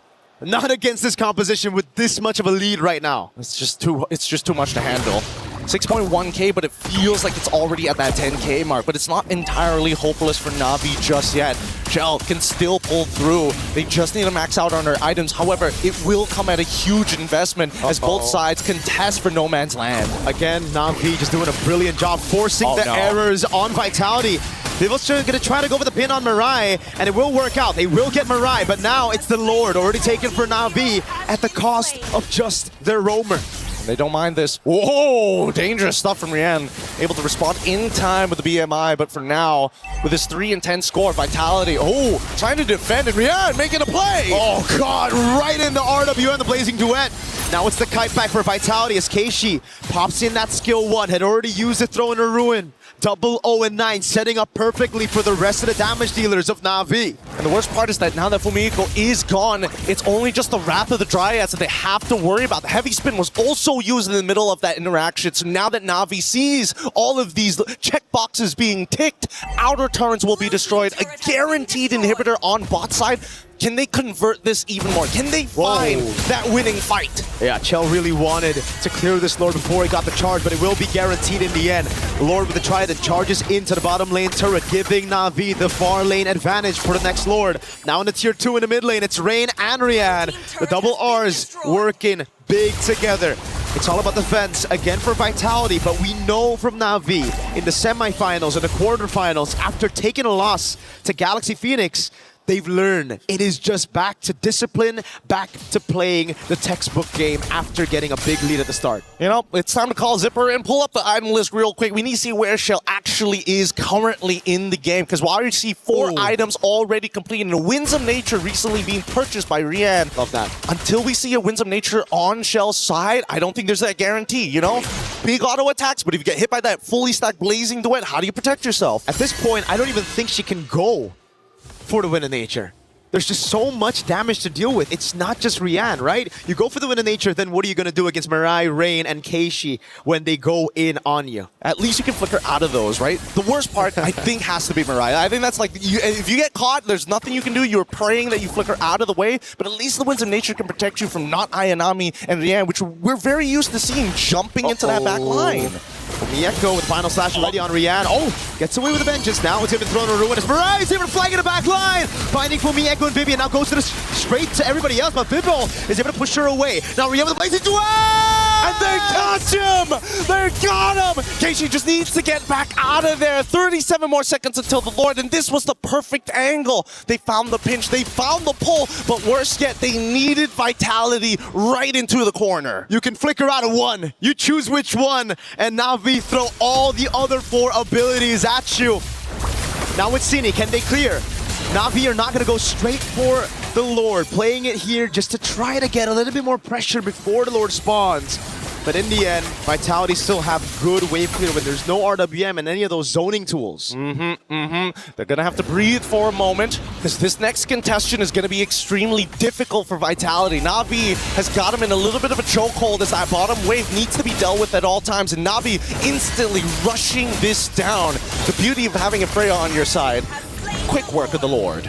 Quick with a Freya, a Claude, a Yves as well. It's just boom, insta gone, insta delete. The only one that can do it faster, maybe a Lunox and carry combo, right? Those are good. 8,000 gold lead. Na'Vi knocking on the base turrets of Vitality earlier. Now they're charging at it. They're bringing in their catapults. They have their siege equipment.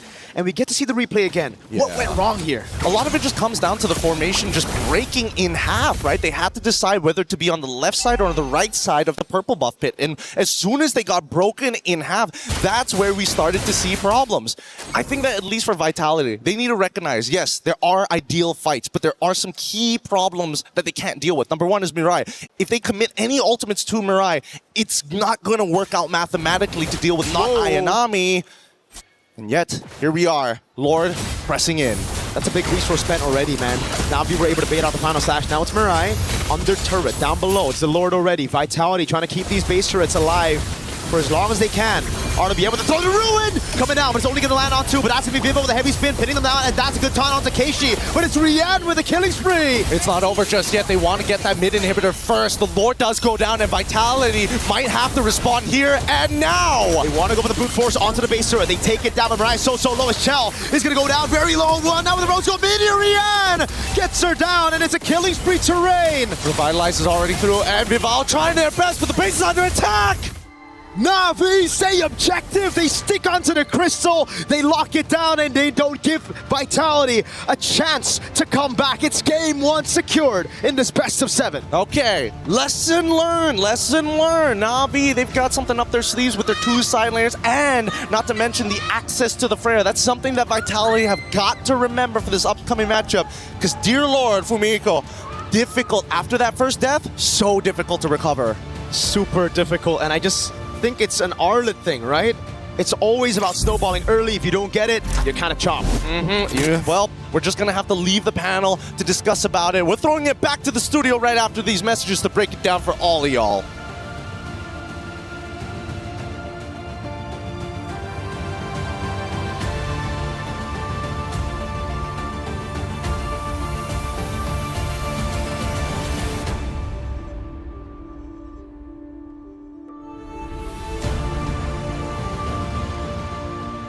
Was built to move. Not trapped at a desk in one singular posture for 12 hours a day. It's time your chair evolved. This is Secret Lab Titan Evo. ergonomically engineered for you. Gamers, hybrid workers, artists, backing your every move. Grand Finals is already off to an exciting start as Na'Vi get the job done, winning map 1 in our best of 7. Vitality forced to answer back. And this is reminiscent of, honestly, Vitality's run, not only in semifinals, but even before that, dropping map number 1 only to come back even stronger in the next. But can they? It's Grand Finals time and anything can happen. Hey, welcome back to our desk. Map number 1, Na'Vi. Was it you, Lavelle, that said, look, if it goes 1-0, it's over with, and Na'Vi's dominating 2-0? 2-0. Everyone calm down. Here's the thing. Calm down. I know. Let me just say, Ayanami, you can't fool us anymore. You are Ayanami. You definitely are. Because let's talk about is winning the lane. All right, that's cool. But then winning the turtle fight, all right, that's cool too. But then you win everything 8-0-1. You didn't die the entire game. What's going on? Which is why in the drafts, when I saw the Freya last pick in for Na'Vi, I was like, this is a game changer. Yeah. This is going to change the course of the game, because if the Freya gets rolling early, you better bet that snowball is going to hurt. Well, for our commentators, the first blood was very exciting. We had a chance to see the reaction live. 50-50 against Keishi. Ayanami doing a good job zoning Fumi Echo away from this fight. That's going to be the RWM dropped down by Rain, as that's going to be Cindy walking up with the Glooms as well. Vivian and the rest of the team coming out as Keishi wins out the red tree battle, and now it's a big fight happening. It's looking good. Heavy Spin's even better, and now they want to get to the back, but they've already fought first blood. Vivian! That's the first blood raid coming around. That's a slam 7 to pass out to Cindy, who's going to get caught with no black shoes. Ayanami gets the double. Vivo's next in the chopping block, and it's a big triple for Ayanami. You can't say that they're not giving it their all, and rightly so. It's Grand Finals. They're going to be calling the action throughout this entire best of 7. We talk stamina for the players, stamina for the casters. I mean, like father-son combination, man. You just can't fight it. You can't. Just open. They got that bond, you know. It's a long story. We'll tell you one day. Okay, one day after this broadcast, hopefully. Yes. And, hey, check it out. We got some more moments, though, taking place in that map number 1. And we'll take a look at our first action of the game. And there's going to be a massive fight around one of these turrets. We're now 8 minutes in. At this point, after the initial reaction earlier on, this is what we were talking about, right? The insta snowball coming in from not Ayanami, and not to mention, because of that, she created so much space for the rest of her team, and unfortunately so, Team Vitality have been taking these team fights in the real world manipulation, and you can feel Rain just really pop off here, not Ayanami even going under turret as well. And we mentioned as well that Fumi Echo is a pivotal person in how these team fights usually go. So if Fumi Echo can't tank the damage, the initial brunt of that damage from the real world manipulation, from everyone else on the team, she doesn't have time to set up. And so the team fights just look so bad. If I can describe not Ayanami on that Freya with one word, well, 2 words, it's no mercy. Yeah. One word, it's relentless. Because here's the thing, it's one thing to be like, hey, I'm coming in, I'm gonna kill you. But then she's like, all right, I'm backing up. I'm kidding, I'm going in again. She doesn't stop. It's the mind games. It is, and let's take a look at our second action of game number 1 and see how it ended up unfolding. I'm sure we're going to be towards the tail end, 17 minutes into the base. It's under attack. And again, this is what we're showing that Na'Vi, they're relentless. This is one of the safest places for Vitality. And then they just go in because they're like, you got 2 turrets, you still got your base, we don't care, we're going in. At this point, the damage coming in from Na'Vi is just a bit too much. See, they go back and you know what, never mind, going back in again. They don't stop. The moment you feel like you're gonna get some breathing room, they just say, nah, fam, we're kidding. We're going back in.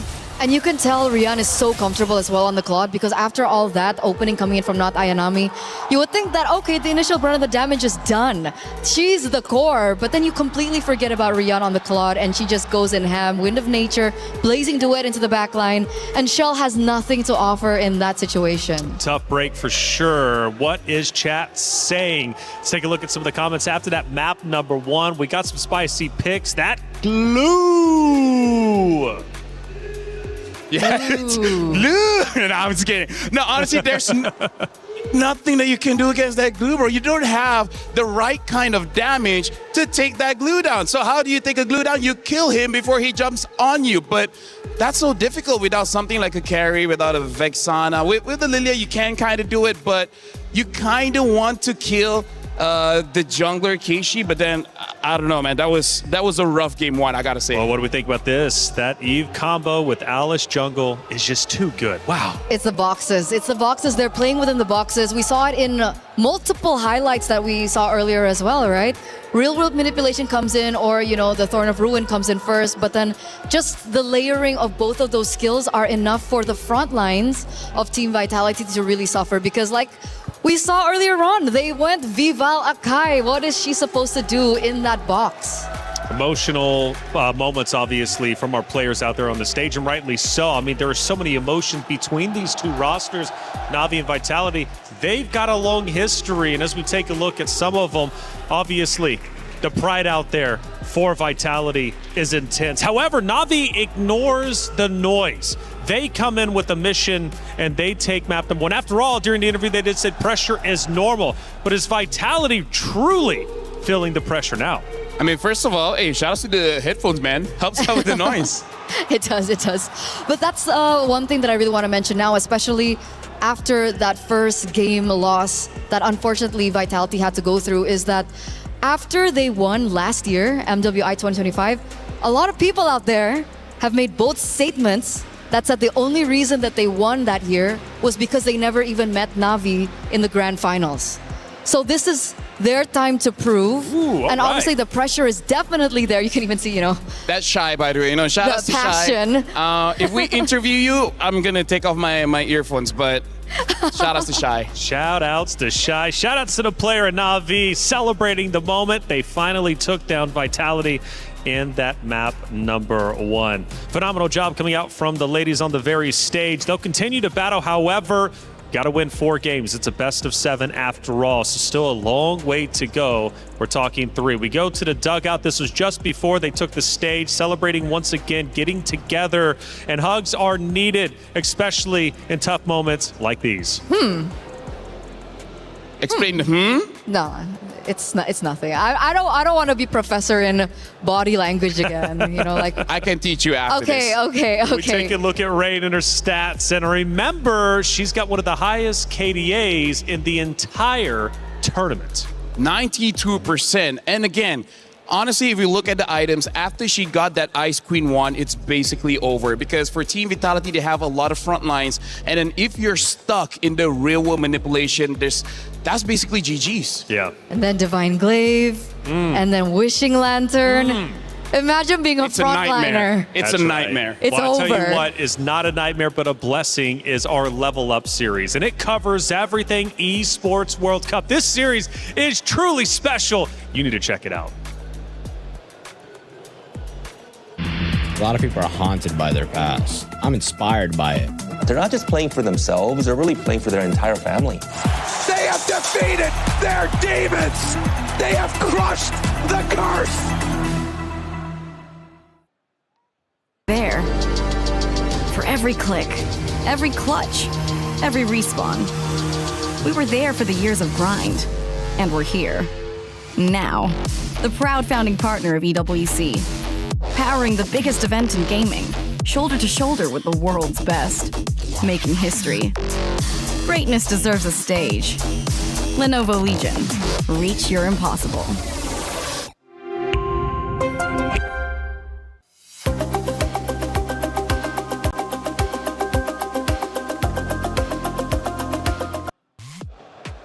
Level Up series, you guys got to check it out. Fun fact, I was in episode 1 of the original Level Up series. Now season 2 coming out. The cool thing about it, it's on Prime, and they go through the entirety of the Esports World Cup, and they tell the story like no other, bringing in players, focusing on interviews, of course, with org owners. They focus on everything EWC related, and it truly is remarkable how much coverage that they get. Esports World Cup, I think we could all agree, revolutionized what esports truly is. And now with this being year 3, they continue to do the same. So Level Up series, check that out. Back on the stage, though, here we are. And you notice top right, the current match, Na'Vi is leading 1-0 over Vitality, forced to come back. So talking about shortcomings, where did Vitality drop the ball, map 1? First of all, Taylor, you're cool too. I love you, man. You've been amazing all throughout MWI. I feel like I'm about to get roasted. Shouts out to you. No, honestly, let's talk about what Na'Vi did that Vitality is not comfortable with. Na'Vi brought fire against fire because Vitality is supposed to be the aggressors, right? But then Na'Vi with the Alice, with the Freya, with the Eve, it's like they're the ones always having forward momentum. And I kind of feel like Vitality is also not being comfortable. It's like, wait, why are you the one rushing against us? The script is supposed to be upside down. So I hope this time Vitality gets a draft where they have forward momentum instead of trying to kite back. Because kiting back doesn't feel super Vitality, you know? I agree for sure. I think the pressure now in game number 2 is more on Coach Casius than anything else, because when it comes down to execution, I feel like 60% of that is signified from the drafts. So Na'Vi now are on blue side, and obviously Na'Vi earlier won on red side. So let's see if Vitality has something to say on red side this time around, their more favorable side of this draft. You can see Akai being banned out very quickly, Atlas and the Hirara. On the other side, the Bakse and the Chip. Last time we saw the early Akai pick for Vival.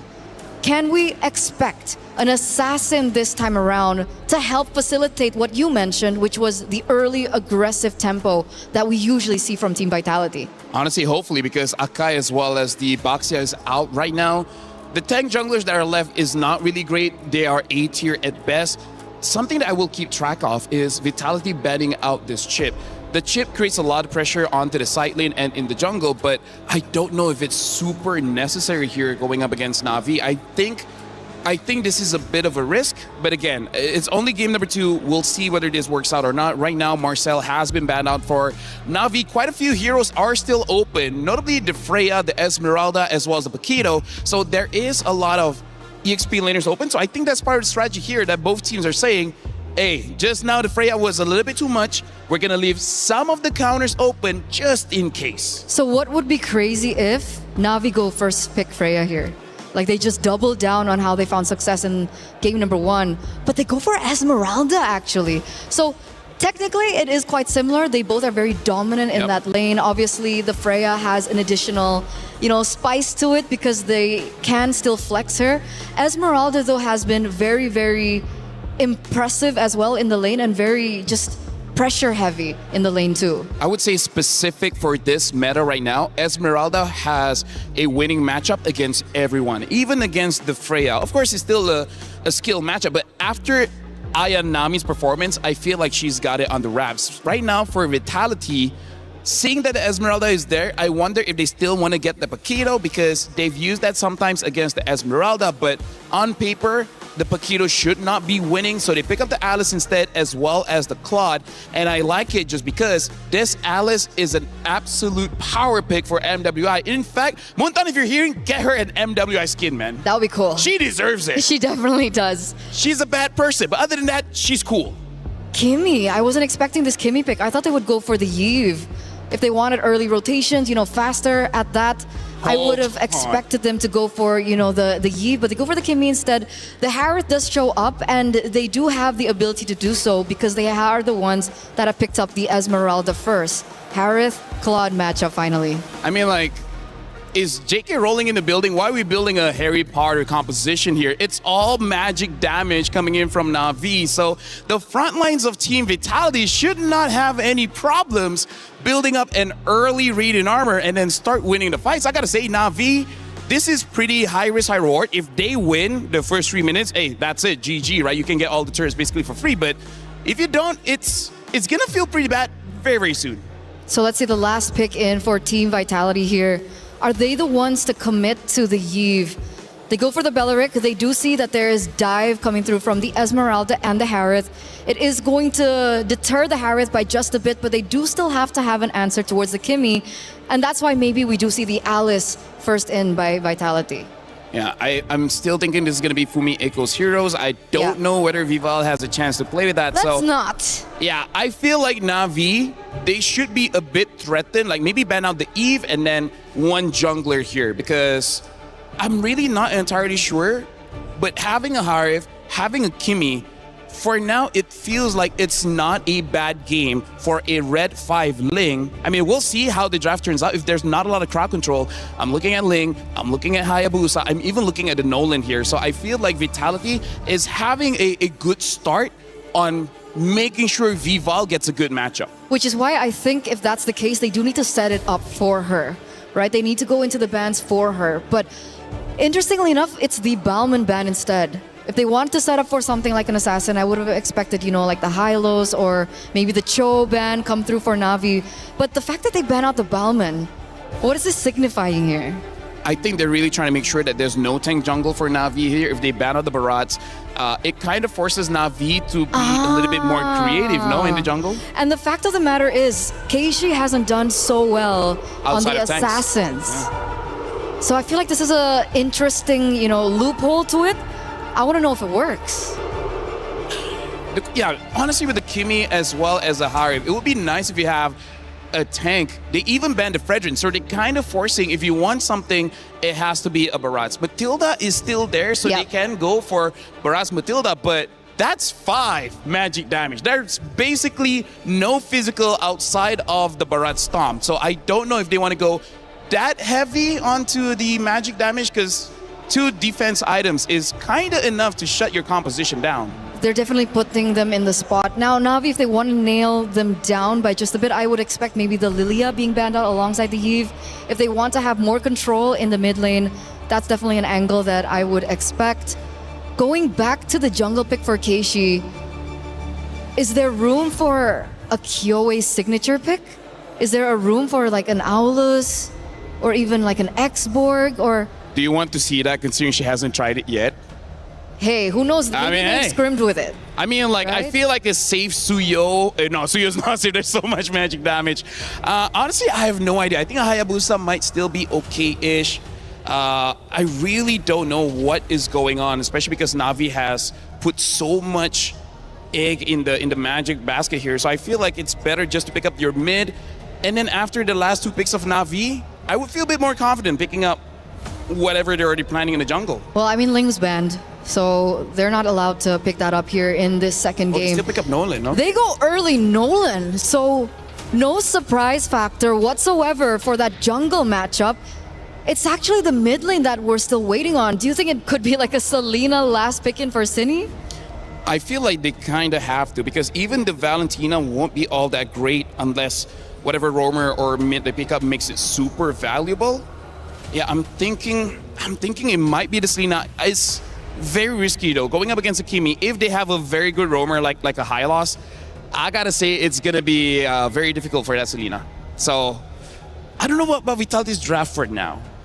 I'm very iffy about it. We're waiting, and it looks like the I'm actually players iffy are by also both drafts. thinking about it. Wow. I did not expect a Hanzo pick here. I think the Hanzo's sitting at a 0% win rate. We saw it picked up once by Falcon's ID. I don't know if you saw it on Stream B.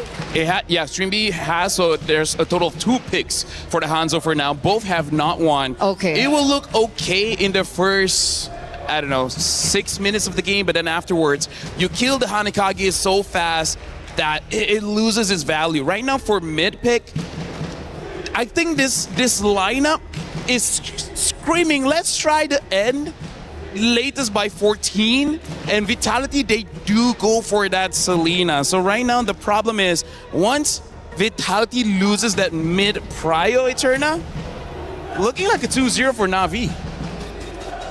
Let's see if it will be. Vitality, where you at? You gotta step it up. You're down 1-0 in the series. I know it's early, but you can fall behind in the blink of an eye before you know it. For Na'Vi, however, they're off to a stellar start, and they look poised and ready to potentially go up 2-0. However, it's up to them to decide. It's Na'Vi versus Vitality, the rematch of destiny here at the grand finals of MWI. Let's get map number 2 started with Mirko and Gideon. Everybody's been waiting for this match. Nobody would have expected the drafts to look like this, but if you're wanting to be the best, you got to show that you can play at your best as we head on in to the land of Dawn. I want to see how this magic damage is going to be applied.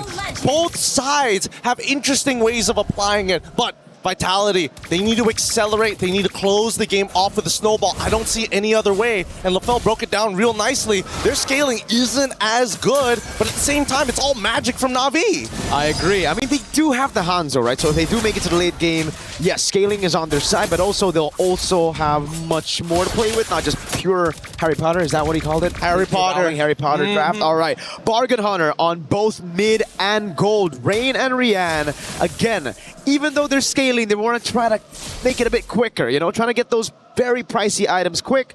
But you got to be very, very careful. Because you go for that, now you're losing a little bit of that combat stats, those combat stats that you would usually have. Yeah, especially in the laning phase as well, right? I feel like if any big mistakes do happen, naturally, I think that Na'Vi is going to either lean into it, and the same can be said about Vitality as well. They do have some early vision thanks to these Abyssal traps, but at the same time, you never really know. Where is Cine going to come from? Where is she going to attack? And if Rain is going to specifically get hit by an Abyssal arrow. Hey, Chow on the lane against Rian. Oh, she actually takes it. The BMI. Vivil's gonna walk up now, trying to go for the damage. Oh, the Purify out, the Fracture as well. Vivil's gonna get taken very low. No punish right now. It's just the Purify out. A bait on the battle spell. And now, secondary attack. Cine looking for an angle on the opposite side. The Abyssal Arrow does not connect, but they're holding each other hostage here, and yet nobody wants to truly fully commit.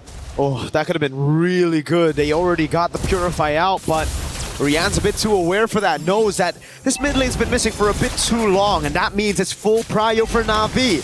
Rain and Keishi on the turtle already. Now with Vitality trying to look for an entrance into this turtle pit. And look at Mirai, ever vigilant, making sure that this Nolan has to go hard. Fumiko not at level 4 as they're about to begin this fight. Great taunt right now as Keishi jumps in with the Pinnacle Ninja. It's going to be the all-in. Vivo goes in, but Fumiko's the one to take it as Vivo gets away. AOG already as Vivian is able to escape, but not Ayanami picks up first blood. So it's a turtle traded for a kill, and both XPs are the ones on the board. That's a good taunt right now onto Fumiko with immobilization as well that forces the Throne of Ruin. It's already out now. Ooh, Zini unfortunately does not connect with the Abyssal Arrow as they go back to neutral states. Really surprised that out of everybody, it was Fumiko who actually gets it, and now a dive on the bottom side. A cancel straight up on the Blazing Duet. Not going to be a kill. Cine, just a bit of poke onto Mirai, and we're back to level. But Na'Vi are in the lead for now. Look at Vivo. Spawns up, goes straight, booking it into enemy purple buff. That's Grand Theft Purple, Leo. Oh yeah, they've gotten it. They've gotten it successfully. They've got the stars for it. As not to mention, they go back to where they need to be. And I love this from the side of Vitality. They are making sure they are covering and not wasting too much time taking camps that they don't need to. They gotta be proactive because that's what their composition needs to do. So now it's back to the slow game. Keishi just trying to read out Cine. Has a good read on her. But remember, damage. Oh my god, Cine gets an Abyssal Arrow on Rain. Forces the flicker. And it's also an aggressive flicker from Cine. My god. Honestly, was pretty close. I think, you know, if that second half of the leap connected in a single auto attack, I think that should have been more than enough. But still, they still get it again. They've got the battle spells, and with that 100-second cooldown, they can look to maybe try and connect another arrow, ideally, but even for looking at the other people who actually needs that snowball, Vival in particular has yet to find that one kill to accelerate her in this game. Oh, good take by Rian there, takes it away, and yeah, if it's not just the arrow, right? If you already have Flicker burnt out, now it's that dash skill of yours. Once you use that jetpack, it's Vivil's turn and Fumiko to hold you down for a Wrath of the Dryad combo. You got major AoE skills here with a Flicker. Yeah, let's keep an eye on this for now, as both sides are looking to go. Flicker is about to come back up for Vival as they proxy that bottom side and even force out the Salmon Force. Yeah, they just burst it straight out right now as Keishi jumps in onto Vival. That's going to be the AOG to follow it up, but Vivil's going to be able to escape right now as Mirai is caught with no AOG and pops in Revitalize Vivian. Same predicament. It's both the roamers just falling here. Vival picks up the kill, and onto the side, I believe it was Rian.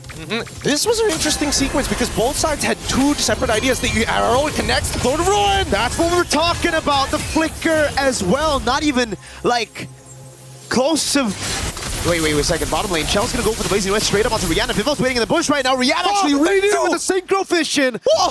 Crazy amounts of awareness now as Cine is able to bait out Keishi from that spot, but she has to get away now. The Falling Star move for the chase as Fumi got away earlier. Oh my goodness, when are we going to go back to neutral states? I don't think we're not even done. We'll never do that. We'll never go back to neutral. we're still in the scrimmage here. They are still fighting each other. Whoa, Fumieko wants to stick on Keishi with no Pinnacle Ninja. Okay, very bold, but now proxying the wave knowing that Keishi is there. God. Hey, are they not doing anything about this? Okay, I mean, can't. Fumieko is just like, try me, fight me. Both of you at the same time if you have to, ideally. You know what? I think I agree with LaFell, man. I think the Alice needs not just the skin, it needs like one of those MSC Farsa skins. Or sorry, was it Atlas, the Atlas skin that you need to roll for? It has to be exclusive. It's got to be exclusive. Or maybe something even further. But that's only assuming that they win this entire tournament. Let's see, 30 seconds from now, Turtle is going to spawn, and I'm expecting Vitality, now that they've already, may even consider trying to go for a dive on towards bot side, but no. Purify is already up. Vivian still doesn't have her flicker up just yet. 22 more seconds. Rian just jumped in with a Chrono Dash. I believe Mirai spotted Vivo in the bush. Maybe not. It's an all-in with a Fracture as well, Rian. Good reactions, just Chrono Dashes out of it. No battle spell baited just yet, and it's a Fracture down for, I believe, 20 seconds. Cool, calm, and collected. They understand, hey, maybe the first initial attack, I can't really dodge it, but that all, I gotta make sure I'm not getting hit by all three of those points. Now, however, that mid lane, you can see immediately, quick punish on towards Cine, keep her out of here. But that's the thing, right? I would have expected Belleric to show up in the mid lane more, just to be able to say, you know what? Concussive Blast it, clear that wave, we get first move. And look at how slow both of them are playing. This is what happens when you have two assassins, right? It's all about that bait and switch, but Vitality, they have a Selena together with a Nolan, which means they can blitz this Turtle. It's a Selena with a Season Hunter, and that means 3 neutral objectives to Vitality, but only 2 to Vivo. Wait, it's actually only 1? Because I believe Cine got the last one, and Fumi got the first. Yep, and now looking towards that bottom side, Mirai, they see what's going on here. Yan, she's already defended herself, and I've got to give it to Na'Vi. Their defense has been impeccable. They've done their due diligence to keep Vitality in check. Yep, we're going to all in onto Vivian. The traction pulse as well, but Vivian just walks out of it. All right, back to the neutral game. Now it's so much slower. Both XPs have already gone for a cut. Seems like setup for a big fight down below. And, I mean, all because of these scrimmages. Oh wait, the trap, the combo, it's good, but it's not going to kill just yet. I don't think she has enough items to go for the full one-shot, but it will force a recall, which is kind of good. This would mean that, as you can see, Vivian instantly already trying to man mark, looking for Keishi. Where are you? What's your status? And most importantly, where are you going to show up on the map? They got that map pressure. Vidball goes in. First passive strike, that's the second there. That doesn't land on Ayanami. Yeah, Ayanami is just going to be able to tank this up all day. No chance for them to burst her down. Maybe if she waited for that Melfic roar first, she would deal 10 more damage.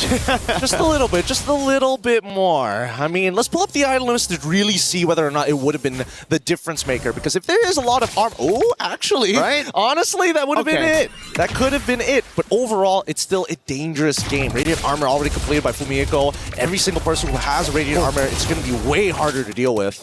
That was crazy. Right there, an attempt. Vivian on it as well, trying to siege this tier 1 down as Fumieko tries to cut under tier 2. Rain, big pickup, Sky Piercer. We have to look at this fight. If it's an explosive fight where Rain can thrive and get a few of those kills in, that's going to be big coming into the 10th minute of the game. Well, talking about big, they're about to crack open mid-tier 1, which is so good. So good for Vitality. People not too worried about Ayanami, who's they're waiting really just to be able to reposition. As the rest of the team looking bot side, they're trying to make this gang happen, and Cine in trouble. Zaman Force already, Cine with the flicker out to the Unbreakable of Mirai. Zaman Force already baited out, but it's for the flicker. Now it's Vitality waiting for Vivo to get onto the purple buff first. Don't have a naturally pushing wave here, and I think Vitality recognizes this too. Purple buff just obtained by Vival. I don't know if this is the position they want to fight in yet, but at the same time, they can't afford Na'Vi to actually hold on to first position. Wave mid is shoved in though, and Vivian wants to take an aggressive route into this Lord Pit. They're going to try to get that advantage on the side lane as well. Yeah. Sending Fumieko to cut under tier 2 up top. This is beautiful. This is beautiful macro coming up from the side of Vitality. The only way you're going to get Na'Vi to forcefully move is if you start taking some prime positions. Yeah, sure, take the Lord, but if we're shoving out mid, what are you going to do? You can't afford to get flanked. And that's the Falling Star Moon, if I saw correctly. It was onto Cine. The rest of the team now coming at Ayanami. Wave up top is going to take the tier 1 down. So Vitality, take any structures, just the macro control as Na'Vi have to just group up. This is the nature of their composition. It's built to team fight, and it is not good at splitting up to deal with these split waves. Oh, it's looking really difficult. As soon as Keishi shows her face, I think that's when Vitality are going to start attempting the Lord. And then it's that consistent back and forth. And I think even for Rain, right, there's just no more camps to actually maintain those stacks overall to get the maximum range from her auto attacks. So at this point, Vitality have all the advantages and really maintains control and tempo over the game. And Fumi is just going to stay up top. No Zaman Force means that Fumi Echo can stay here a bit longer. Goes for the cut again, this time with a bit of backup though. So Rian, she decides to walk up. It's going to be very scary. Vivo, what a bush to hold right here. Trying to go for that cut. Not on the minions though. On a player, Rian. She's selling it. Might just fall into it. So Narumi going to be used up, and now it's going to be the fracture as well. Zaman Force comes in, but Vivo pops her there. City going to fall as well. Keishi going to be very low. Fumi Echo with a flicker in onto Keishi. Now it's Chum the Blazing Duet. The Rather to Dryad taunts Mirai. And now she's going to get double taunted. Not able to get the AOG in time. They're dancing around now. Ayanami must peel, and Rain is telling them to stay back, demons. Go to the Lord where you belong, and Vitality is more than happy to oblige. Impeccable macro from Vitality. They play up top, they push it in, they bait out these resources slowly but surely, and they build upon those small wins. It's so good. And I love the fact that you don't even get to see this very often with some of the professional teams in the regular leagues. Vitality is so good at pushing and pulling, but also taking advantage of the space. You plant people when you take the space.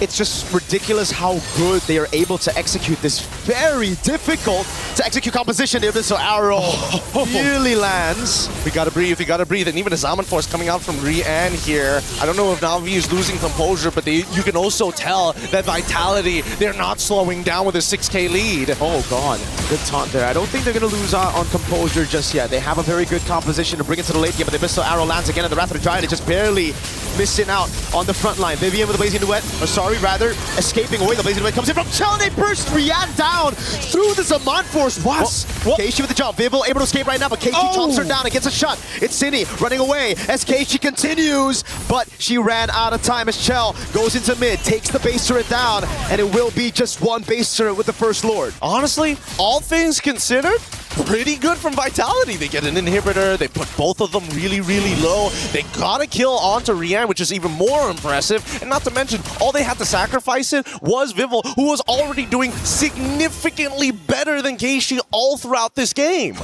I know that Chell was ahead, but I didn't know it was by that much. I know Vivo was ahead, but I didn't know it was by that much as well. It's a 2,000 gold lead for the jungle and gold, and that's why they were able to just pop Rian straight up on the Harith. Well, let's also not forget about the supports here. We got to show some love over to Vivian. She's been playing a really strong game. I mean, so far, the fact that she already has like a 1.5k lead against another support is good enough because the stats that are coming out of her, it's just, what do? Half the time, Vivian can just stand in your face and absorb that damage for free, and it feels like you're hurting yourself more than anything else.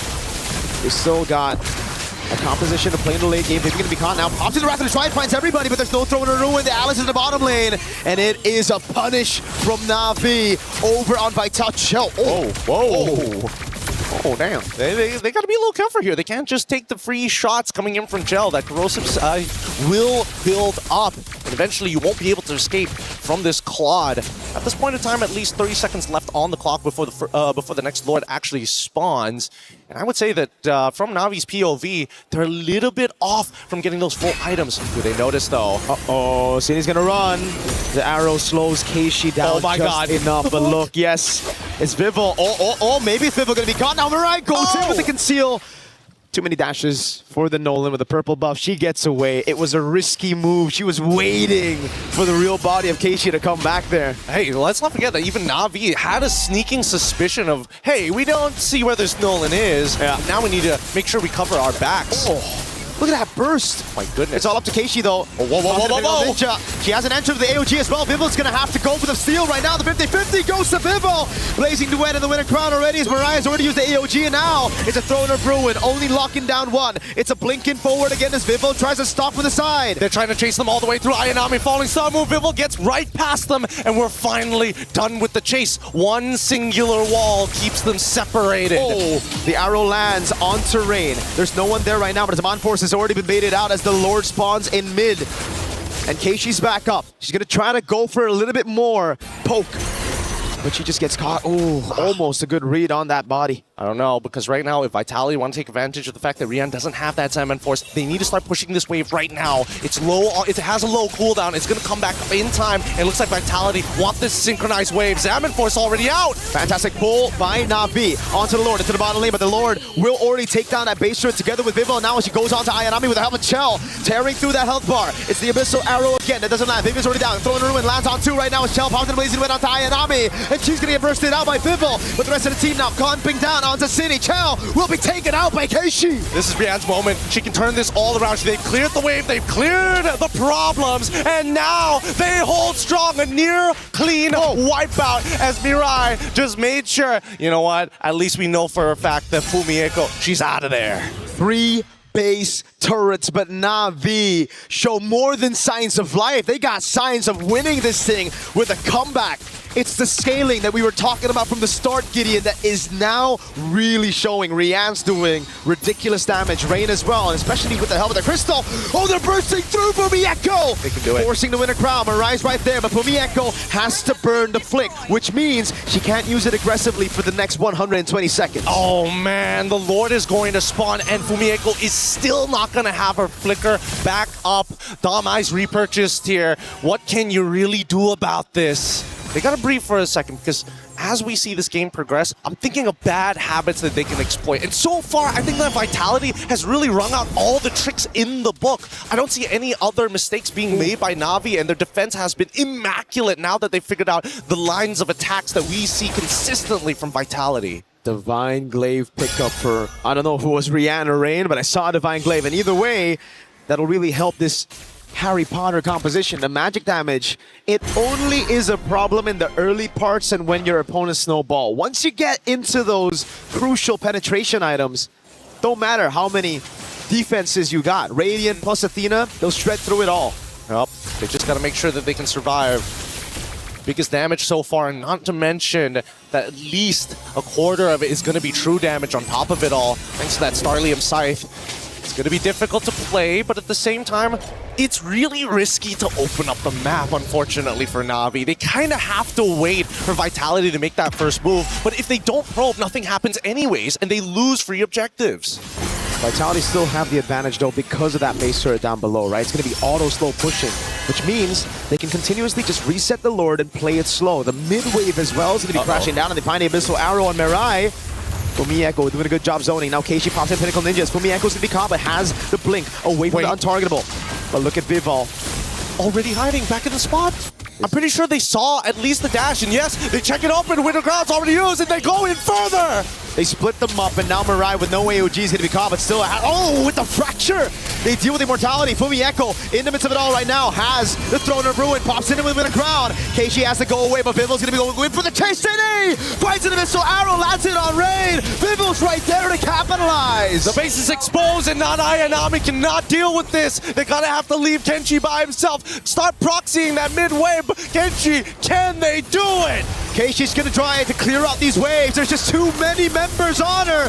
She gets the unstoppable, but she's returned to her body, and we are at 1-1 in this best of 7 grand finals. You wanted to see one hell of a match. We gave you one hell of a match. Game 2 going over to Team Vitality, and this is what we wanted. The consistent tug of war, and I'm not going to lie, I was really thinking that this composition would eventually fall off, but they just kept on pressing. And I think the nail was there once those inhibitors were down. They could not recover from that point onwards on neutral objective takes. At least Team Vitality, they understand how to load the gun. The macro, the forced errors, the split. We get to see it again in that final skirmish. Vival taking a crazy angle back. We get a replay of the final defense, but man, what Vitality did there with this composition was just phenomenal. Really great stuff overall. I really hope we get to see more of this, right? Is Na'Vi going to still play that more scaling, comprehensive, tight style? And now we've seen so many of the bans. I think, you know, our panel is going to give us a better explanation. Let's throw it over them right after these messages.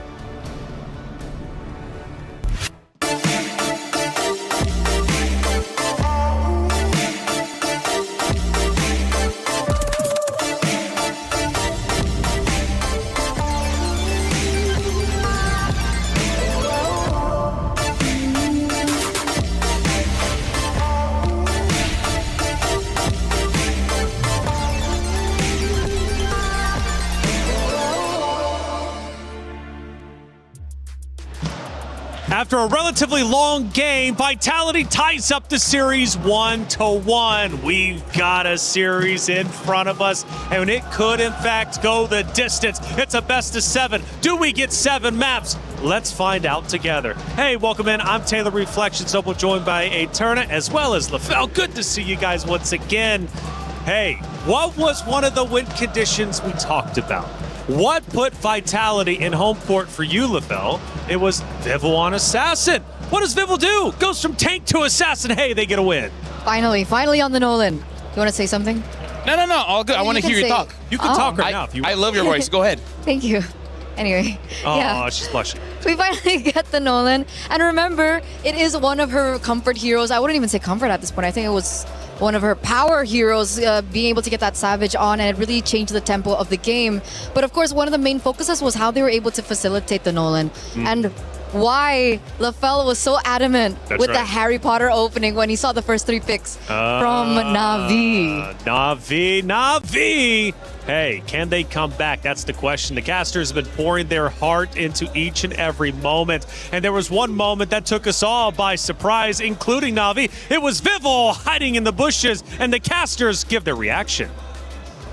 And she's selling it. Might just fall into it. Throwing a room going to be used up, and now it's going to be the fracture as well. Force comes in, but Vivel pops her there. City going to fall as well. Keishi going to be very low. Echo with a flicker in onto Keishi. Now it's Joe the Blazing Duet. The Rather Dryad taunts Mirai, and now she's going to get double taunted, not able to get the AOG in time. They're dancing around now. Ayanami must peel and rain. Is telling them to stay back, demons. Go to the Lord where you belong, and Vitality is more than happy to oblige. Impeccable macro from Vitality. Vivel must have been hiding in that bush, LaFell, for the longest time. I think it was at least probably 30, 45 seconds, but once the trap was sprung, she made the most of it. I mean, like, here's the thing. You got to wait for your opportunity, and Vivel was able to do that. Part of the reason is because they were able to control the map so much that every bush is going to be very, very dangerous. By that time, she already had about 4 items, meaning that she can burst just about anyone, maybe except Mirai. So that also made it so that there's opportunity anywhere. She just had to wait. And then even if the initiation was kind of botched, the damage too much, she has so much dashes, there's nothing that Na'Vi could do to stop Vivel. But around the 14-minute mark, there was a chance for Na'Vi to get back into the fight. We take a look at that moment, and Eterna, this was the moment I really thought, honestly, for a second, Na'Vi was going to be able to flip the script and maybe come back. There was a possibility, maybe, had they not allowed this to go so far into the later stages of the game, because you can see here they're trying their best to go for the defense, but it really was difficult. There was a really great opening, by the way, here by Fumi Echo, and I think, was this the moment where Vivel kind of overstepped? Yeah, this is also one of those moments where, yes, they have a lot of magic resist, but Keishi is the one that's dealing physical damage. Yes. Made it so that her damage was not lowered at all. So part of the good and bad is that when you're over-investing in magic defense, your physical defense is going to be low, and Keishi took advantage of that. So what could have happened for Na'Vi in that situation? Let's say a perfect world. They protect their base. How could they have made that moment into a game-winning moment? Well, technically, it really depended on the item, right? Because we saw that there was no damage until we started seeing more Divine Glaives. And I think that was like one of the pivotal moments of how the damage really went through. Divine Glaive for Kimmy, I think, was a game changer in that respect. So I think as long as they were able to hold down their fort, wait for those divine glaives to come through, there was a possibility because we start to see cracks in Team Vitality, especially when they went in for that particular engage. That was a big overstep by them. But the crack Na'Vi was waiting for was Vival, because I feel like they were waiting for Vival to come in, and then Mirai on that Gato Kacha taunt her so that they can catch her. But Vival has been so good on this Nolan, it made it impossible for Na'Vi to catch her, right? Basically, they did not have any answers for Vival on that Nolan, and that's the reason why we were so surprised. Game number 1, why did she go for that tank? You see how good she is with that assassin. Don't change the formula. It works. Keep doing that. I'm upset, Taylor. I'm sorry, I'm man. mad and I want I don't know why game 1 Vitality did something wrong, and then now game number 2, Na'Vi, why you? What? Ooh, now he perks. Interesting. You know, you got so many emotions, LaFell. I do. I'm still learning who you are, but it's fun because it's like a Pandora's box. Hey, I have 2 therapists. Rose is out there, and she's been covering everything, including the Wild fans out there who have been going nuts for this grand finals. Shira and Funi. Girls, it is getting crazy. It's a 1-1, and the Vitality fans are going crazy. How are we feeling? I'm feeling great. Great, guys! Really? Great. You guys just lost game 2. Shira, what's happening? We will have a comeback. Come back. Okay. For it. How do we feel about the atmosphere in the grand finals? The supporters here are crazy, guys. Finally. Yes, home ground for Team Vitality. Now, as we enter game 3, what do you girls think will happen in the Land of Dawn? Of course, Na'Vi BH will win. Finally, will only give 1 point to the enemies, and the rest of the game they will show who the queens really are. Wow. Funi, are you saying it's gonna be a 4-1 grand finals? Yeah. How did you say so? Because it has always been finalist place to be the winner. But there is always a comeback. No, they will only give you 1 point. We still don't know. There's still a lot of time that they will prove that Pinas lang ang malakas. Wow. Shira, we can feel your passion for the Filipinas on stage. And you know what? It's not just on stage that the fire is fueling, but also between these 2 girls. So girls, is there any words of encouragement that you'd like to give the girls on stage? Maybe we can start with Funi. Me. Good luck, guys. Just take it easy because, you know, finally is the strongest team and the MWI. You just need to play like usual and you will win anyway. Ooh, confident. Shira, anything you want to say to the Na'Vi girls? Well, she is really confident that they will win this game, but we all know that way back 2024 we got the title, and this is going to be the comeback. So watch and learn and listen, and let's do this, guys! Pinas lang ang malakas! Oh my goodness, Shira, the energy is through the roof. Thank you very much, girlies. May the best region win. That's it from us. Throwing it back to you guys.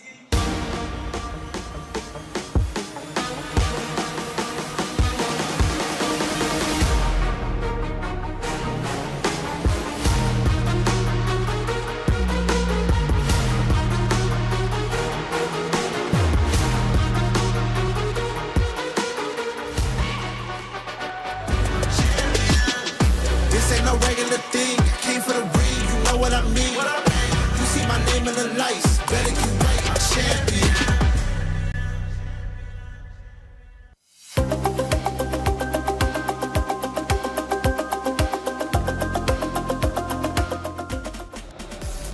I'm loving the energy. I really am. We need more of those interviews, especially with those 2, because you got both orgs representing Na'Vi, Vitality. Rose, you got to get back with them, okay? We need an update a little bit later on. Hey, we also need a club championship update. Trav, what do we got?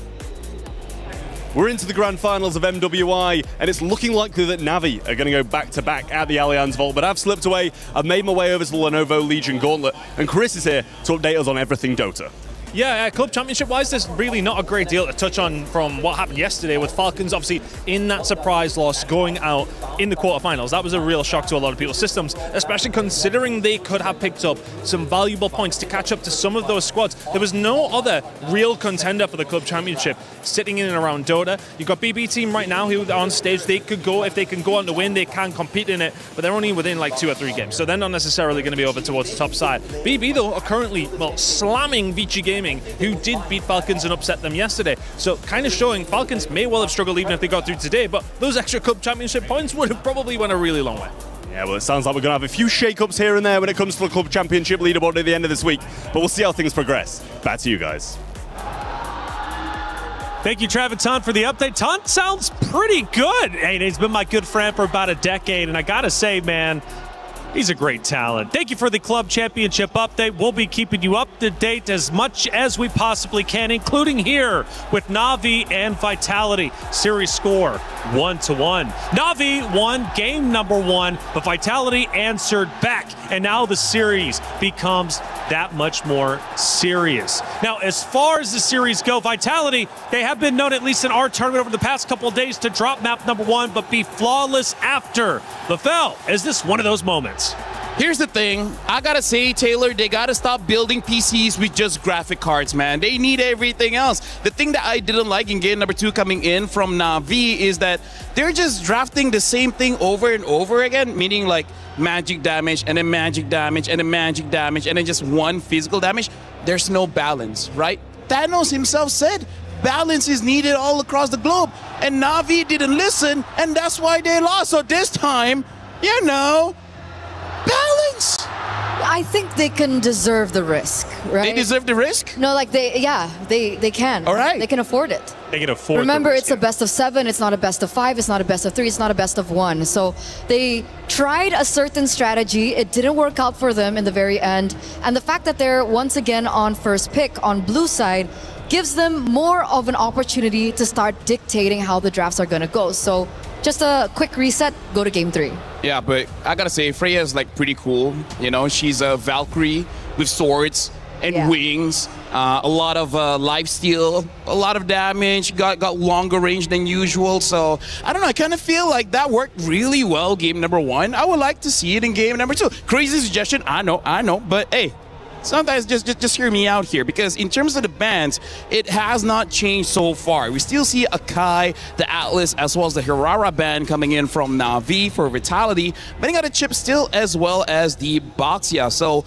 we saw Na'Vi in game number 2. They picked up the Esmeralda. I still think Esmeralda is pretty strong, but maybe just pick up something in the jungle that can help you out, because I also feel that's something that happened, right? All the junglers were banned, and there's nothing else for Keishi. And by the way, update on Hanzo, now we're up to a 100% loss rate out of the 3 times we've seen it. So avoid Hanzo if you're Na'Vi at all cost. And another one, she has not won with the Assassin. Yeah, still at a 0% win rate with her Assassins. Maybe she can flip the script here. And obviously, if they wanted to go, if they wanted to go for a Freya first, they could have looked for a ban early, I think, for like the Esmeralda, if they wanted to set it up. But it looks like they're still focusing in a certain direction. Obviously, now we do see that the Claude gets picked up by Na'Vi. They're indicating that they do want to have a strong gold laner.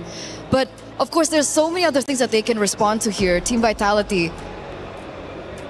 I like his reaction when he saw the Claude. He's like, huh, first picking of the Claude. I did not see that one coming. So now, for Vitality, after seeing the Claude, there's still quite a lot of marksmen still open, notably the carry. And knowing that Na'Vi might eventually pick up a tank in the jungle. Let's see here. Akai as well as Boxia is not there anymore. I'm not so sure what they're going to go for. In fact, maybe the Guinevere might also be a pickup that they could consider if they want to go pick off anyone from Team Vitality. Right now, the Freya is open. I don't know whether they want to pick it or not. They pick up the carry first just to make sure that they have a lot of space to flex the other roles, but they pick up the Eve. I'm liking the opening of Vitality. Even though the Claude can counter the Eve, you cross that bridge when you get there, you know? I was just about to say, it's, I think, an act or a statement of confidence. By the way, this POV is pretty cool. Yeah, Coach Cam, right? Super unique. And he's going back and forth. What are we doing? What's the game plan? Coach's perspective, you get a little bit of it. And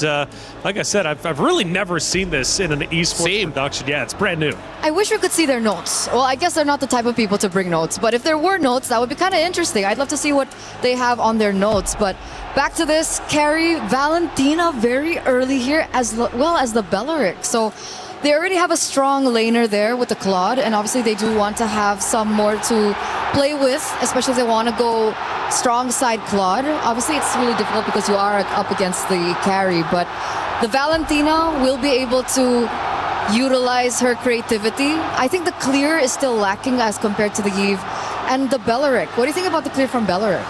Honestly, right now, I feel like at least there's balance. You got crowd control coming in from the Belleric. You have utility bursts as well as some crowd control coming in from the Valentina, and the Claude is just a strong pick and probably a deny just to make sure that Shell doesn't get it. I agree with you. I think that's going to be a big problem right now. They don't have a lot of clear. And if they're going to go for a tank jungler, I think the clear there is not going to be good. So we really got to see what does Na'Vi get for not Ayanami. I'm thinking sometimes in this kind of situation, they will default to something like a Benedetta, which I think might be able to work, but only when we see the roamer. Benedetta for?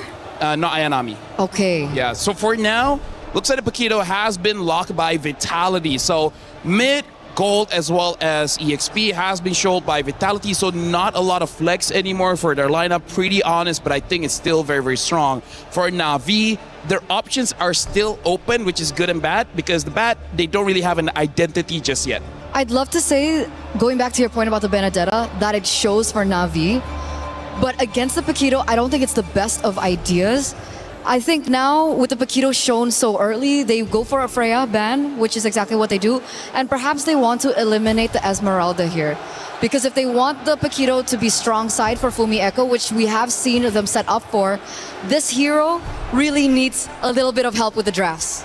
Well, if they want to default to something like an Alice, they still can, but that does mean there's a high likelihood that Keishi will be using some damage dealer inside of the jungle.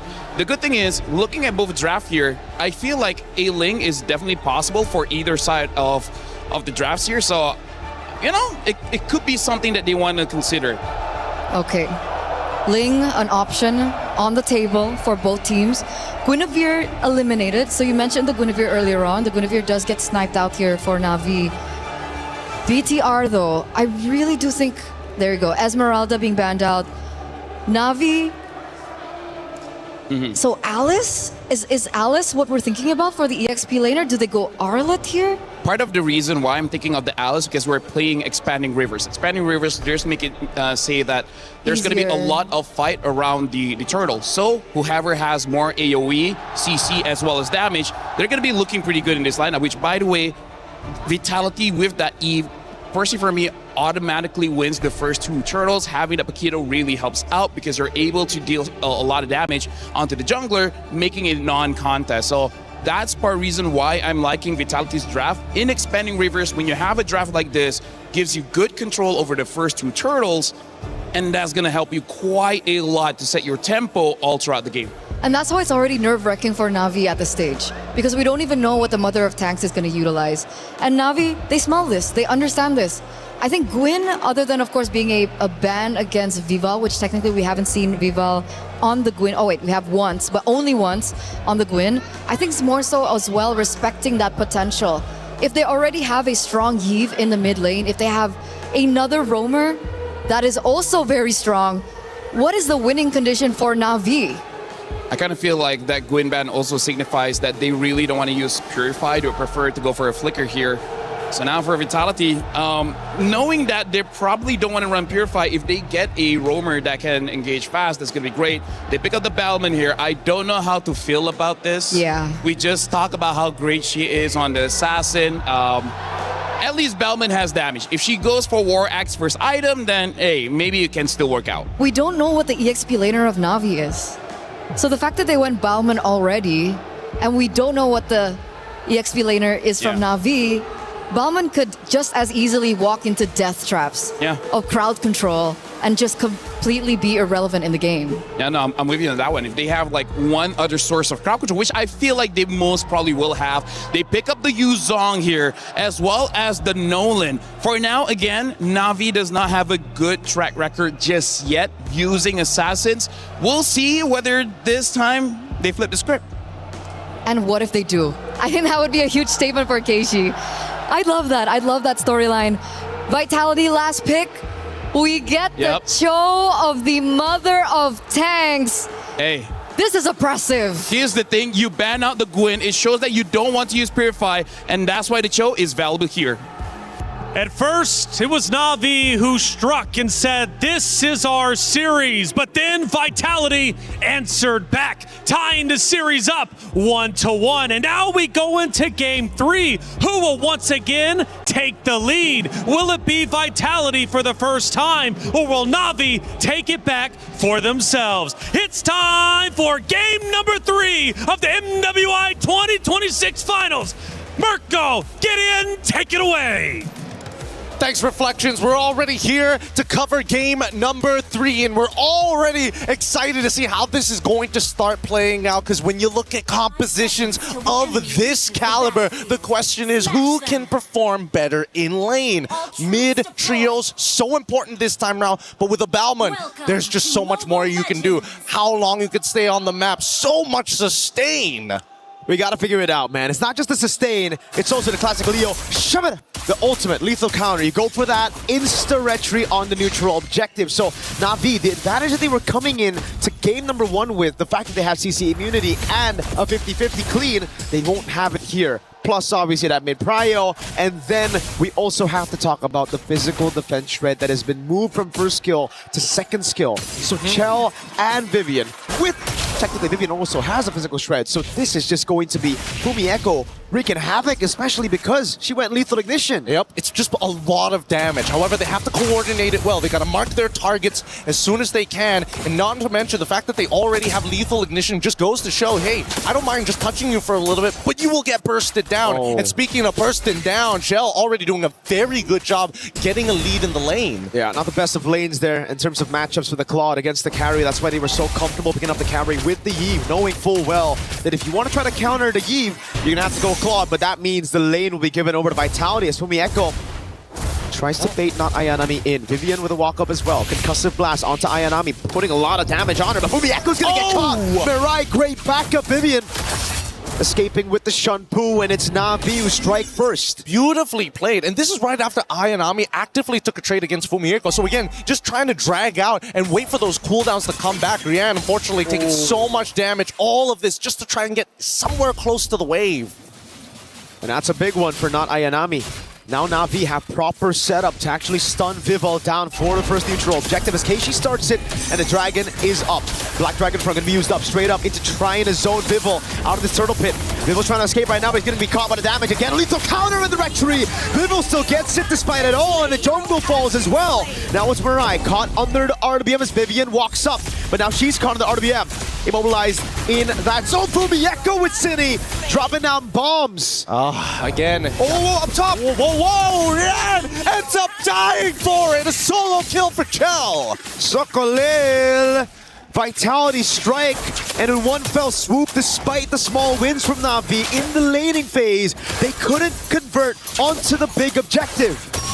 But do you hear that? Do you hear the Vitality fans? They're really taking this momentum from that game number 2 and bringing that same energy here in game number 3. And it's only more proactive that we are seeing Vitality move across this map. Because once again, Vivian double checking whether or not the purple buff is open to give information to Fumi Echo. Hey, if Keishi doesn't see you, you can go for that big one shot we were talking about. You have so much damage in the early game. And that's why you have to respect the Bauman. They were doing all they can to respect it, to be fair. But once she got into the vicinity of the turtle, lethal counter retry is guaranteed. There's no way for a Nolan to out retry that unless it's just miscalculated by Vival. Yep, it's unlosable in a lot of scenarios, like the old Suyo, but still relevant as Ayanami taking this full fire. Fumi Echo tries, Black Dragon form getting called here. Vival has the lethal counter. If she drops down just a bit, oh my god, she might be taken out from the skies. Gets away just in time, but she stays. No. Ayanami with a bench by the Furious Dive. They're gonna go in onto Pumieko. The way the Dragon comes around with a lethal counter.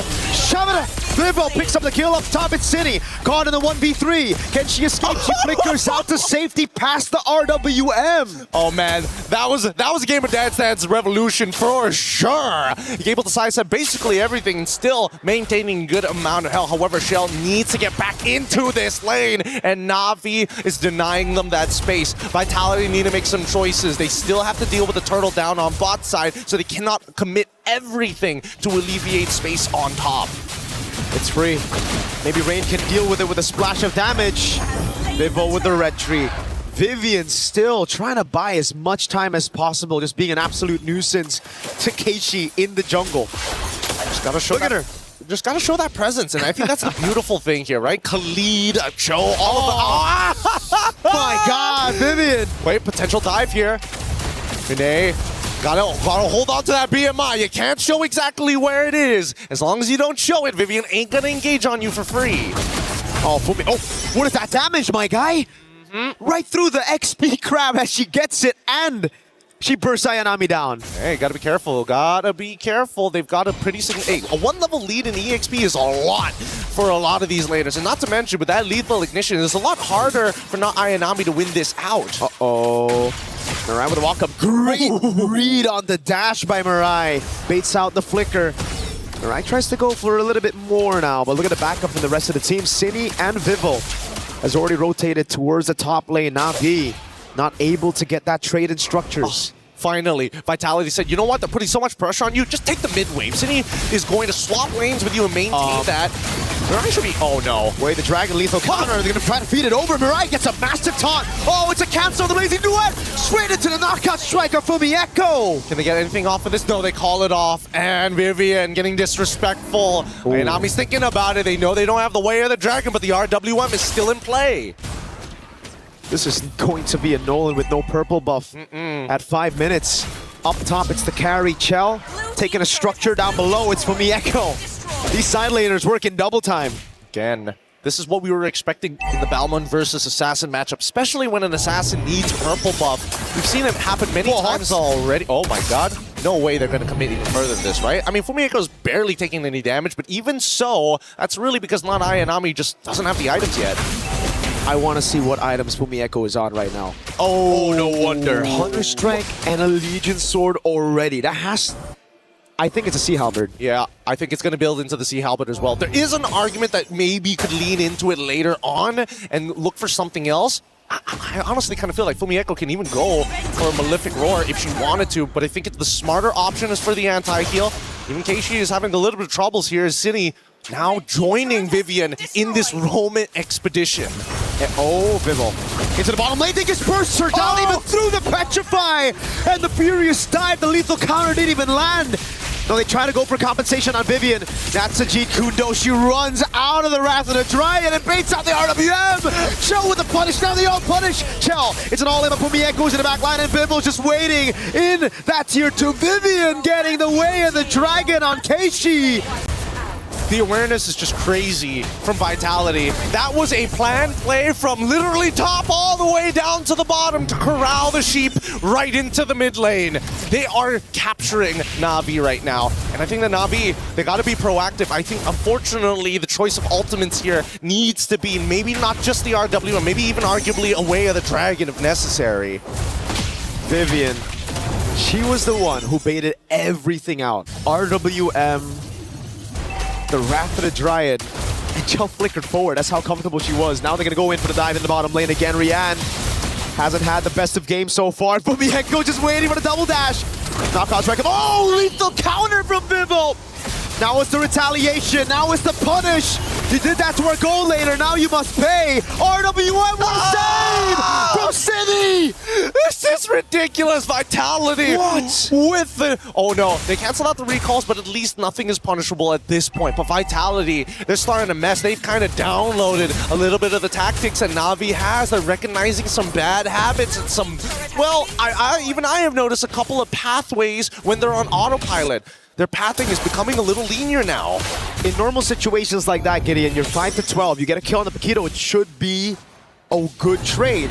But the fact that it's a gold laner and there was no shutdown, there was no bounty on Fumieko, that means Rian's gonna have it even more delayed. That item power spike that they're desperately waiting for. I think it's gonna be 11 minutes or maybe even 12 arguably if it keeps up like this before the Trinity is even complete. Fumieko now looking on the side, sees not Ayanami as well as Mirai, but at the same time, this is what Vitality like to do. If you want to go to the bottom side, sure, let's push out mid. We could potentially flank you, and Na'Vi has no choice but to back up because bottom and mid tier 1s are non-existent.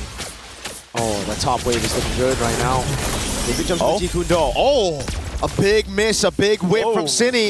And that's a punish from Ayanami straight onto Vivian. Fumieko with a jump, but she's only 1 against 4 right now. Mirai getting a massive taunt. And another big kill on the Paquito, this time on the hands of Keishi.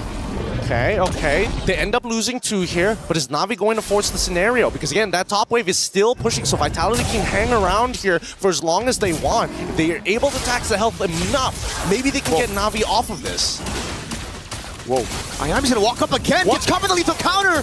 A straight Kumar moment. She knew the Batman was there. Blazing it went out to Cine and Bivol right now, but she's able to sustain for a minute. Xiaozhou sends to the back line, and Keishi won't be able to get the retry. It's Rian who steals it away and saves it for Na'Vi. But Chen with the flickering forward, trying to go for a bit more kills. Mirai doesn't have the Wrath of the Giant. Bivol walks back up right now as the chase continues, and Vivian is trying to go for the Jikundo, but she will save that flicker for later. Na'Vi, great hit and run. Oh boy. And that's how they just have to play the game, unfortunately. They gotta stay on their toes. Looking at the item list as well. War Axe already done 2 tank items on top of the Cursed Helm to speed up the clear and also apply real damage towards Navi's side. They can't deal with these longer fights. Maybe Yuzong, but Yuzong can only deal with so many people at once. And now it's how Na'Vi convert on this. They see Chell. They know she doesn't have a flicker. They bait out the ultimate, and that's about it. Now Na'Vi build again with the Lord. Down below, though, the Holy Shield's gonna go down to the minions. And Fumieko, if nobody responds to this, there's a possibility they might be able to just clear out that wave. They don't need her right now, as we see that Na'Vi is slowly taking pressure up mid. I'm just trying to go for a flank right now. Just walk straight up, and Rian has her physical defense shredded just a bit by Vivel up top as well. It's going to be good for Na'Vi to try to get this tier 2 down. Vitality have done a good job dealing with the mid wave and now the bottom wave, but up top is where they should look at next. This could possibly be a siege into the base turret. Black Dragon form as well. They want to commit. Oh, they're going to try here. Prolific Aurora has been purchased by Fumieko, and as soon as she reveals herself, the rest of Na'Vi call off the attack. It's because of Fumieko down below. They know they have the Lord, they need to convert, but it's not worth if they go and lose their own base turret because it's the far lane down below that Fumieko was threatening. This is difficult. This is a difficult position to be in. With no holy shieldings, a single mistake could net Vitality an inhibitor. And at this point, I would imagine with Kichi's item power spike, it should be more than enough. But in terms of damage dealt, Cine is the one who's sitting right at the top. Vival at second here in terms of damage dealt. Whoa, Mirai? Jumps in all alone, has to flicker out of there. And that's why once Cine used the RWM, once she whips it, Na'Vi pounced on Vitality. And also, it should be a lesson for Vitality, learning after that big mistake. If Cine whiffs or if their backliners can't reach them, they have to just call it off. That's the important thing. But hey, they have a lot of faith in each other, right? They will learn from this mistake. And I think from Navi's side, the question is how good of a play does it need to be to ensure themselves a victory? Or at least a 3 for 4, 2 for 3, as long as they're positive. This is the problem, though. Na'Vi, with this kind of composition, you would usually think they can play in the side lane. Hold on. They're trying to catch Fumieko down below. Won't be able to find it, but the Claude cannot match the Paquito right now. Rian cannot deal with Fumieko, and that's why they're going to have to stick together. I wonder if Rian's already hit those item power spikes, though. I think that's a big one. Have a look at the items to see if Rian has it. Zipper, let's pull up the item list right here, right now. Thank you so much, Zipper. Big ups. 3 items already complete. Looking to get a Winds of Nature as well. In comparison to the opposite side. Fumieko. Oh, can they do this? No, they've already triggered it. Yeah. Vitality, they set up the chokehold once again. No choice. They were going to lose an inhibitor for it. And they have to make a decision whether to back off or to go for the fight. They go for the fight, but it's only 4v4 right now. Bounty in at the bottom lane. They're going to go for the commitment right now as Vivian jumps in. The Rapid Dragon is able to connect in the back line, but Vivian's going to go for the chase on Keishi. Finds the way to the Dragon. They got the kick, lethal counter takes it. They got the Lord of Chell, deals Ayanami. Who's here is Fumieko. Punishing with the help of the RWM. Look at Keishi running through the hills, but it is onto the bush, and Chell's gonna try to go for the read, and she cancels the recall. Keishi jumps in, but Chell has the win of nature. Fumieko will be sacrificed for it. At least they got the RWM out of Rain, and at this point with the Lord coming in, as long as Cine maintains her distance, Rain will not be able to steal back a real war manipulation from her. Chell, finally, full item build. The Malefic Gun, we've been waiting for so long for it. With the Malefic Gun, she'll be able to maintain her distance against the majority of the heroes, as Vitality could be looking for the end, but Mirai's coming back up. I think the safe place to go for the guaranteed base turrets right now. Wave bot will guarantee the base turret bot. There's no wave up top. Na'Vi have done a good job. Now it's up to Vitality to try to play with this Lord. Keishi's up in one. No chance. They're going to back away. They're going to breathe. They're going to say, you know what? There's just too much risk. Not enough reward. We want to close out this game, but we want to guarantee. And we've seen Vitality do this. They like ending their games closer to the 17th minute if necessary, because mistakes are costly at this stage of the tournament.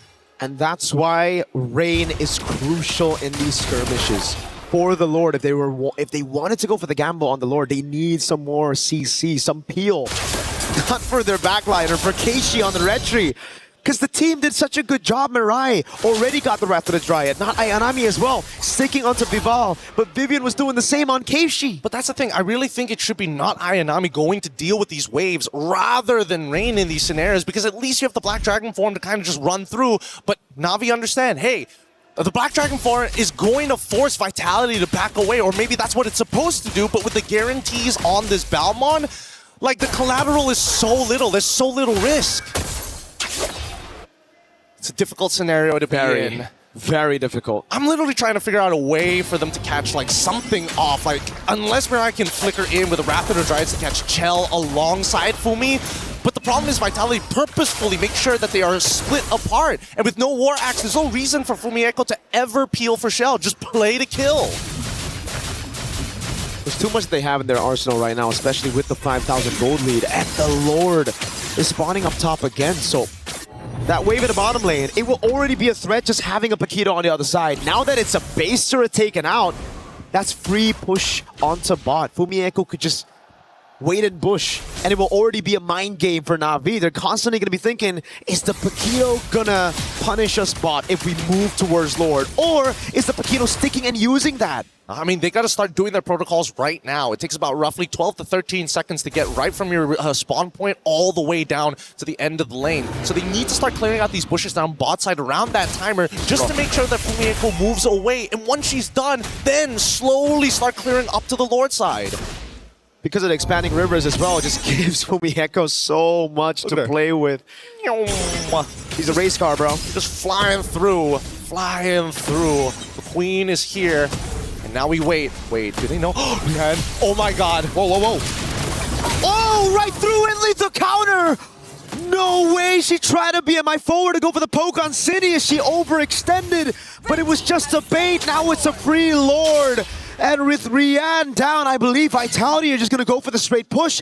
Lord's going to be up in 4 seconds. That has got to hurt. That's got to hurt. It's not just hurt, it's a tilter, Gideon. I mean, yes, it is a tilter, but at the same time, what can you really do? Oh! Vivian. Another attempt here. Rapid Dryad, though, locks him down. The RWM is melting Mirai. Thank God for that flicker, because the lethal counter would have found another victim. It's not over just yet here. No big ultimate from Cine, at least. Can Rain steal it? And yes, they got the RWM back. But she's getting poked down now. It's giving the RWM to lock Cine down. Has the flicker out. Not Ayanami with the Petrify and Fierce side, but it's sure they get deleted by Chell.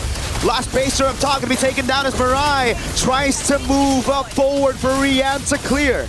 They're not willing to die for this. They're not willing to die for this base just yet. There's enough minions, and honestly, they could have forced it down, but Keishi finally in a position where actually she does some real damage. Rian as well. She's scaled up to the max items, and if the Art of Thievery is maxed out with the Golden Staff, I don't think Vitality can hold it out, especially without some Winds of Natures around, which they use very early on in that fight. I'm just scratching my head right now, trying to think of a way for Na'Vi to come back against Vitality, who've scaled up. Because even if we talk about scaling, this is a carry and a Yve. Exactly. And I think the worst part about it is that the fact that they have guarantees on this Lord, I think they need to kill Vival at some point. The question is what timer is good. I would say around 30 seconds is pretty good, arguably even 20, but Vival just refuses to die and is always so close to her team. The only time she died was when she brute forced Turtle 1, and even then she died with the Turtle after securing a big objective for the team. Rianne has the Wind Talker, right? No more boots. She's bootless. She is full damage with a Wind of Nature, but she still gotta respect that lethal counter, man. That big bonk. Na'Vi, at this point, is just waiting for Vitality to make the mistake. This game is not in their control. It's not in their hands. It's an uncomfortable feeling to be in, but at the same time, you kind of have no choice. There is no out at this point. And I think that much is clear. Vitality, they're going to slowly choke them out. But truly, who can maintain this game, right? We're already going in close to the 20th minute. Eventually, somebody will fall.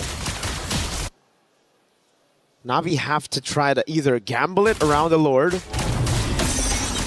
or just bank on a defense. Because at this point, they're trying to do both. They're trying to set up top to clear the wave. After it's been slow pushed, then they try to go over on Lord. This is a good idea. Could they sell this? How could they sell this? Did they make Yuzong just walk into Tri-Brush or something? I think they sell it by just waiting for someone to walk up right now. And they clear it out. They know the timer is up right there for the Lord. So they reveal themselves. And it's still going to be a slow push again. They haven't cleared it enough. Yeah, this is inevitable. This feels inevitable, and Vitality have played this so very well. They've got to gamble. They've got to gamble. They got a 50-50, and Fumi already on the top side. I don't think they can gamble when Rain is in the base defending, and she doesn't even have good clear against these super minions. Oh, Fumi. We need to see the super play here. Vival gonna open up the map. Shell just holding it as well. Look at the poke from Sinion, not Ayanami. That's the main initiator out of the fight. Half HP as Fumi Echo again waits in the bush. Try to go for it. Oh my god, wait, the dragon and the full pounds! That's a Wind of Nature. Fumi Echo able to survive right now as that's gonna be the Lord taken down as Chell gets the kill on Keishi. Vivian gets away as well and gets the chastised Pauldron. No Purify and no Wind of Nature on Rianne. However, at least they were able to trade 1-for-1 here, and Cine ends up going down. I wanna see whether Rain already stole the RWM. If she hasn't stolen the RWM, it's gonna be a little awkward once the Lord starts pushing in. But even so, really nicely done from both sides. This is defendable.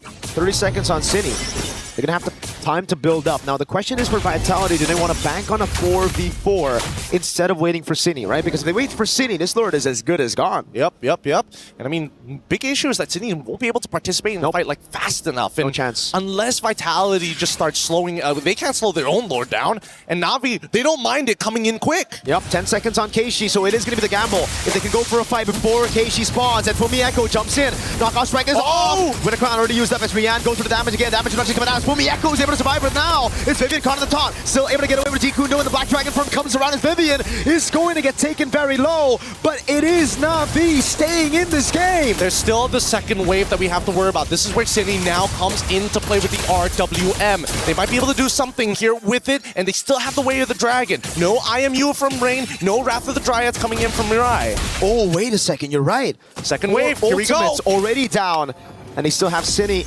on the Yve. With the damage, with the poke, coming down with the Wishing Lantern. Oh, Ayanami finds Beerus down to Petrify, but she gets baited in, and now it's in the RWM to take Ayanami down. Didn't get max value, but that should be good enough. 2 siege minions there, and Na'Vi, with the Vitality, has to tax him every single time. Oh my goodness, the damage coming in from Yan. Good enough to chunk down Fumiko past 60%. And they defend again, even with Ayanami down. They have enough firepower with Rianne in the late game, having full items, even the bootless with no boots, just a Wind Talker. That's why she's dealing 1 billion damage. Oh, this is a really tough game. It's clear that both our ladies here up on stage, they don't want to drop this game. And Vitality, what looked to be some huge momentum, has kind of halted. It's starting to stall out. And Na'Vi, they feel it, but at the same time, it's still not in their control because they're missing all the inhibitors. I've seen these games before, you know, Gideon.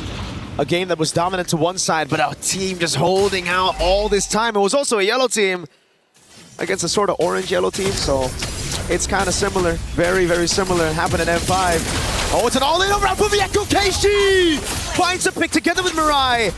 Wrath of the Dryad is what they use to get Fumieko, but look at the rest of the team right now as Keishi gets zoned away. It's a free Lord. Rian with the BMI forward. Trying to go for the chase right now with the Black Dragon form as well, but she might just be too far ahead. Well, but again, trying to force out a fight that they don't exactly have the perfect position on, just isn't worth it. But they've already staggered the team of Vitality. They are currently 4v5. Now that the Lord, similar scenario, but at least they have City on their side.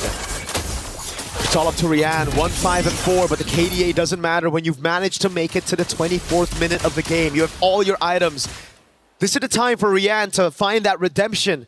But Vitality have an Evolved Lord. 4v5, but you have damage reduction. Now it's Rain, who has stolen the RWM. That's the right ultimate to take. All right, can they play this? Vitality, do they want to force Wrath of the Dryad? And RWM already out! City just took it like a champ right there with the help of the damage reduction from the Evolved Lord. Now the RWM comes down as well. It's good! It's Vivian who loses Immortality. Mirai's right there. Rian gets bursted down. Chell pops it. Oh, Rain! With a shutdown of the Flicker. It's 1-4-1. Both gold laners gonna fall. City trying to run away right now. Has the Flicker. Gets away in time as Ayanami goes for the dive and Keishi lands the fracture. But City gets the slow on Keishi. Now it's Vivian with the walk-up again. It's Vivo with the lethal counter and it doesn't land too much. Onto the members. It's Vivo trying to clear. Fumi is already here and now they have an opportunity, but they don't have a wave to actually work with just yet. They could try and collaborate with the rest of the wave to clear and try it one more time, but it's just too late. And Vitality, despite everything they've thrown at Na'Vi, this impeccable wall holds with no inhibitor as they chase them down the map. What a defense. Oh my God. Through how many Lords? 4 Lords defended. Yes, they are down to just their crystal. But it just shows how tenacious they are. They get back up every single time they get put down. This is a really, really tough game. Both sides understand the pressure, but both sides want to end this clean. Na'Vi now is starting to adapt, realizing, you know what, despite our inhibitors, as long as we make sure the timing is good and we time our tempo to sync up with Vitality's, there is a chance, because they are prone to mistakes too. Now it's back to the build-up. We take a look at the equipment now. Immortality for Cine. Immortality down for Vivian. We have to take into account some of these immortalities that have already been popping the fight. Hold on, Vivian! With no immortality, opening up those bushes now seem a lot more scary. They're still pretty tanky overall. The raw burst damage from Navi's side isn't that high, especially against these thicker boys, but that's just show for you. In the meantime, at least for Rian, plenty of damage here. How did they wait? Vivian in a really awkward spot to get a reaction out of Keishi. And I like this, the fact that they're trying to get all the information and they find it. The taunt land, oh God. It's a double taunt on Vivian, Way the Dragon there! And it's a big pick at the 26-minute mark. No Wrath of the Dryad though, the rest of Vitality, think about it. With these resources down, do we go for it is the question, but look at the timers right now. Vivian's gonna be down for, I think, a solid minute. Oh no, this is not exactly the greatest look, but at the same time, at least Vitality immediately say, we need to take control of this. We need to pull the Lord to our side. We need to reset it. Now, Fumi, what is that damage? Push. City gets caught in the RWM, has the Flicker out of the way. Fumi Echo to the bottom lane, they go as they go for the crazy 50-50. Vivo the lethal counter, resurrection! He gets it! Wait, they need to cancel the recall. Fumi is already immediately going back, and luckily not Ayanami already expecting and anticipating the motion. That's the problem against the Bauman. You still need to zone, even if you have the man advantage. Oh. No one checked the bushes. They went straight for the Lord, and they paid for it. Now it's time for Vivian to get back up. They're gonna have 5 members pushing in unless, no, the mini waves are still okay. Vivian's not up just yet. That just goes to show how long of the death timers are. They're trying to synchronize it, and they're going to push all at the same time. However, this time, it's not staggered, and they're looking for a little bit more. City, you cannot afford to die here. They have to play it very safe. Just go for the poke constantly now. It's Blazing Duet from Rian. Onto Fumieko, who's able to flicker out the safety now. Mirai trying to go for the Wrath of the Dryad, but gets walked down! Whoa! Find a lethal counter! Nobody was expecting that much damage, but okay, it works out. Vitality now looking for the end. Minion's already there. Vivian goes for the Dragon, but it's actually off. Into the RWM they go. Keishi gets away from mid in time. Now it's a Dragon to the skies. They go straight for the crystal. Vitality are up 2-1. The lead in this grand finals. Oh man. I think Vitality, if we were talking about working out the stage nerves, working out all the plays that we're going through, and having the tenacity to deal with that, an exhausting game that's past 20 minutes? Holy!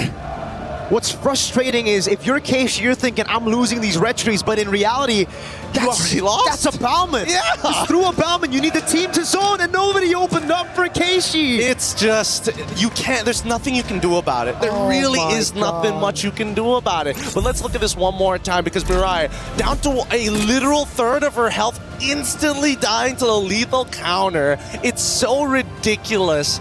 But I think they now figure it out. Hey, maybe it's not just us. Maybe it's the draft as well. We got to really make it happen. But with that being said, though, what an absolute banger of a game. We're going to be throwing it over back to the panel right after these messages. Stick around, Mobile Legends action.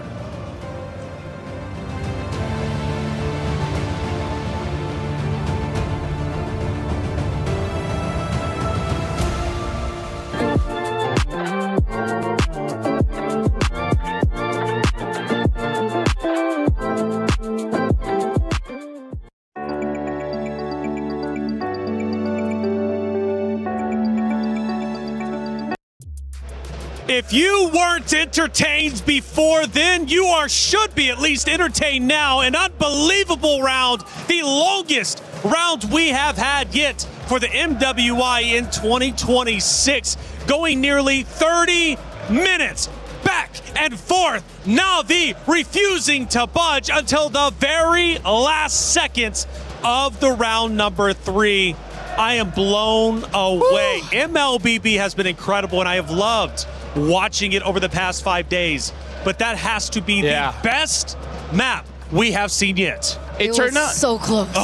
Do we have no idea what we're talking about? Absolutely none. What? Absolutely we were none. talking about how Vitality wanted to go fast, and now they're the one scaling. And then, like we said, that Na'Vi wanted to scale, not go fast, but then they had very fast game one. What's going on? Absolutely no idea. I thought the game was going in a certain direction, and then it went another way as well. There's just so many things to talk about, honestly, in that almost, 27-minute game? Like 27, 28. Let's look at the stats. I believe we're going to compare a couple of different players here after this map number 1. And yes, we will have our star-studded players. It was 28 minutes and 10 seconds. Unbelievable. But what are we looking at when it comes to our star players? Well, first of all, we got to talk about Sini, man. She's the carry as well as the best wingman. Always being there when we're talking about fights. Over 6,000 damage per minute. That's amazing considering it's 28 minutes of the game. Sini on that Eve, unstoppable. But I do have to, give my flowers over to Rian here. Being able to get the rich guy. We were looking at her laning phase earlier on, and she wasn't having that great of a time up against Shell. But the fact that she was able to, get to the power spike, be able to stay relevant within the game despite her being so far behind, I think that's very impressive. We see now the players going back. Oh, we even have some dancing action. We have some dancing inside of their vaults as they get ready to set up for map number 4. But just seriously, I'm absolutely blown away. Obviously on the bottom there, you have Vitality. They're feeling comfortable. They're feeling good. Granted, it was tense. I felt like there were moments Vitality absolutely could have closed it out if they played perfectly. But Na'Vi also in their base defenses were out of this world. And I believe we're going to take a look at a couple of them anyways, especially the first base defense. And really was a shock to see Na'Vi defend as well as they did. I mean, it had to have been 3 or 4 if I'm not mistaken.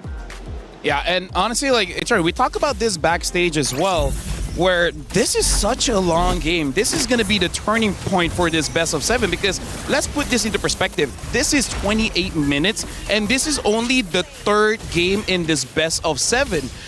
Before we start, Taylor, even you talk about stamina. Their stamina has been depleted quite a lot in just this one game. Dude, it's incredible. This is like literally 2 games, 3 games rolled into one from like quarterfinals. Obviously, going back to group play, rounds were like 11 minutes. So it just absolute insanity. We take a look at our second base defense. Na'Vi holding on tight. An unbelievable set of circumstances they had to go through. We're talking the Lord coming in, Vitality with a full frontal assault, but Eterna, they held on tight. They did. They held on real tight. And this was one of these exceptional moments, I believe, that was made by Rain. The fact that she was able to get 2 people down here, really just making the team fight unorthodox, I would say. Like, not the way that obviously Team Vitality were planning. And they went like this over and over and over again. Yep. The splash damage and the taunt as well that goes through from the Valentina was very surprising for me. And in the later stage of the game, it turns out it came out really clutch. And I want to say that was just 2 of them, right? But we had like 3 or 4 of those moments throughout the 28 minutes. And one of the critical moments of the game was the final Lord fight. And Vitality ended up stealing it for themselves. And the commentators were going absolutely insane. Crazy 50-50. Vivo will lead the counter on the retro. He gets it. Wait, they need to cancel the recall. Fumi's already immediately going back, and luckily not Ayanami already expecting and anticipating the motion. That's the problem against the Bauman. You still need to zone, even if you have the man advantage. No one checked the bushes. They went straight for the Lord, and they paid for it. Seeing Gideon just sitting there and then going absolutely ballistic. I love when we get the chance to see the commentators who are providing the voice to this grand finals. Hey, this tournament has been insane and the competitors are playing for a lot of money. However, you out there at home, guess what? My champions pick is now live. 2 champions, 1 game. From July 27th, submit your predictions for the MSC and MWI champions for a chance to win 50,000 in-game diamonds and MSC 2021 through 2025 tournament skins. Don't forget to leave your picks under at MLBB Esports post for even more chances to win. Lock in your champions now and cheer for your favorite teams. Hey, you can win at home even if you're not up there on the main stage. It's now, 2-1 in favor of Vitality. For the first time, they take the lead. We go to the stage to look at the emotions from that last round, and I'm sure there's going to be plenty moments, 28 minutes of it, right, of heartbreak and elation. And for the side of Na'Vi to go that long. Now, do they take away hope from this map? Yes, they lose. But LaFell, they were losing for a large majority of that map, but they held on tight. I think there's a lot of positives to take away. Yeah, here's the thing. I feel like looking at how the pick and bans have been going through, I feel like they need to risk it by not banning the Akai. Because so far, we've seen Vitality banning out the Baxia and then Na'Vi banning out the Akai. Those are basically the only real relevant tank junglers now. So I kind of feel like they're setting themselves up for failure, that they don't have a lot of different opportunities, because Keishi in that game using the Nolan, you saw how Rian had the most gold.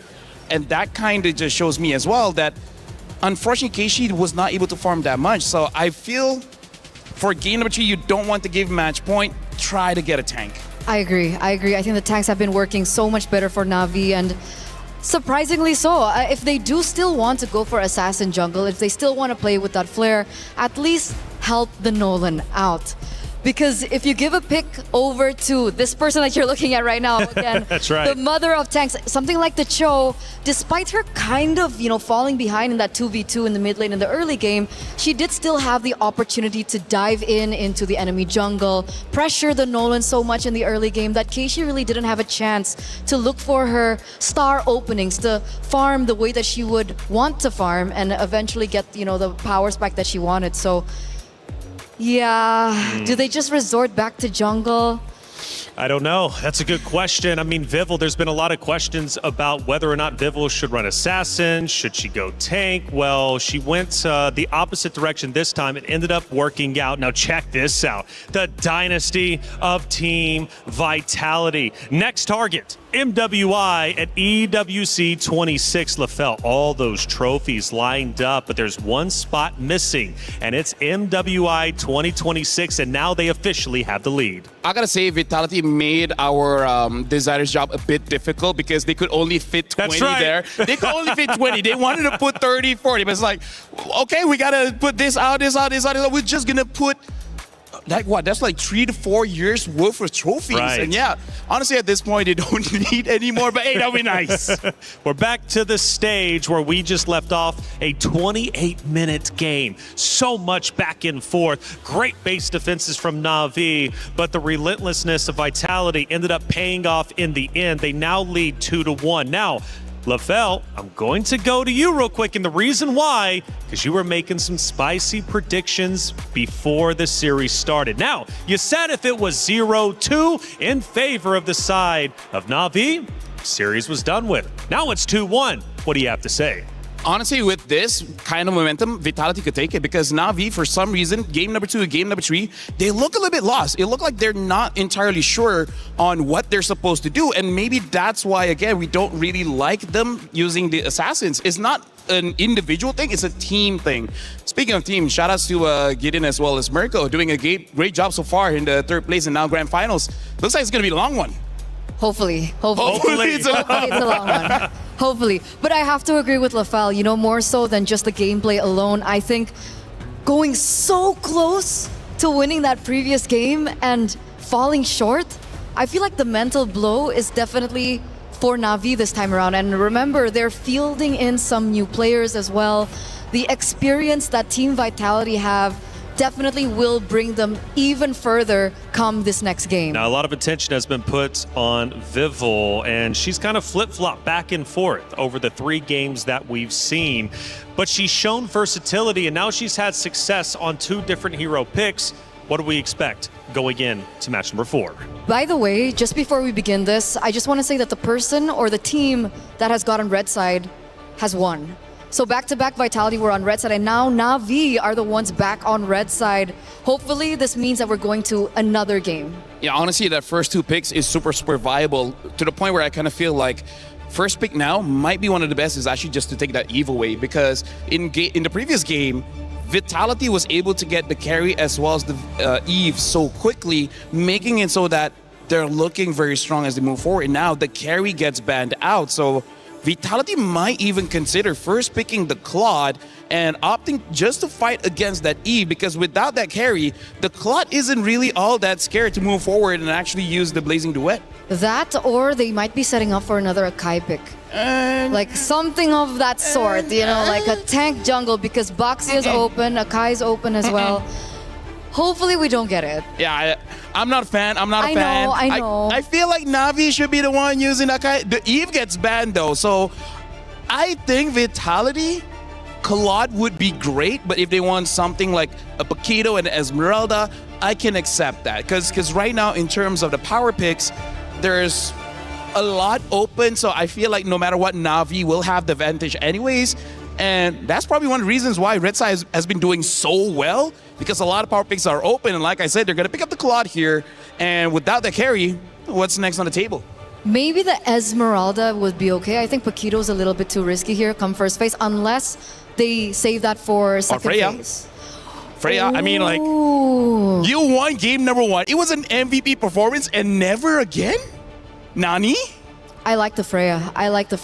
Going so far into the series in this best of 7, I think going back to what works is definitely a possibility. Freya Akai? Kind of sounds good. You want to go Akai here? Okay. Oh, Alice. So this might be an Alice jungle, and they pick up the Lilia. Well, since the Eve is banned out, second best, I think, in terms of wave clear would be the Lilia. I think the Lilia still does trump the Valentina if they are relying on mid-rotation, which they did rely on mid-rotation, but in reflection to the earlier game that we saw, I really do want to think about the side lanes. Oh. Like side lane match priority.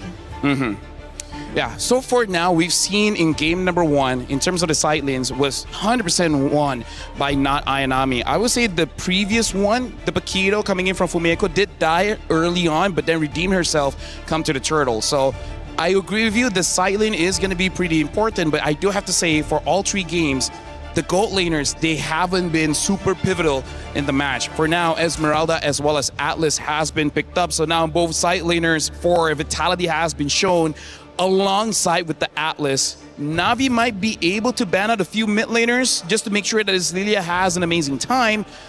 Now I kind of feel like picking up a roam early would be good, because the Belleric is still open, and I think it's not bad going up against what Vitality has already shown. Yeah, Esmeralda, it's great against the Claude as well. There's an argument to be made there. But they go for a Moskov here. So we don't get the Harith matchup here against the Claude. We get the Moskov instead. And just in case, let's say, Team Vitality want to pivot into a assassin jungler for Vival, they do have some answers towards it, considering they also still have yet to pick up the roamer. So there's more layers of defense for Na'Vi here in this game against that. Yeah, right now we got to consider that this Atlas is most probably going inside the jungle here. So I think for Team Vitality, maybe ban out some of those strong EXP laners. Again, like the Freya, maybe even respect a Paquito. And then honestly, I feel like Vitality already has won the draft. Like, as long as this Esmeralda is not disrupted, this is looking good for Vitality. Could be. I think it depends again on Cini's pick. And Na'Vi understand this. The Kimitas get banned away. When I had a look at the Atlas pick, third in for Team Vitality, I expected that they would go for something of Burst. See, I don't know what Cini would like to play. Does she want to go for something real heavy into Burst? Like the Kagura? Farsa does work, but the Kagura was the hero that we did see her really play on in this MWI. Another hero, if she's feeling frisky, she could actually pick up the Gord. The Gord might be able to do quite well against this lineup coming in from Na'Vi. The burst coming in from the Farsa could honestly win you so hard for the first two turtles, because you can deal with Lilia to the point where she might not even have time to use her black shoes, and then she's out of the way. Kimi as well as Valentina has been banned out here. The Belleric has been banned, so it looks like Vitality, they're trying to make sure that Mirai doesn't have any heroes. But in this situation, I can see a world where she might pick up the glue. Glue is an option. If Vitality seem to be leaning more towards Assassin, we might see a Kaja pick. That is something that she has picked up as well for MWI. Another is Gatot Kacha if they want to play a little bit more, what do you call it? Counter engage against the Atlas. The Revitalize is good as well, making sure you stay in the fight for a very, very long time. Yeah. So yeah, 20 seconds in, I kind of feel like between Gatot as well as Glue would be a pretty good ban here, just to make sure that they don't have that in the bag. And in terms of the EXP, okay, it looks like they're banning out the Gatot. Yeah. Na'Vi, I think if they want to set up for Glue, just pick up a very strong EXP and then see if it's glueable, and then it should be good. So we're still sure that this Alice is going jungle? Well, given the run, they did win with that. Okay, they show up the Glue now. It still could be a roamer. What, the Glue? The Glue. I think it's 100% a roamer. I think this is Mirai's hero. Alice jungle. Yes, I think Alice jungle and Glue is going to the roam. So pattern-wise, I agree. But there is still a possibility. Okay, let's see here. For Vitality, I'm looking at the jungle here. The Nolan is still open if they want to try for that again. And honestly, Ling is not bad, because there's a lot of squishies here that she should be able to kill off very, very fast. Especially when you have the Esmeralda and the Claude. It does make it so that you don't have to worry about your siding, and that's why they have the Ling. So now Na'Vi, in terms of the EXP, I think they need just a bit of crowd control, so the Paquito wouldn't be bad. Just try to avoid the Esmeralda and you're good. The other option would be an Arle, but the problem is Arle loses so hard against Esmeralda. I like the Paquito. Like, just in case this goes to, you know, the later stage of the game, like we saw in the previous game, the Paquito is still the king of the far lane, especially if the Paquito is not falling too far behind of the Ling. The Paquito should be able to control the far lane. Yeah, I'm looking at Paquito or Freya. Both should be serviceable here, because Na'Vi looks like they're going back to something that's comfortable for them. And now Vitality, they're just drafting for any kind of weaknesses that Na'Vi has showed. So I'm liking Vitality's draft. It looks sound, and it looks like they should be able to do it quite well. Instead, they go for the Balman, which I think is good, because going back to the tanks might be the way to get the win. That's the flex. That's the flex. The teams have gone back and forth. It's Na'Vi and Vitality both going for a championship. But the reality is Na'Vi needs to shut Vitality down now. Get rid of their momentum. If they don't do so, Vitality will be one round away after this to a championship. It is essential Na'Vi ties this series up 2-2, but if they can't, they will be in trouble. This map means so much to both rosters, but who's finally going to get it? It's Na'Vi, it's Vitality in Grand Finals. Mirko, Gideon, let's get map 4 started. Thank you, Reflections. Dear Lord, we've been waiting for this. Already our defending champions are one step away from putting their key into the totem pole, unless Na'Vi can do something about it. Just so close, yet so far, and at the same time, at least now they don't have to worry about neutral objectives. They got the Bauman for themselves. Unless she gets CC chain, right? That's the thing. The Bauman will win out in 50-50s, and I think Na'Vi, they just always went for 50-50s instead of trying to zone the Bauman to make it a little bit more equal. I think right now Vitality have enough damage, they have enough burst as well to blitz it, plus they got the CC from the Atlas. Again, last game, Atlas was banned by Na'Vi, so they couldn't take it to counter the Bauman. This time around, it's on the hands of Vivian, who already had a fantastic game on Cho. And they want to do even better this time around. Not to mention that at least, looking from Rain, looks like they have to pull yourself together and make sure that the Purify comes up a little more often. Lethal Wander will fall into Keishi's hands, and at this point, you're thinking, hey, with the upcoming Turtle, what would be the worst possible outcome? I think it's really if Vivian ends up dying early, or maybe they catch out Cine. It shouldn't be ideal, but at the same time, I would imagine that, like, hey, if they are able to contest or break apart that mid trio, they've got some work cut out for them. You have to look at the pattern, though, Mr. Gideon. So far in the knockout stage, Vitality have always dropped a map, a game. Against Falcons ID, they dropped the game. They were able to take the entire series 2-1. Then we continued on to just yesterday in the semifinals where they dropped the game again against Geltech Cyber Team. But overall, we're able to take the series, and every game got more dominant than the previous ones. Well, I mean, yes, that is true. But what happens? What if we're looking at this narrative wrong? What if they take this game away and Na'Vi turns it 2-2? Does that still apply, or does this only apply to best of 5s? What about best of 7s here? Ooh. Does Vitality have what it takes, especially when it comes down to these marathon runs? That's a good one. That's a good one. It's been best of 3s. That was the first one. By the way, shout out to B right there. Smug little B. I love that guy. Smug little B. Smug little B. Best of 5s, it also was 3-1. So we'll see. Again, after getting this game, though, if they get this game, just as Reflection says, it's momentum. It's ridiculous momentum. Home turf as well. We just saw, in other titles, how home turf really plays a big role. Yeah, it definitely helps when you got your fans literally shaking the stage with their chants. Through the other stages as well, by the way. We hear the echoes and the shockwaves of these other titles. It's vicious. It's really, really vicious. But at the same time, does that mean that if Vitality end up, completing history, getting that title run, that next year we're going to get best of 10s at that point? It's like, at some point, they can't just keep on winning. They can't keep getting away with this. They can try, but at the same time, I'm looking at Na'Vi and I'm thinking, like, what is the mental game coming into this, right? Because it's not a matter of, did we get out macroed here? It's like, no, it's just bad starts at the game, and unfortunately, certain holes in our draft, and somehow they keep on getting underneath the skin. Yeah. It's just these little things, I think the experience as well. Obviously, Na'Vi coming into this, 2 new members from the previous lineup that we saw from last year and even from 2024 when they won with Smart Omega Empresses. So it's entirely different. You have these members who are less experienced, who are finally now understanding how it feels to go up against seasoned veterans in Vitality who've been through it all, won the very first MWI, and then after EWC lost it, but then reclaimed their throne just last year. At least from what I see from game to game, we're seeing more efficiency with their abilities. They need certain guarantees, and it's good that they have target priority. It's like, okay, we got to make sure that at least Vivian is going to go down when we commit. And they use 4 ultimates. All right, following game, 3 ultimates. Hopefully we get somewhere close to 1 or 2, ideally to make sure that it gets a little bit more evened out.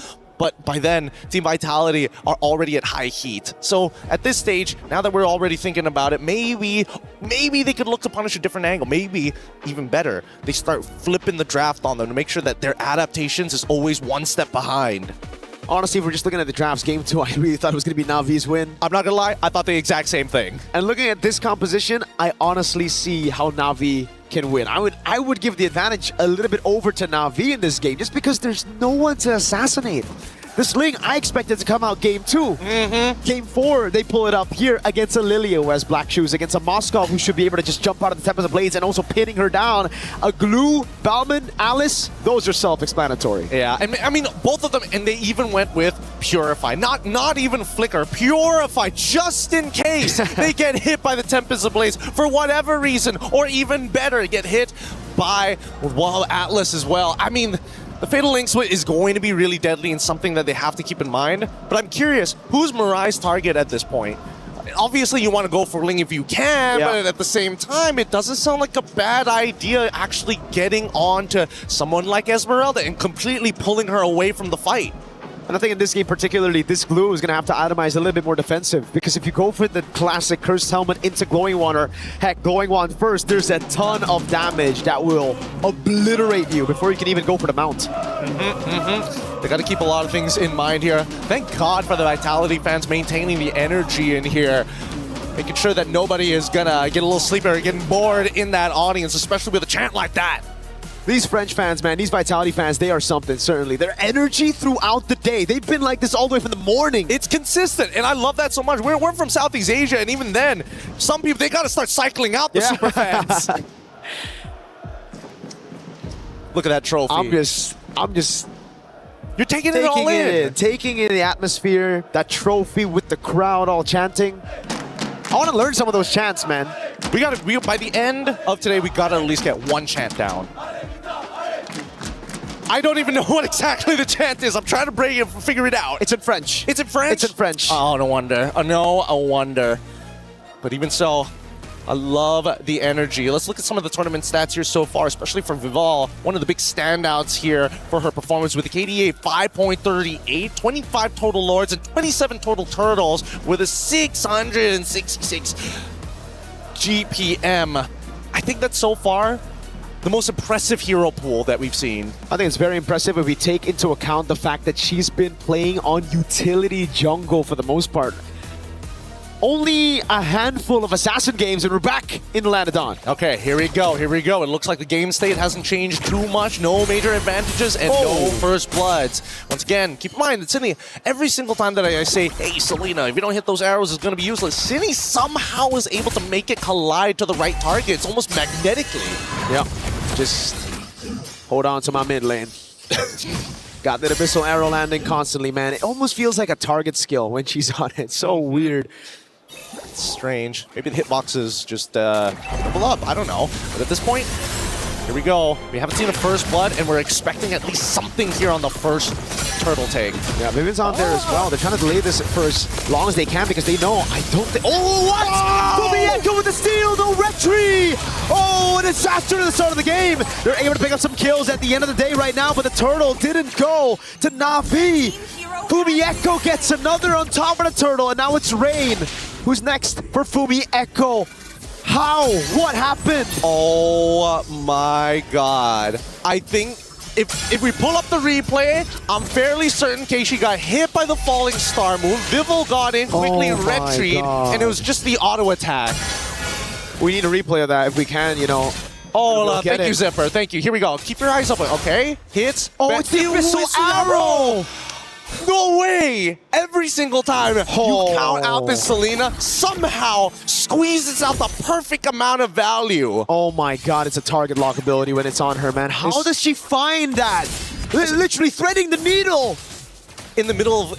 Oh my God. People literally weaved it through. I don't know. I got no explanation for it, but great play. No matter what, they still nail... Oh boy.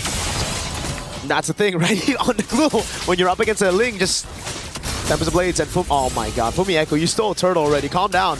Calm down now. We don't want an orange buff take. Oh, they're going to be trying to try and get as much as they possibly can at this stage, but I'm more worried about Rian here, because again, going to be thinking about the cross-map plays. That's the beauty of this Moskov. Obviously, you're able to kind of pin that Ling down, but at the same time, if you're not causing that cross-map play, how are you going to do it?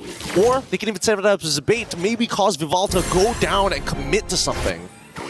And that's what we were talking about for the Bauman earlier in game number 3. We're like, if you can CC her at the right time, then the lethal counter shouldn't be an insta-win on the red tree. And that's exactly what Vitality do.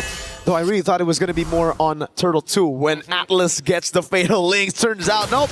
With the Abyssal Arrow, it's pretty good. Mirai goes in on Vivian. Don't think it's going to be a mount. It's just a bit of poke onto Vivian with the rest of the team as they go and contest for Turtle 2. Yep, they just got to slap him up here. And look at this. I just love the fact that Navi's already prepared on that purple buff. Yeah, Falling Star Moon in the back line now onto Keishi, forcing Rihanna away. Again, it's going to be the red tree from Vivo. They zone her perfectly now. The top of the blaze lands. 3-man knock with immobilization lands with the times on the pass, and Vivo won't be able to get on Rain. It's a 1-for-1 with the turtle on the hands of Vitality. Now Asini goes up to try to help Vivo.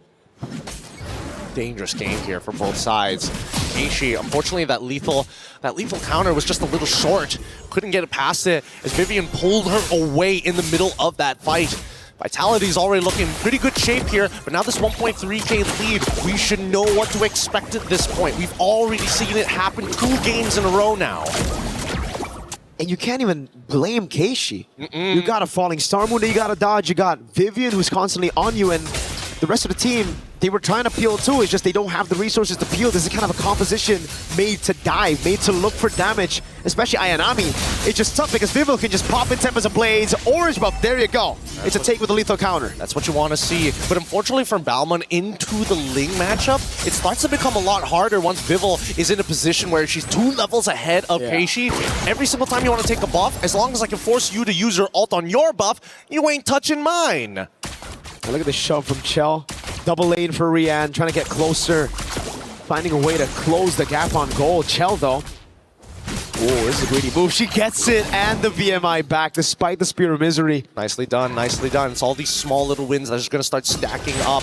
Hopefully, it's not going to cause that mental damage again, which Vitality, they know how to apply, especially with the way that they play the game in the late stages, how they chokehold their enemies.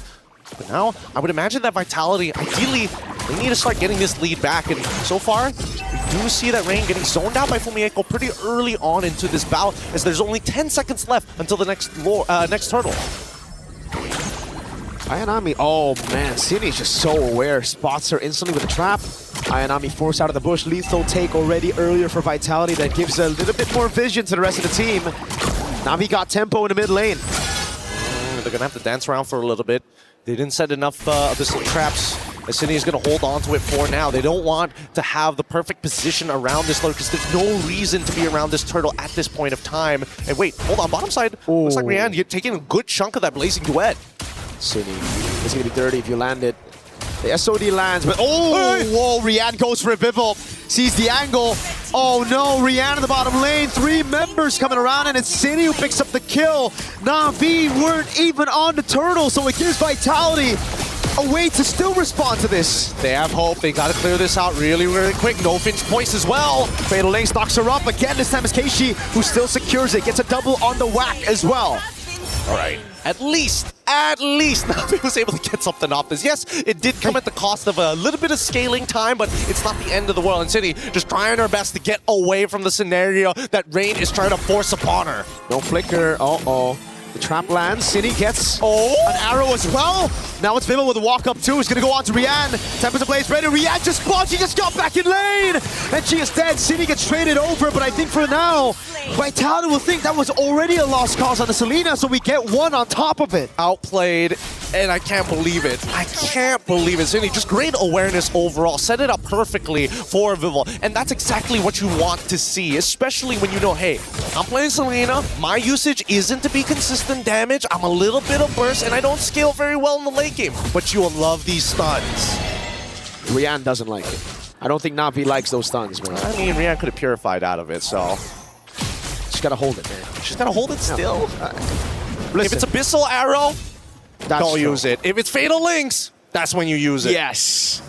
Because if it's Falling Star Moon, there's just too many layers. There's too much. Ideally, it all comes down at once, and hopefully you don't die, but like you're praying at that point. Oh, God. I mean, at this point, even attempts to blaze, you can have to purify out of, right? Like, the knockup itself might kill you if the arrow doesn't land, but it's zoned Ayanami away just enough for Chell to pick up a turret up top. And you have to take a look at this. Rian, the 2 deaths have set her behind so much. 2-level lead earlier. Rian finally gets to level 10, but that means, oh my god, these arrows are point click. Yeah, they are point and click. Let's pull up the eye. Whoa, hold up. What is going on here? Vivian's just having a bit of fun on the Atlas, you know? You're trying to open up the map through the mid too? I mean, like, you're trying for a lot here. Navi has seen that 3 games in a row. I don't think they're going to let it happen 4 times. Well, at least, you know, on the perfect match, you get a damage reduction as well. On the Cho earlier, she got bursted down in the late game. Yeah, I'd love to see the items as well. I agree. I want to see Rian and Chell. Specifically, it's a 1,000 gold lead between the two. Thank you, Zipper. Really appreciate it. 2 items to 2 here. At least the house call is already done. Starly and Scythe finished already for Cine. But generally speaking, pretty even overall. Oh, about to be a 1-item advantage for Vivo. Already on the way to the endless battle. So these boys up front. I have breath there. Won't be too beefy anymore with the endless battle. That's true damage that Vivo's going to be able to do. Once again, the dancing begins. And this is where it's going to get really, really difficult because Chell, once the Trinity is already complete, will be able to kind of just soul. They can just hold it hostage for as long as they want. Wow, as you can see, on the opposite end. They have to respond to this. Last time Na'Vi lost all their inhibitors, they dragged it out about 30 minutes, and even then still couldn't get back into this game. So it's better to save the early mid before we get to that point. And it's just going to be the constant dash over from Vitality, dancing away with the Lord, utilizing Cine to clear down below with the Season Hunter, I guess, bro. I guess. Anything works. They gotta make it happen, but it's not enough of a threat for Na'Vi to care about it. And it looks like, honestly, this is getting under the radar. Rian's in a position holding mid and still being able to clear that bot side. But let's see if it does start to force whether this SOD connects. What did Vitality do? Did he pull the trigger on a fight, on a skirmish? Vivo's losing a ton of HP already. Vivian, perfect match onto it. And also the back line. Oh, wait, Vivian just goes for the knockout. That's going to be the Lord secured already. The SOD lands, but you shouldn't take it. Vivo already got it. Great zoning by Vivian as she survived. Yes. Oh wait, Rian did eventually take it for some reason and decided, you know what, I don't want to push down on that bot side. I got to go save that top side instead. I thought it would be better to get a tier 1 in the bottom lane instead of SODing into a 4v5, but now Vitality, they, well, should be happy with that. No trades at all. Na'Vi don't get any gold in their pockets from that. And they also got the battle spells out of the most important targets, the main engagers for the side of Na'Vi, and I think that's why Vitality is a little like, oh boy, we gotta be a little careful, right? If their engage is too strong or hits too many of us, it's already over, so if it only hits one of us, we can counter-engage. So now with the Lord bottom lane, Vivian's gonna walk up on Ayanami. Just opening up the map, the Ling's up top. Vivo's doing such a fantastic job. They're gonna siege in mid. Mirai can't defend it. There you go. I thought she was gonna walk up there. I thought she was gonna walk up there too. But at this point, at least now that the Lord has already been taken care of, they now need to worry about that second wave that's about to collapse here. Okay, forcing the fight. Don't ruin it. The SOD lands as well. Vivian goes in for the big fatal links. The Abyssal Arrow doesn't land, but now it's gonna be the re-engage from Fumieko. Oh! Good Spear of Misery onto Vivo. She's gonna be zoned away by Rian right now as that's the chase onto Fumieko, who's still able to escape. The Abyssal Arrow landed earlier. Vivo now caught in the bad spot. Tempest of Blades dodging away from the lethal counter. Nicely done by Na'Vi. A successful defense, and we know they've been put in these positions many times before, but the gold lead is honestly negligible at this point. 3.5k as we're about to get into the later stages of the game. Once you're past 42,000, that means all of your core should have the correct amount of core items to start brawling out with everybody else. The major leads that we've seen in Fumieko, crazy amount of damage dealt already. More than Chell, more than Rain. 3.5k gold lead for Vitality, but it feels like a 10k gold lead. They're holding every single position on the map. Na'Vi are just stuck under this tier 2. Mirai's doing a good job at least, you know, but it's kind of like the roamer's job now for Vitality. It's just freezing up the waves. Okay. Immortality down, and Vivian's dead.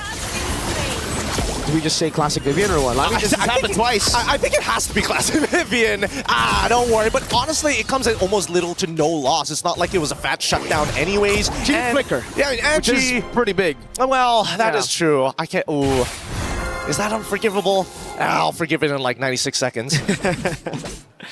Lord's going to be up in 15 though. Vivo's doing a good job again, just shoving in bottom lane. stopping Na'Vi from getting any capitalization, any conversion on the objective. And Vivo, whoa, this is greedy from Vivo. Wait a second. It's okay. It's okay. Tempest of Blades will get her she out. still got it with a retreat. Yeah, and I mean, that's the funniest part, because now that the lethal counter is out, all there's left is Keishi's Retribution, so they just have to wait it out. 20 seconds, Keishi's trying to burst it down. The missile arrow lands, Cine.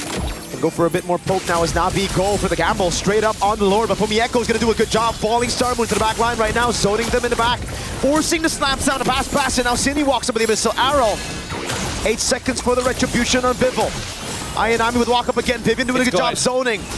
Perfect match. Keishi walking up again. That's a concealed Chell. Pops in a Purify. Oh, that's a lethal counter already used. Big resources now as Bivol goes over the Tempest of Blades. Cine making it awkward again. Going up against him and throwing a Ruin and Chell. Pops in Blades in wet. That's Fumieko shut down. Chell goes down as well. Bivol. Triple kill for Keishi. Oh, the SOD does not connect. Luckily, gets canceled out at the right time. Finally, Na'Vi get a fight in their favor. Oh, man. Imagine a world. Abyssal Arrow takes it away compared to a lethal counter Retribution. That would sting. That would sting for sure, but Na'Vi play it well in that skirmish. Rian just in the back, utilizing the Spear of Misery for when Vitality jump, when they pounce on Na'Vi, and I think that's the right way. I think all this time Na'Vi have been trying to just jump in where they should be kiting back with this composition. Well, I mean, jumping in and kiting back, it really depends on the angles, right? Because they're trying to push them into Ayanami, but at the same time still maintain presence with Mirai. So really, what do they want to get achieved? They need to make decisive choices as they crack open the mid tier 2. Oh man, they're still walking up right now. Tier 2 in the mid lane gonna fall. Na'Vi able to crack open this tier 2 in mid. Tier 2 up top as well. They're gonna shove it in with the Lord. Chell, oh, risky move with no Purify. Concealed coming out from Na'Vi. Slash down the pass in the back. Fatal Links only landing on one. Now throwing a Ruin. Catching them, immobilization. Fumieko bursted down by Rian. Chell's dealing with the wave right now. Cine walks up as well. That's Chell with the Blazing Duet onto the wave. Lord gonna be taken down right now. Vivian taken low. Yep, they're still going for it now. The Tempest of Blades now hits onto 4, and they still can't seem to push them out. To the waves, there's just nothing left to give. And Na'Vi say, you know what? Even if the second waves comes in, it's just too much pressure. We're gonna have to back up here. 800 gold lead now for Na'Vi. That lead that Vitality have been building up, that 3,000, completely gone. And I gotta say, 90 seconds have passed. I still don't forgive Vivian. Would have been nice to have. Would have really been nice to have that flicker. No matter what, it just goes to show that every little resource makes the difference. No flicker on Vivian, but not Ayanami able to flicker to close and get right on top of Shell after a Purify. There's just so many different layers that we have to keep account for. And I think even for Na'Vi and as well as Vitality, it's basically an info dump on all sides. I think one of the biggest wins though for Na'Vi wasn't just cracking open a base turret up top, but it was the purple buff mainly, taking it away from Vivol. Now takes her out of the equation, at least with dealing with the waves in the sides. Now it's Rian free on the sides, piercing through that turret onto Cine, throwing a Ruin onto Vivian. CC me with perfect match now, Fatal Links, oh my god! With all the Blazing Duet and the nature as well. That's the all-in right now, so Fumieko walks up, Rian with a dash and forward, gets caught by Chell a bit. Fumieko still there, and now she gets hurt. Okay. Vivol. Oh, they want more play. The Tempest coming down. Oh my god, Vivol. So, Ray with the shutdown. And a good flicker out from Mirai. Wind of Nature saves the day. Vivol is down, and it's 17 seconds for the Lord to spawn for Na'Vi. Dude, I get it. It's like a slightly awkward fight. Like everybody is flickering just a little bit earlier than they probably should, and abilities are coming out just a little bit later than they need to be. It's a battle of margins at this point, and they're all trying to think, hey, I gotta predict when you are gonna use that dash more than reacting to it. Vitality is still trying to go for it. Vivian walks up. They've dealt with the wave in the bottom lane. Vivian's gonna go for the lockdown on Keishi. It's the Frozen, but no Fatal Links. Now they go on Ayanami. Lethal counter of entry, SOD lands, throwing a Ruin. Locks Vivian down, and now it's a flicker out again. A conceal now. Ayanami doesn't want to give up on the chase. The Abyssal Arrow doesn't land. Oh my god, Vivian gets away with a sliver of health. Literally 1 HP and Vitality in a position that's not exactly in their favor anymore. Na'Vi very in a while we've seen in these past couple of games. After taking so much punishment, this is the closest they're going to go to try and get a second game to equalize it against Vitality. And that should stop the momentum. And they got the Evolved Lord. Vitality already struggled clearing out the Lord earlier. And it was with this kind of composition. Again, the Selena not great at clear. The Ling as well. Throne of Ruin, only landing into the front. But now, oh my god, the lethal counter spear victory! It connects, and now they're gonna go for the end game. Big CC! Abyssal Arrow landing in the back line. Now Chell popping blazing to an and Wind of Nature. Wind of Nature responded over by Rihanna's balls. The Black Shoes gets used up by Ray, but Cine is able to crack open Immortality. Now the Abyssal Arrow again. Chell jumps back to the BMI as the Lord is gonna still be on the base. It is Na'Vi that equalized the lead. Wow, the patience, the amount of damage that these ladies can take, the continuous momentum on top of that crowd from Vitality. Despite all of that, Na'Vi take this next game. We got a real series here. Maybe, I don't know about you, maybe we need round robins and continuous best of sevens. It's the only way to bring out the peak of their mechanics. Add in a double elimination for that one, brother. A lower bracket and we are set. So good, so very, very good. There's a lot to talk about in these games, but again, I feel like both teams are falling back into uncomfortable zones, and I think starting to get comfortable with how much pressure each other are applying. Like some threats, just once you recognize it's not a habit, it's not a problem. But we're going to be throwing it over the panel to double confirm these suspicions with the help of Reflections, Eterna, and as well as LaFell right after these messages.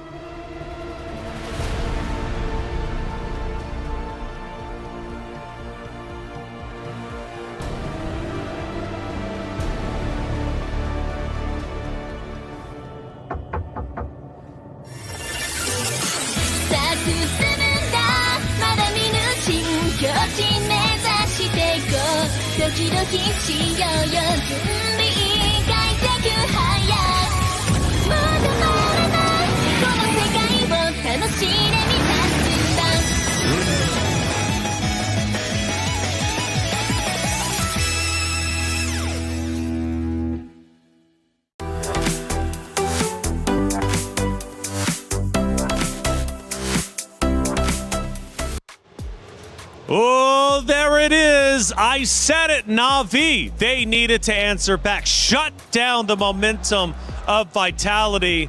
And well, they just did it. It's now tied up 2-2. Mistakes on mistakes, but you know what? For Na'Vi, they'll take it. Live look at the vaults here for the competitors. We do see a couple of members from Na'Vi, but for the Vitality roster, they're now there, and they've got a lot to talk about. I gotta tell you, Taylor, this grand finals is definitely something special because this is a different level of MLBB that I'm not used to. I'm not so sure how reliable our analysis is gonna be. But trust me, me and Eterna, we will try our very best to make sense of what happens, because here's the thing. Some of their plays just defy logic. They just figure out ways to make sure it's not supposed to be possible, but they made it happen. Well, I know for Mirko and Gideon, they've been losing their minds, and rightly so. We have an incredible series. Let's see how they were reacting to some critical moments. Double up, I don't know. But at this point, here we go. We haven't seen a first blood, and we're expecting at least something here on the first turtle take. Yeah, Vivian's out there as well. They're trying to delay this for as long as they can because they know, I don't think... Oh, what? Fumieko with the steal, the retry! Oh, a disaster at the start of the game. They're able to pick up some kills at the end of the day right now, but the turtle didn't go to Na'Vi. Fumieko gets another on top of the turtle, and now it's Rain. First blood fight, the commentators going nuts and breaking it down as they should. That's where it started. First blood, Na'Vi already looking good. That was great, but they didn't get the turtle. Right? That was kind of shocking because they are playing with Keishi on the Balman. So I would have expected that, you know, Turtle 1, Turtle 2, Turtle 3 even would have been more in favor of Keishi with the lethal counter. Now, the unique thing about Turtle 1 was the fact that Cine was there, and luckily we had that replay, and even the casters were like really shocked because it was actually the trap, the Abyssal Arrow that hit onto Keishi that disallowed that first turtle take, and at the very end of it, it was actually Fumi who got that first turtle. So initially it looked really good for Vitality. It looked like Na'Vi were making more mistakes, but as the game went on, it felt like it was swapped. It felt like Na'Vi understood the mistakes that they were making. They adapted, and then it was Team Vitality that were faltering. So that was very interesting to see. You mentioned later on big adjustments. Turner, let's go a little bit deeper with our next action clip of game number 4. We're now at the 14-minute mark. This is going to be the fight for the Lord, LaFell. And honestly, for this one, there's a lot of things that Vitality did that were like, what is going on here? I don't know why Vivian is using the Atlas in this kind of fashion where she just overextends with no backup from Cini or Shell or anyone, that exposes herself to free damage from Na'Vi. Taylor, to explain it very simply. Please do for me. Vitality went in 1v5 5 times. It makes no sense. Well, hold up. Let's take a step back to the beginning of our show, beginning of this series. You mentioned the aggressiveness from this region. You mentioned the aggressiveness from Vitality. And one of the keys to win was to take advantage of that. And I feel like Na'Vi is doing exactly that. Hey, that's right. But the thing was, like from the games that they were winning, don't crash out. I'm trying my best not to crash out. I'm trying my best not to crash out.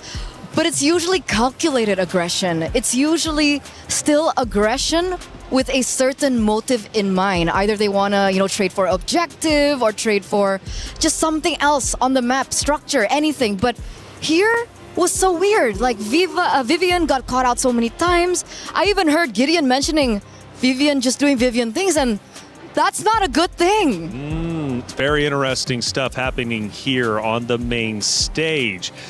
I don't know. I really can't call it either which way. I'm telling you the truth, I thought it was going to be 3-1 in favor of Vitality, but all of a sudden, here they come. Na'Vi back into the conversation, and the series score is 2-2. Let's take a look at some of our stats from that map number 4. Yes, please. Yes, please. Right, let's start breaking it down and seeing how this story ended up unfolding. There was quite a few that ended up taking place, right? Moments in general. Obviously, we talked about the Turtles as well, but in the end, it was Na'Vi who got the victory. LaFell, again, you got to stop her from crashing out. No.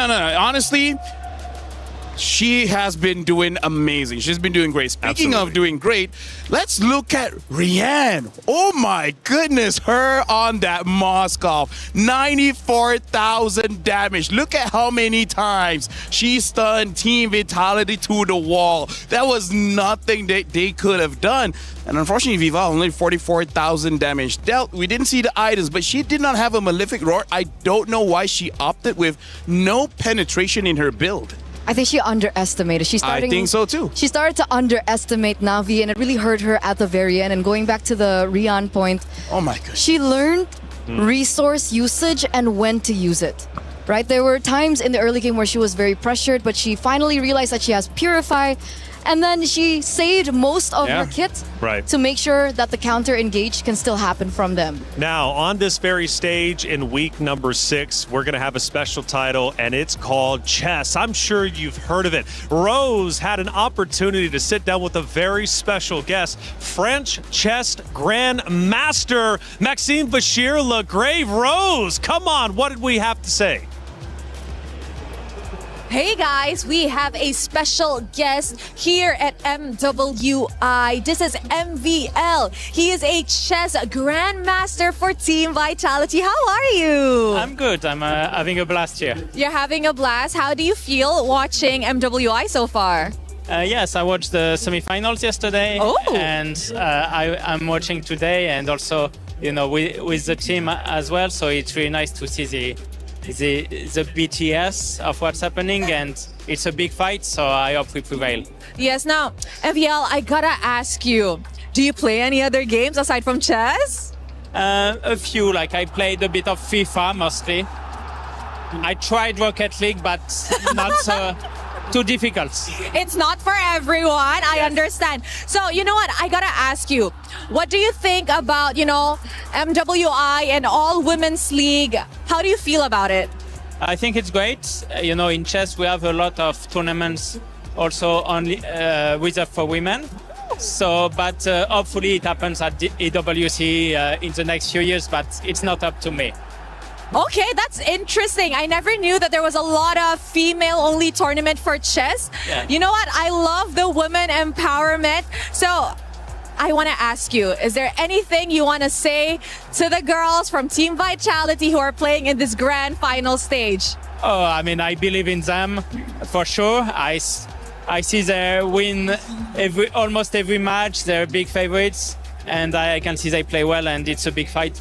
And I think we will prevail. Oh, wow. Thank you very much, MVL, for dropping by our stadium. Thank you. Good luck on your match when it comes. I wish you the very best of luck. That's it from us, guys. Throwing it back to you guys.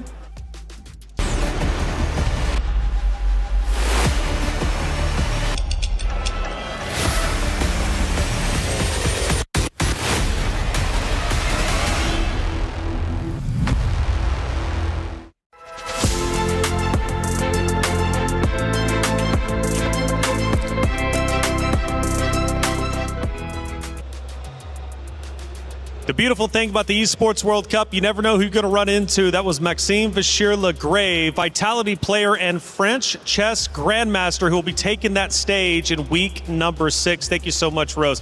Na'Vi, we just had a look at them in their vault, getting ready, getting prepared. Seems like they're still in good spirits, as they should be. I mean, they just tied up the series 2-2. Actually, the most impressive thing I think about Na'Vi, it almost feels like that's just a recording, because the way that they do it every single time is even at the same spot. Like, talk about consistency. Because they're locked in. They're so locked in. They get everything perfect every single time. All right, let me ask this. Chad, I'm talking directly to you now.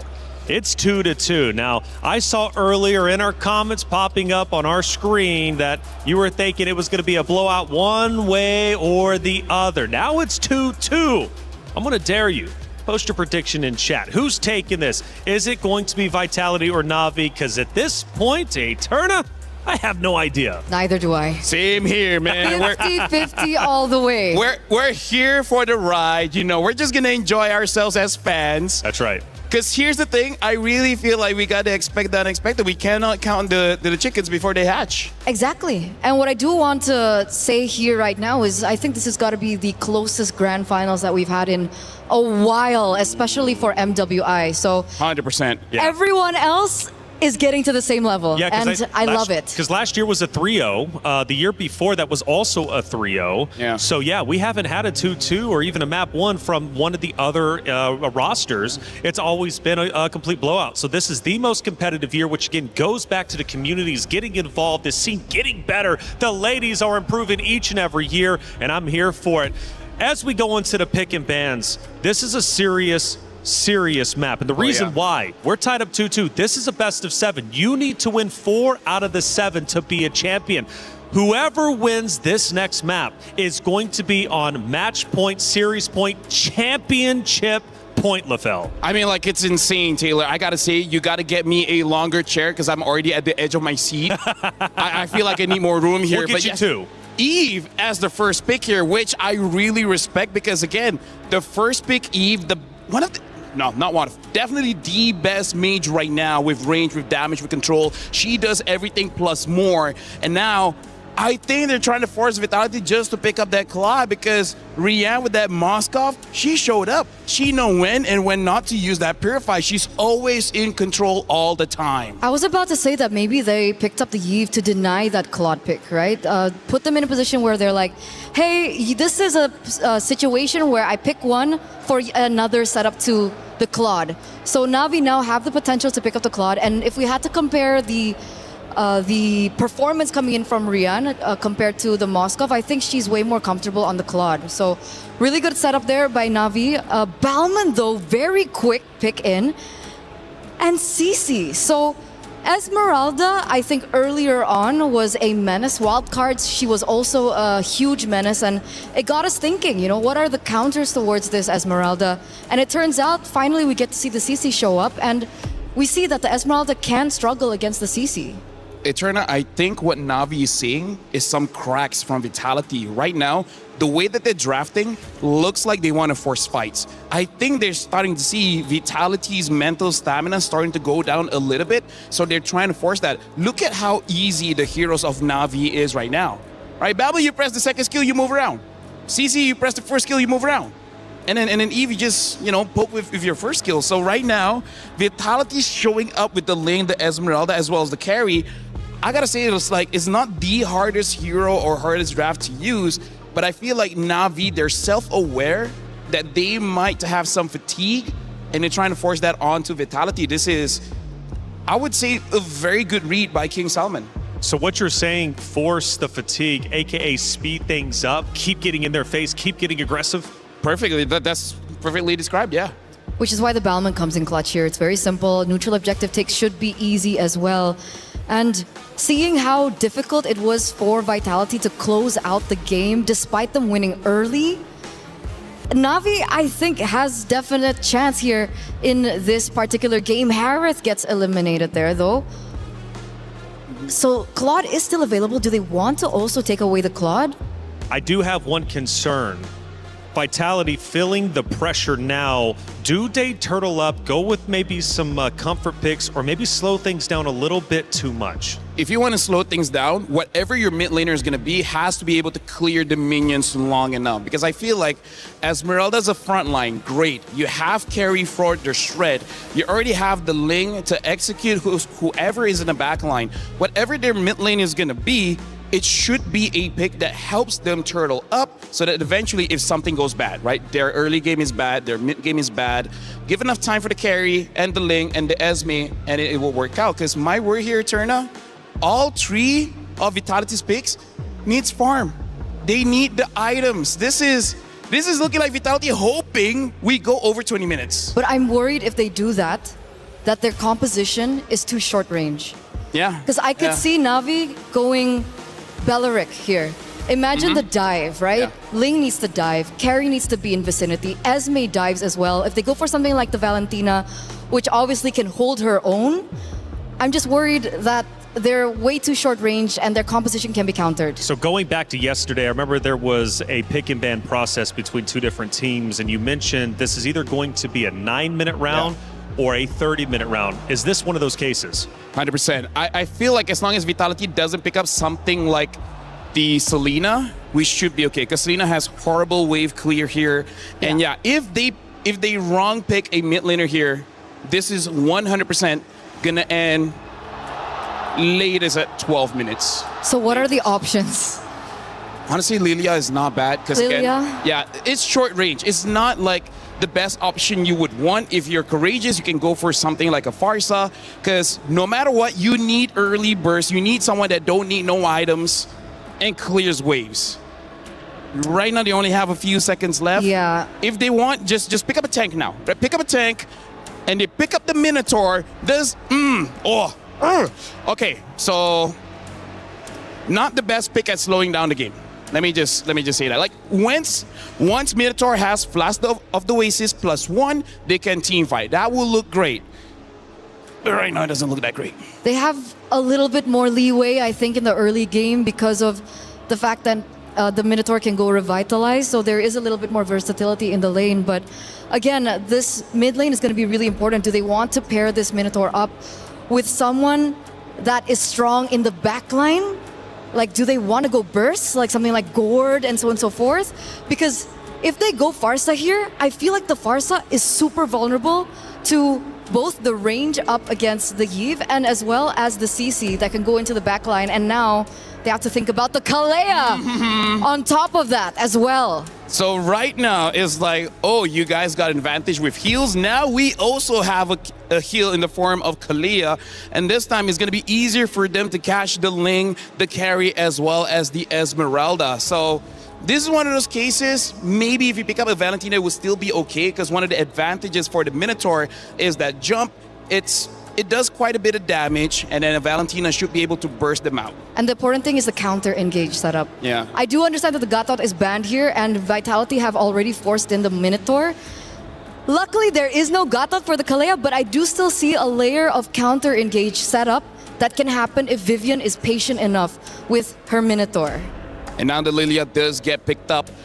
I think because of that Lilia, the draft is still okay for Vitality, but there's a clear sign you gotta wait for like 14 minutes to get your items. There's been many firsts throughout this MWI. Regions excelling more so than they ever have. Players joining the stage and making history. And in this case, for grand finals, we are all tied up 2-2. But the reality is that this map means the world. This map puts either Na'Vi or Vitality on match point, championship point, playing for the trophy, playing for $150,000. It's Na'Vi and Vitality heading in to map number 5. Mirko, Gideon, continue to tell the story.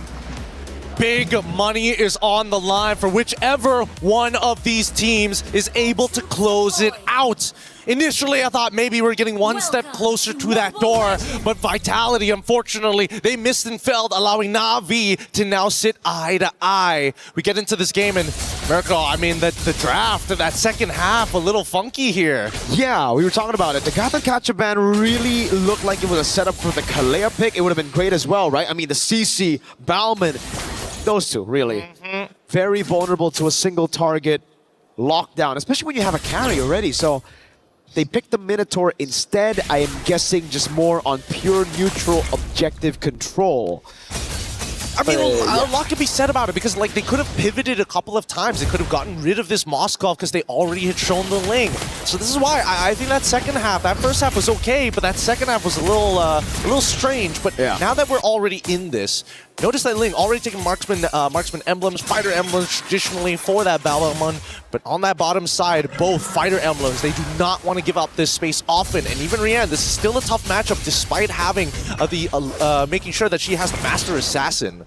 Even the Esmeralda pick, you know, they already saw the CC picking it into the CC. Now you really see why she had to go Vitality and Festival of Blood for the emblem choices. Really just needs to survive in the lane. Chell, though, doing as Chell does so far in the series, bullying Rianne. But this time around, Rianne's got the Flying Clouds, so she can get back up to lane very quickly. Currently, -1 in the minions as of yet. Hopefully, she's able to pick up the rest of it because Shell's going to zone her out as much as they can. Down by bot side, though, nothing much is going to happen. Fumiko definitely 100% understands that this is not a winning matchup, but also just not giving the stacks on over. Don't let Ayanami hold on to it for as long as they can. Keishi's already on it here. Vivian doesn't have ultimate just yet. No Minion's Fury. Mid lane already going to be cleared out by both the teams. Vitality want to go for the fight now. Cine gets spoke just a bit. They want to go all in on Keishi. Even with the knockup as well. Keishi very low. Possibly the counter about. Cine is bringing the black shoes away. Tap is ablaze now with the Rectory Vivel. Snatches it. Oh, they're still going to go for a little bit more here. Vivel has plenty of energy. Gets the Finch Poise out of there. Unlucky. Not Ayanami tried their best. Really tried to hold them down with the curtain call, but the iframes just a little too good. And it's Vitality who... Oh, I thought it was going to be a take by Rianne there. No, it's still Chell. I thought so too, but at this point, I'm waiting for the time Na'Vi is actually going to be able to kind of break out of this and start attacking that purple buff. For now, Cine taking a little too much here. One more Void Blast should put her out of her misery, but Rain can't get the distance just yet. A forced recall early on. There you go. Lethal pickup for Keishi. It's all about going in on Keishi, man. And on the Bauman, you're not that tanky. I mean, you are pretty tanky, but when everybody goes on you like that with no retaliation, it gets really tough, and that's why they gotta pick their fights a little bit better. Vidval this time really abusing that retry that has already been used by Keishi on the lethal to snatch away some picks. Now Ayanami in the bottom lane. They know there's no vengeance. Fumieko gonna dive in as well. Ayanami taken out by Fumieko. Unable to get it, unable to get it. Really nicely played by Vitality as well. Trying to get the curtain call down onto 2 targets. Luckily able to create enough distance, separated and scattered before it latched onto anybody else. So really just nicely done by Vitality all the way through from execution to planning. Let's see Na'Vi though. Now this is their turn to take the initiative here. However, they're not making the call fast enough, and Vitality are already in position to actually retaliate if they do commence the dive. They can't let this gold lead steamroll out of control. It was the same case though for Na'Vi earlier in game number 4. It was Vitality who looked like they were running away with the lead, but Na'Vi just stayed cool. It was a big lead for the Ling against the Bauman early on. But then they grouped up, they played the box, they won, and everything collapsed for Vitality. We need to see how this is going to play out because I feel like as much as Na'Vi want to have first position, Vitality, if Vivian has that flicker, The counter Minnow and Fury could be disastrous. But for now, as long as we see Mirai topping up Rain, and they have that RWM ready, Vitality still has to be a little careful, and Vival definitely doesn't want to show up first. Rian picks up the gold crab, taken away from Chell. Mirai's looking for the angle now. Keishi with the help of Mirai, picking up Fumieko. Just a bit, now poke from Rain on Cine. Falling Star Moon, locking Keishi down. The RBM comes around as well as Vivian. He's gonna try to zone them in the back as Rain needs to respect this damage, has to flick around with Fumieko. With a dive, Tempest ablaze under. Spirit Misery locks her down for a bit. Good lethal counter and even a Tsunami Slam to get rid of Vival. Okay. Now the War Axe is already done onto Keishi's side, and all they lost for it was just Vival, which is rather surprising. Whoa. Rain ended up dying anyways. Mirai should be... Oh, it's getting close! Minuan's Fury knocking up 2. Now another knock up on Rian with the reset, and Fumieko. Wow! He's dancing around, no flicker. Rian gets away. Now the whole team collapsing onto Fumieko. Keishi's right there. No lethal counter, but she's gonna spin. Fumi condiments of it all. Get the healing! Oh, the photo! It was bought right in time. No way! That was nuts. That was a nuts outplay. That is crazy. Keeping not only Fumieko alive, but still maintaining and now commencing a dive underneath the turret. Not Ayanami. You gotta get out of there. That was dirty. What was that timing, my guy? She sat there waiting for it as well. I bet her finger was hovering over the item the entire time. Bro, that was just so unlucky. Hey, you don't get to see that very often. Only here in MWI do these moments actually occur. And it's crazy how much trust Fumieko put on the fact that Vivian could heal. Or maybe she was just ready to die for it. She was like, okay, yeah, EXP things, you know? Oh my God. That was nasty. I still can't get the image out of my mind. So much faith, or was it just blind faith? Either ways, it worked out perfectly for Vitality because now they've checked all the boxes. 3.7k lead at 6 minutes against Na'Vi, and they have full neutral objective controls. And Mirai needs to just respect this damage. Look at that poke from Fumieko, then Cine right after. Turret down below, gonna fall for sure. Ayanami caught in the bad spot, doesn't have the dash for now. Ninja's Fury and the flicker in. Whole team comes clashing. Vivian taking a big shot. Vival already made a Spirit Misery, now goes down with a Tempest Ablaze, assassinates Rian. Falling Star Moon as Vival takes a few more shots. Fumieko now caught in the Tsunami Slam with a Purify! And the double on their turret! This is the comfort. This is the Vitality comfort. If we're talking about a lead and running away with it, this is their moment that Vitality has been waiting for from what has been seemingly cursed. They give up one game, but now they've given up 2. Vitality, they are looking for revenge. They want to close this out quick. Chell clearing out that tier 2. Vival respecting the Moskov, going back at it, learning from the mistakes of game number 4. Not really wanting to replicate that. Now they go on to the XP Crab. It's all about building these small leads again. All these small leads eventually build up, and to be specific, it's about a 5.8k lead, which is honestly pretty good. A lot of their cores are one full component ahead of their opponents. Not a full item, a full component. And that makes the difference here for the stats. Overall, when we are looking... What? Oh my God. What? That... What? Zipper, you know what to do. Whip up the replay on that one. Oh God, but first, baby. the fight. Was that a flicker? It was a flicker, burnt out already. Vivian on the Minotaur. Now we know why they went for the Minotaur instead of the Kalea. I'm rather surprised that they got away with it. Wait, Same. hold on. There's still an opportunity here.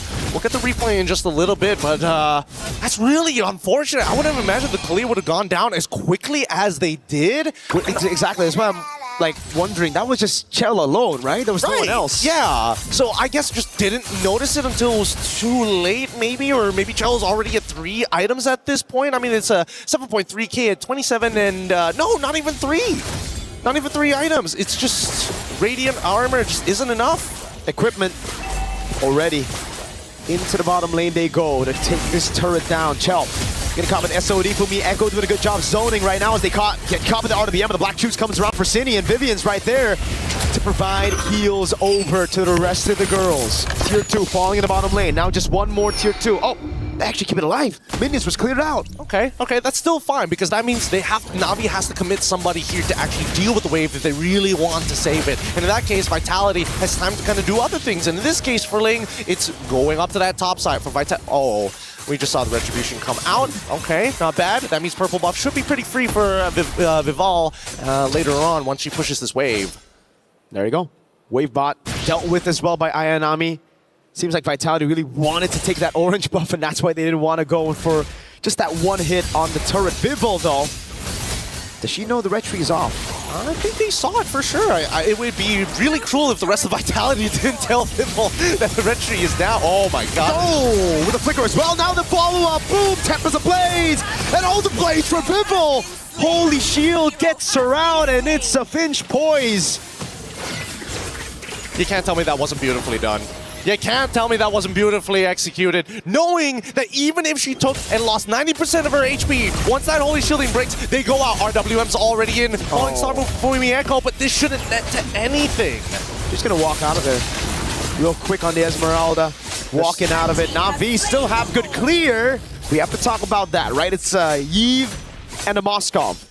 But that's a 10,000 gold lead in 10 minutes. That's the GG angle we always talk about. They are getting, oh yeah, thank you. Thanks, Zipper. A crazy gold difference like this is really hard to come back from. It's a full item, not just a component anymore. If you are already struggling with dealing with a component, full items are just ridiculous to deal with overall. Look at how fat that lead is for Vival. 3,000 gold lead. I believe that's a BOD. If they want to play it normal, it's a Melfic Roar. But with a 10,000 gold lead, I'd lean more into a BOD. I mean, might as well at this point, right? They just don't have the items for it, and I don't think anybody has dedicated armor items as well. Dude, it's 11,000. Vitality don't want to just beat Na'Vi in this game. They want to beat the clock. RWM on the Cindy. Black Shoe's going to be used up again. Minus Fury knocking up too. Okay, she's going to be very low. Again, Tsunami's having to peel in the backline. That's when Echo's going to be locked down under turret. Shut down as well. Yes, Odie Michel stays on to the Crystal 11 minutes. And they take match point. Crazy. Crazy, crazy stuff, and Vitality have one thing to say. They get to cheer even louder for Team Vitality taking their third map win. With that being said, though, it's match point, baby. This is all or nothing. The big money is on the line. Na'Vi have got to figure out how exactly they want to play this next draft. The Golden Hornets are chill, and it is up to Na'Vi to figure things out right now. Like you said, what do they do to try to decipher this? Because it almost seems like they were prepared up against the first 4 games of Vitality. They had answers to that, but here with the Minotaur, they were left confused. Even I'm left confused with what else they can do if even skipping out on the Gaton netted them the win. We'll throw it over to our panel. Reflections, please help us break this down. This game is just too much for the casting desk.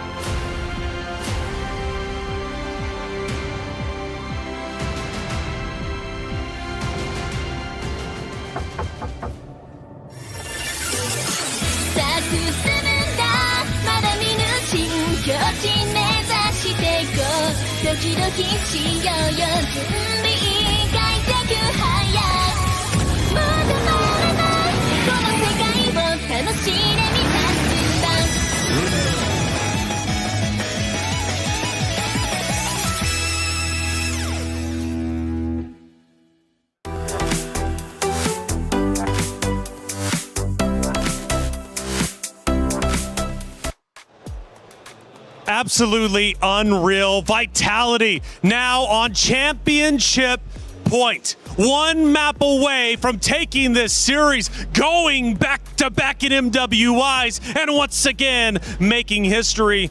We take a look at the dugout of Na'Vi for the first time sitting in their vault, and they do not look happy. I mean, like, here's the thing, man. Vivian really redeemed herself. Like, in the previous game with the Atlas, there's many times she dove, but then nothing happened. This time, Vitality played like a team. Whenever Vivian using the Minotaur goes in, everyone follows. It's like, you know what? Even if we die, we just fight properly, and they did. And with that being said, I think it was very wishful thinking of Team Na'Vi to not bring Purify. because I think most of them went for Flicker, and then of course the jungler brings Retribution. But because of the lack of Purifies, there was no way to get out of those engages coming in from Vivian. And speaking of engagements, I thought for sure, based off the hero selection, it was going to be the aggressors of Na'Vi fighting early game and winning early game. However, I'm looking at Turtle after Turtle after Turtle get taken from the side of Vitality. Before I knew it, there's a 10K gold lead. This was our fastest map so far in our grand finals. Oh yeah, for sure. Part of the reason why the aggression was not there is it's supposed to be Mirai, the roamer, to start things off, but there was never an opportunity where she could go in. And honestly, even I'm not so sure what happened, because there were moments where she just randomly died as she's patrolling the map. And then we're like, wait, hold on, what's going on? You're supposed to be one starting the fight. Why are you dying randomly? Randomly indeed, and you can't have that, especially this late. When you win the hero pick, it's should be your round. Unfortunately, it wasn't. I'm hoping for a game 7, but you cannot deny that Vitality just got that much better, and the momentum is definitely in their favor. Eternal, let's take a look at our last action here from that game, which ended blazingly fast. We're now towards the end. The base is being pushed, and the vice script is being closed. It was all in favor. Wait a second. Yeah, I know. Yeah, we're just like reminiscing about what happened before. Sanjika I love Galaxy, by the way. Yeah, that's okay. Hey, I love Galaxy. I love Galaxy. Back to grand finals we come. All right, it's going to be Na'Vi and Vitality, of course. Again, the reality is, though, that it ended incredibly quickly, and I think we do, in fact, have it ready to go. That final action, of course, from that final map that we just witnessed. I need to take a deep breath, man. I really do. I believe in curses now. Well, hold on a second. Let's take a look at the emotions from the players, okay? Before we start talking curses. Because Casta curses are real. And I actually was backstage just a second ago. I ran into one of the heads of Vitality. I said, hey, congratulations, man. He says, for what? I said, I'm sorry. Let me take a step back. Let me not speak too soon. We see the emotions. I swear, every single time that we tune in and see the perspective of Vitality, they just see cool, calm, and collect. That's just the experience they have. You want to comment on that? No, I want to talk about curses. All right, well then I'll comment on it. The thing that we have to look out for is actually when Vivo is having fun. Okay. That's when you know everyone is doing their job well. Because Vivo wants to go in for those kills. She's hoping for her teammates to set it up, and they set it up beautifully in that game. Well, let's take a look at that final action from that last map. And man, that was map number 5. And it is, in fact, going to be, once again, Vitality pushing into the base. This will be the final fight. The Lord is also mid lane, starting to come through. Na'Vi, in one of the previous maps, was able to base defend at least 2 or 3 times, but Eterna, not this time. The knockups from Vivian on the Minotaur was really game-changing. You know, we've been highlighting so much about the rivalry between Ashley and Vivian, and if there's anything in this particular game, we do see that she learned something from Ashley, picking up one of her signature heroes, the Minotaur. Well, Vivo has been on fire, of course. We take a look at her statistics, and she's looking great. She really is. I mean, we're talking a total kill of 18 kills in the 5 maps that we have seen so far. But honestly, sometimes the kills are one thing, but the assists, 20 assists, she's putting in work for her team. The one thing that I really want to highlight about Vival is even in a losing condition, especially when she's on an assassin like the Ling, so back-to-back Ling games we saw, she's always, 2-3 levels ahead of the enemy jungler. And I find that so impressive, even in a losing condition. So she's so effective, she's so great when it comes down to farming, that she can be the sole winning condition of how things can turn around in favor for her own team. Honestly, that's amazing, because here's the thing, you're going up against a tank in the jungle. The tank is going to take some time to clear. So yes, I like Vivo just pathing vertically. I'm just going to go into your jungle and take some for myself. Moonton has done a phenomenal job with MWI, but that's not the only event happening here at the Esports World Cup.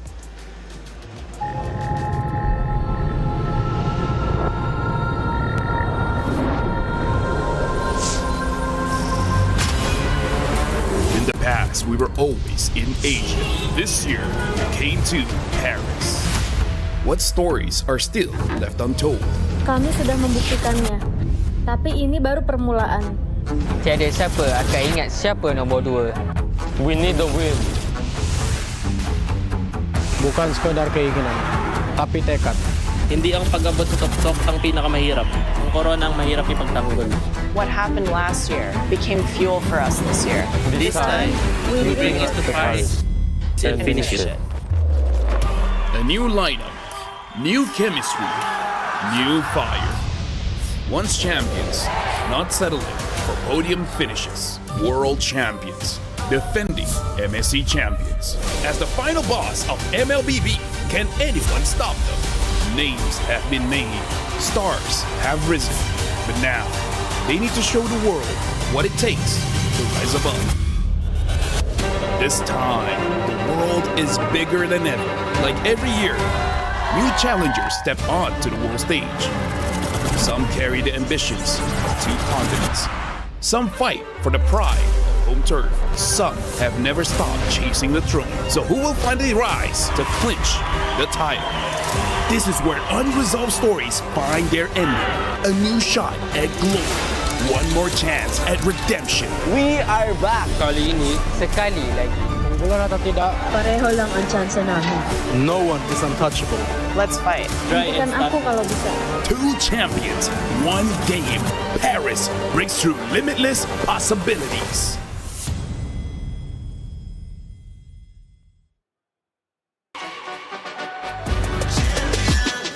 This ain't no regular thing. I came for the ring, you know what I mean. You see my name in the lights, better get right, I'm champion.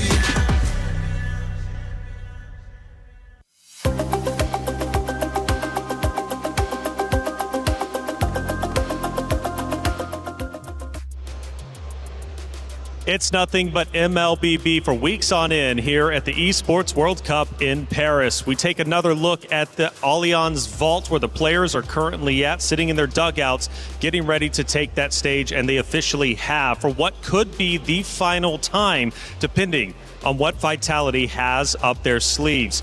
After that win, I feel like this is where Vitality becomes at their strongest. They've already won grand finals. They've already been champions. And now that they're 1 map away, you can't argue that they know how to close out series. Yeah, especially when they have a huge lead, because in that previous game, it's at the 2nd turtle. That is relatively fast for you to have a lot of wins whenever you go for a fight. I thought it was going to go bad when Vival died early, but then they just keep on continuing to fight. That Minotaur really paid dividends because able to get that Flash of the Oasis quite early and made it so that they can basically fight forever. Eterna, Navi's going to have to dig deep. This is where they truly become a champion, by forcing a Game 7. But look at that smile. Like I said, Vitality is feeling confident. They're feeling comfortable. Can Navi pull off another win to stay alive and force a Game 7? I know they can do it. I know they can come back to this. And it starts with the drafts. If you're talking about digging deep, I feel like they kind of did. Kalea debut pick in the grand finals, that was definitely something that I did not expect. And I feel like that last pick really killed them in the end. Yeah, I feel like for Vitality, as long as you have a draft that you can just keep on fighting nonstop, I think that fits their style. Okay, so you're thinking Navi should go back to where they started, at least in that last pick and ban. Go with the aggressive play style, get in the face of Vitality. But they did try that, LaFell, and it didn't work out. In fact, we had our quickest game in map number 5. So if they go back to it, how can they execute better? Honestly, like Vitality, go for the heal, and Navi, I think... Personally, for me, I think Mirai just does not have enough practice on that Kalea because she was honestly invisible throughout the entire game. So I feel like it's quite a risk. It's a good pick. Don't get me wrong. It is a good pick. But if the player is not ready to execute on that, I think don't take the risk because Kalea does require some skill to play. And when the stakes is this high, I don't know. I think that's too much to hope from the player. I agree. And again, even though that the Gatot Kacha wasn't on the side of Vitality, the fact that the Minotaur was able to counter engage, even if, let's say, she does get a final slam down, it also kind of hinders that point. And plus, Team Vitality had a lot of Purify, so it wasn't as straightforward for Mirai either. And remember, I really wanted to talk about curses, and this is what I was talking about. Now we are now on red side. Again, the team that gets red side is the team that wins the game. So you're saying we're going all 7 games? Oh, yeah. Ooh, and yeah, carry his first pick. So I think that's already a pretty good start because they know that Navi wants to go tanky. They already have answers with the first pick. Exactly. So I don't know if Navi wants to go for a pick like the Claude or not. But I gotta say, Vitality taking out that Eve, pretty smart. Making sure that Navi does not have a range advantage is step number one on winning it out. For sure, for sure. Carrie gets completely isolated when she falls into the real world manipulation. So that will definitely benefit her. And even if, let's say, Navi pick a Granger, okay, this is very risky. Now, Granger requires a little bit of snowballing to happen in the lane. And if they don't get that snowball, if they don't get those Sky Piercer stacks, it's really hard for Grangers to stay relevant mid to late game. Honestly, with that pick, I think Rayanne better hope that she doesn't see a Yuzong, an Alice, a Lapu, a Benedetta, a Paquito, a Freya. Honestly, there's quite a lot of EXP laners that deal very, very well with the Granger. One of the reasons why we don't see it get picked. But I'm assuming because it's picked up quite early, they're trying to potentially counter whatever the next pick is. And now the Cho as well as the Lei. Looks like Vitality, they want to build a draft that they can fight again and again and again and again. Also, can Granger go Purify? Granger can go Purify, but is not the best. So that's it, right? You don't get to be aggressive in lane, and you can't be aggressive during turtle fights, lord fights, and etc. So among all the other things, with all the picks on the board that can definitely counter the Granger, the fact that the Granger, it's not as great to go for Purify, makes it so that the mother of tanks on her signature Cho pick will definitely have a good time. The TLDR is you pick up the Granger here. If you have the Purify, you're gonna be good against the Cho, but bad against everyone else. So take your pick. But now finally, the Freya gets picked up again. Eterna, I have no idea how it took this long. And that's the big thing. That's a big thing. Sure, the Granger is in the gold lane, but we do have Freya on not Ayanami once again. She did so well in her lane earlier on. And so with the Freya being here, it really is save and grace for them to carry it through from early to mid game in case the Granger lane doesn't work out. How do you protect the Freya in the gold lane is now the question. XP lane, I mean.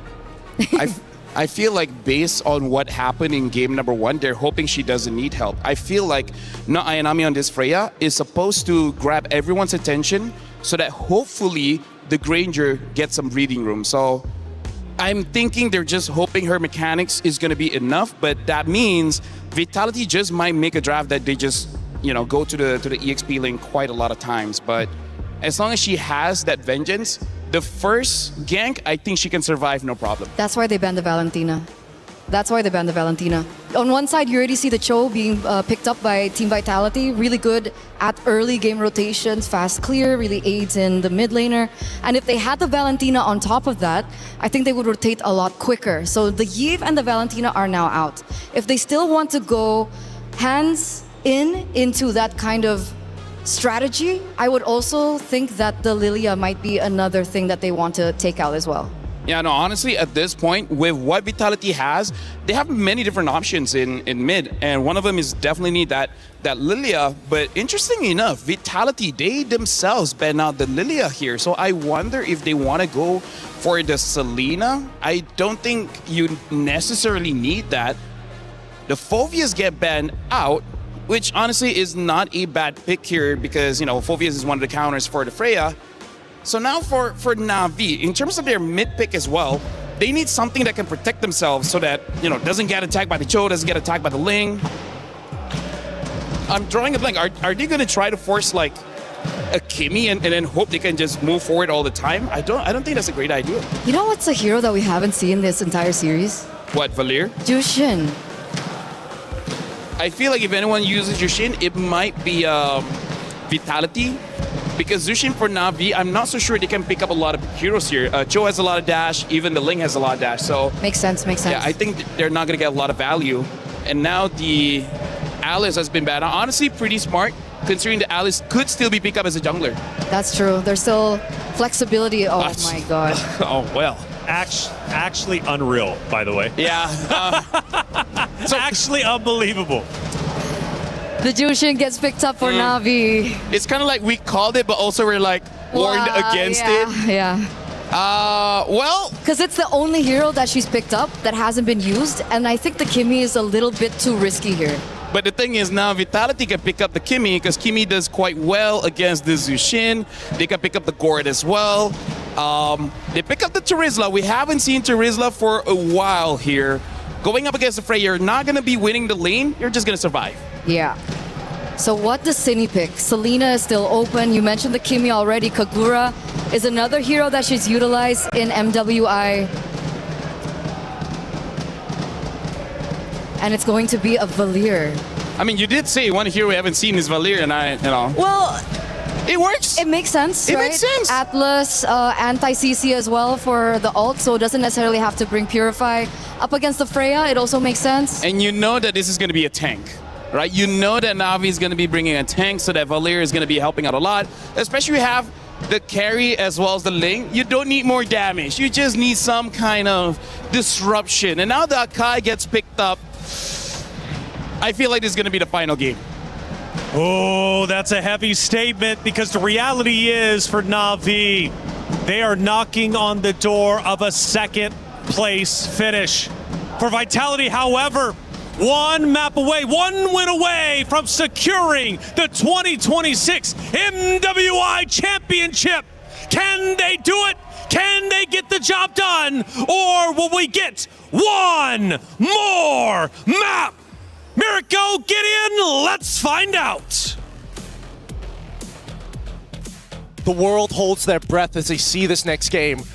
Already at the door, our defending title champions are so close to getting that trophy and getting real revenge from what happened in 2024. Na'Vi, they've got what it takes to bring it all the way to the end. But the truth is, if they don't muster up the courage now, if they don't be brave to make the play, I don't know how they will overcome this mountain of a hive mind.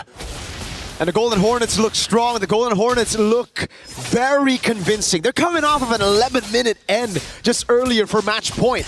Na'Vi has gone back to their roots, playing utility jungle and having a carry on Ayanami. Freya, specifically the Freya, that got them that convincing win in game number 1.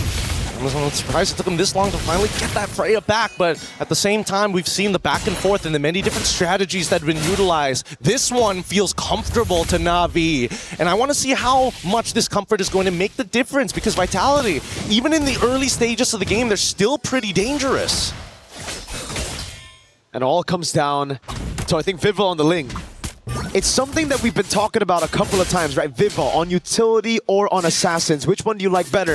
Me personally, I'm always Assassin for Vivo. And so far on the Ling, she's been fantastic. The Nolan as well. And so far in this game, against an Akai, it's looking okay. But it comes down to that first turtle. If you're able to take it away from the Akai, if you're able to snatch away some more of these jungle creeps, I think we're in for a very similar lead that we saw from last game. Well, let's take it one step back here, because this is not the only different Ling setup that we've seen. Sometimes they skip first turtle and decide to go instantly for the invade on the opposite side of the map. But really, who can really say what a strong side, weak side anymore? Most of these matchups, pretty difficult and skill-based. I would say the EXP makes the most amount of sense for Fumihiko to actually be on the losing end, but overall, that's only because of the emblem setup.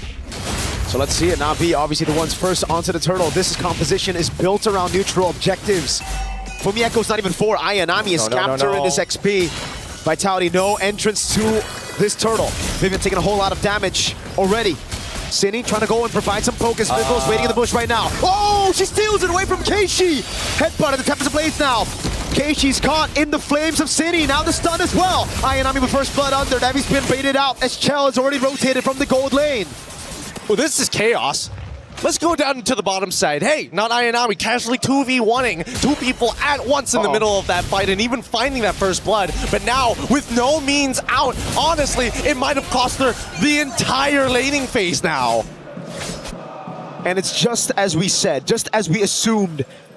If Vivo can somehow get a lead at the start of the game, this is going to be very dangerous, because it seems like Na'Vi, yes, they have Ayanami, but the main guy who they're looking to snowball in this game is Rihanna the Granger, and she's brought Purify. So that means the Ling's going to have a plenty of good space to dash around and outmaneuver the Granger. We'll see how long they're going to be able to do that here. I think Na'Vi, they're not completely out of this just yet, but Gel has consistently beaten Rian in lane. It's outside of the lane where things get a little dicey, and because of that, Vitality walk into enemy territory and they have an amazing read on the jungle path that Na'Vi have. Now it's oppression from this point onwards. And that's the clear speed diff. Something that we brought up a couple of times after the patch for the utility jungles, the Fredge and the Bakshas and the Akai, but in the group stage, even through the knockout stage, we've seen the Akai still get their hands on neutral objectives. That's the thing. Now that it's taken away from him, you can really see that gap for the Assassin in terms of clear, in terms of mobility. She's able to get into the purple buff, getting out of there as well, without using ultimate, without using any of that. I mean, Link is just one of those heroes that's really hard to kind of like, to balance out because of how much is in that kit. It's just universally good. And now as they contest for the space at this stage of the game, for Vivol, it's a pretty straightforward answer. All I gotta do is keep on stealing these camps and cleaning up bad trades across the map, and this game should be in the bag before I know it. Na'Vi hold control over it, but Vivol has a 2-level lead, so it comes down to the red tree battle again. Vivian gonna provide some poke right now as for Mieko trying to zone Ayanami. It's Keishi holding on to the neutral objective. Vivian goes for the kick, but baits out the heavy spin. Now it's Vivol looking for the opening, goes in again, and the rinse out the red tree. Morale with the fatal links over on Vivol. She's gonna be able to dive in with the Defiant Blade. Tempest ablaze now, knocking him up, and oh, it's all the blaze picked up by Vivol. They have to kite together, unfortunately. Not Ayanami can only do so much now that the rest of her backline is already out. Rain as the anchor again. They have to understand who is the anchor of the composition. If you're not playing around your anchor and you're splitting away from them, I get it if it's a Tempest of Blades. I get it if it's a Fatal Links. But if not, why not? And I think that Ayanami at this point needs to communicate to the rest of the team. Look, I'm the only one who has the lead right now. If you want Rian to get these kills, we have to play traditional front to back. Good escape for Ayanami. They will have to do that, but it's so scattered. The way Na'Vi want this fight to be is pure front to back. Vitality are attacking from angles that Na'Vi are just not expecting. And it's really difficult for Rian to land those shots. I mean, I think what's worse is that now that they don't have to worry about their mid laner not having, well, inbuilt Purify, they have access to Flicker. It becomes that much more difficult, right? And not only do I have to get rid of your battle spell, but I also have to get rid of your ult on top of that. It's just a consistent level of problems that Na'Vi can't force out all at once, but over a period of time. In terms of the gold so far, Ling coming up big at 1,000 gold so far, and that's already pretty good. Again, you can see that even Vivian just man-to-man defense, making sure that they have plenty of information on what's going on. Keeping up the waves, and Rian should die here, but doesn't get that last auto attack down. We see that Mirai, they want to, but they back away. I can't believe it. That amount of damage at 6 minutes for a carry with just 1 assist. I was questioning it as well. I was thinking that maybe the Rian would be able to get out or at least create enough distance, but I think just too many procs, right? Too many triggers, that passive. And you have to take a look at Vivol. She's been having a nasty game of Farm Simulator right now. I mean, she's taking away the bot wave, the mid wave as well. It's double lating, but on the jungle. She's gonna go to the bottom lane now. Na'Vi set their sights on the turtle, and it seems like Vitality don't care. Can they drag this out? I mean, Sydney still hasn't used the Searing Torrent just yet. They don't mind. Have the second one. We're gonna walk away from this. We want to make sure that at least Vivol's in a disgustingly good position. 2-level advantage. Purple buff about to come back up here. On the other side for Na'Vi, it is finally their first neutral objective of the game. And in the bottom lane, it's just Vivol clearing out, trying to get those items, trying to get enough gold to assassinate these backliners, mainly Rian on the Granger. And I think they're going to get very close to doing so here, as Vivol is already in a really good position overall. Despite the score being 2-2, a majority of that lead is in her hands, in her bank, in a matter of fact, as Keishi slowly falls behind. This should turn that 3-level lead that Vivol has back down into a 2, but a play being forced by Vivol on forward from Vivian. She gets punished. Rain pulls her back. For Mieko next to the chopping block right now with the Crimson Beacon and a heavy spin. She gets the penalty zone, but not lifted up. A bit of the heavy spin helping her out as well, but Rian finally gets on board with her first stack of the Sky Piercer, all of them low. Vivol nowhere to be seen, just going to go for the safe turret down below. Definitely think she could have picked up the kills there, but again, don't want to risk the shutdown overall.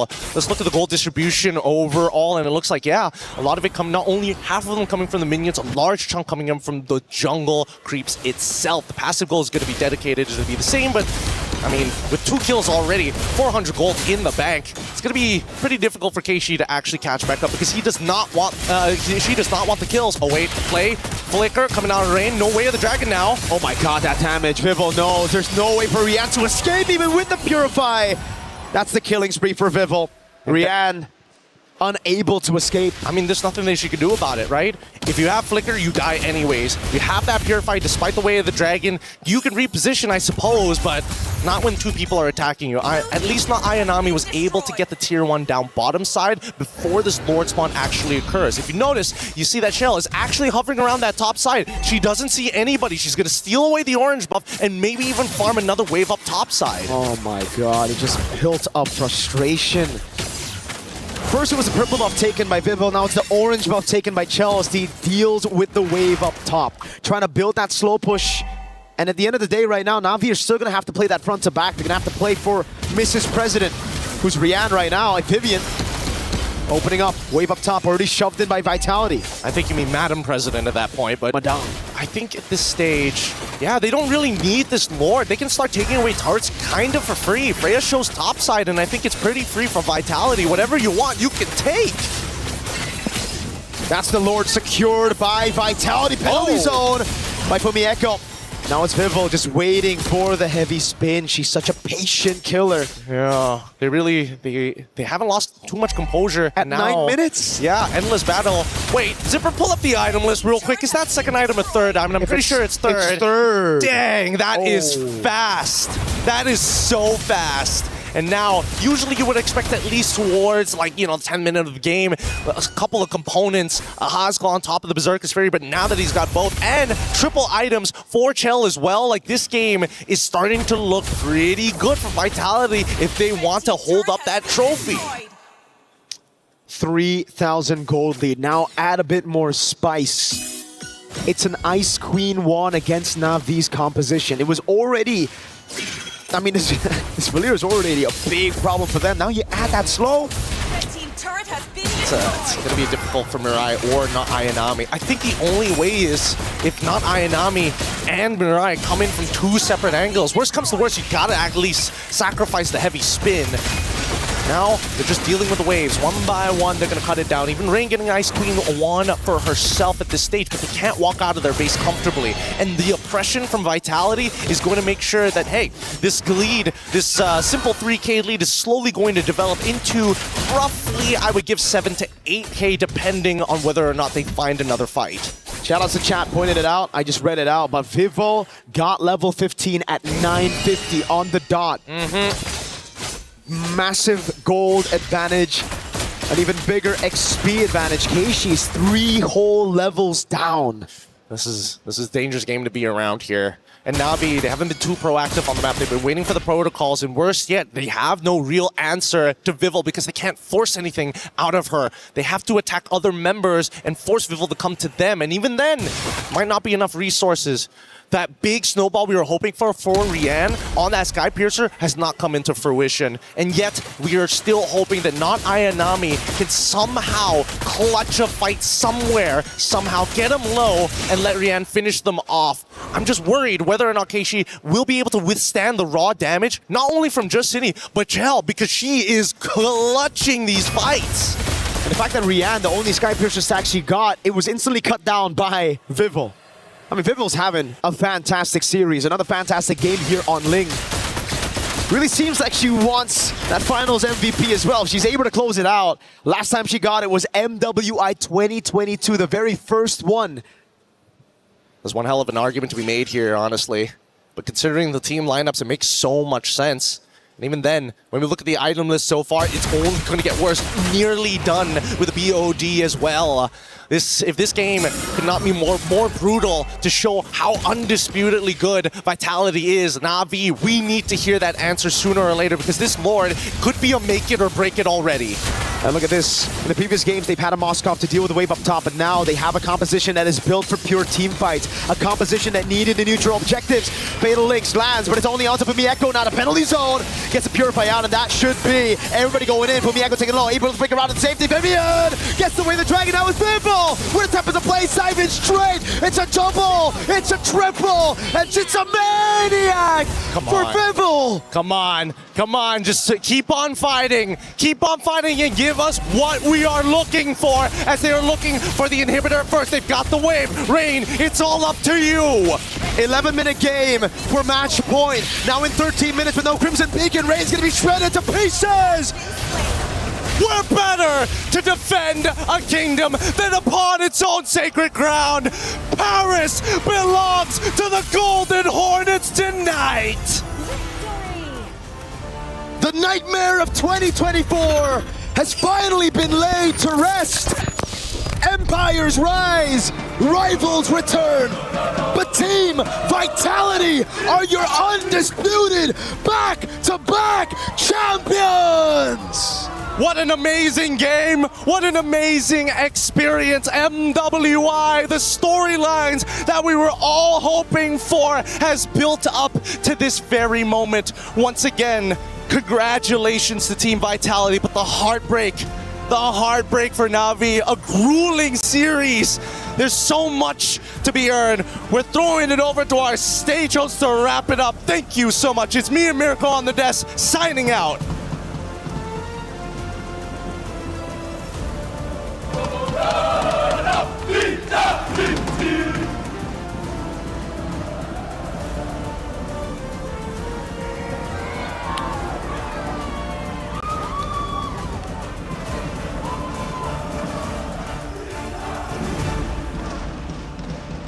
Ladies and gentlemen,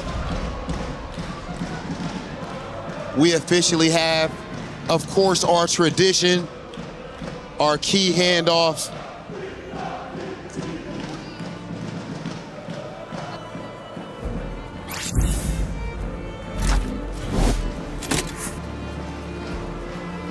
Here comes our champions, Team Vitality. Of course, showing amazing sportsmanship. As Navi waits here next to the trophy, an incredible showing from Navi.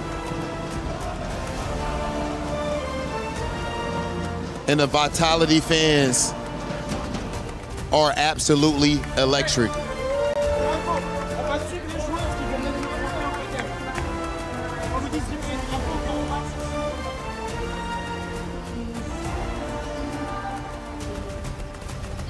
Philippines, you fought valiantly, but your journey ends here. Yo, great performance. Great job. Ladies and gentlemen, we are going to take things over to the Key Crusher. Team Vitality, your back-to-back MWI champions. And now, of course, they have to complete their tradition, which is, of course, what we do right here at EWC as they crush their foes, Key.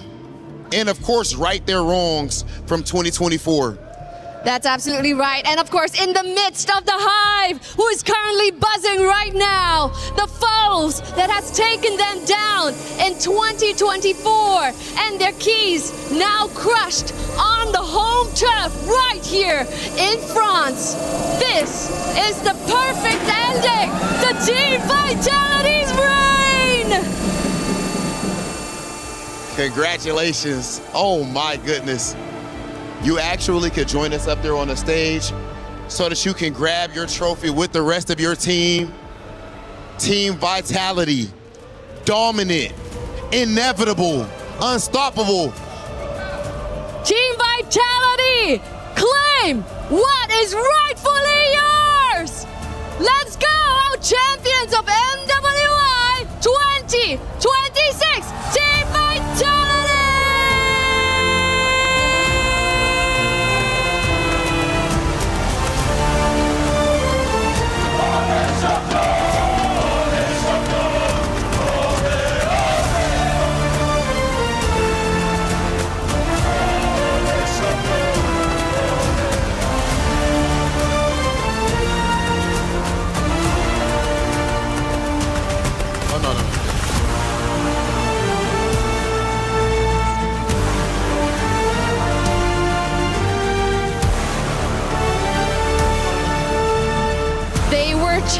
challenged in every single way.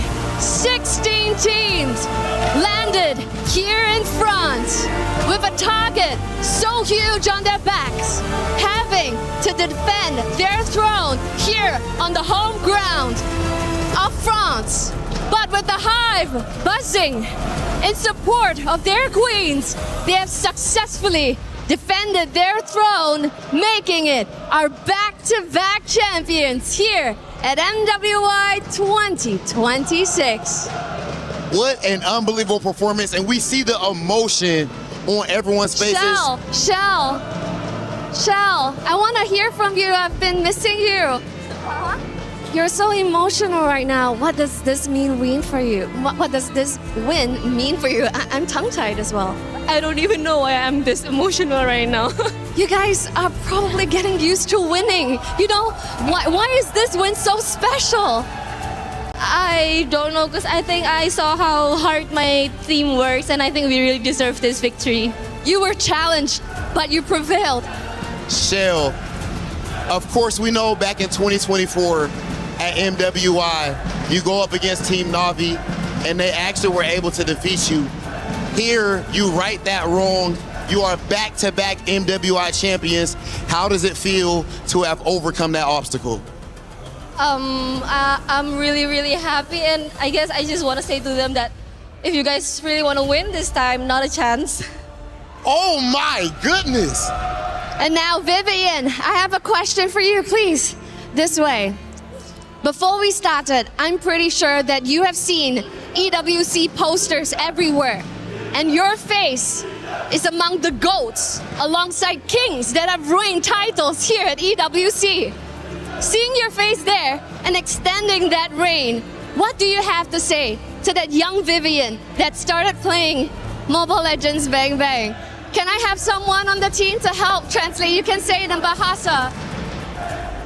I want to say, welcome back, bro, to my dream again! Welcome back! This is your nightmare, bro!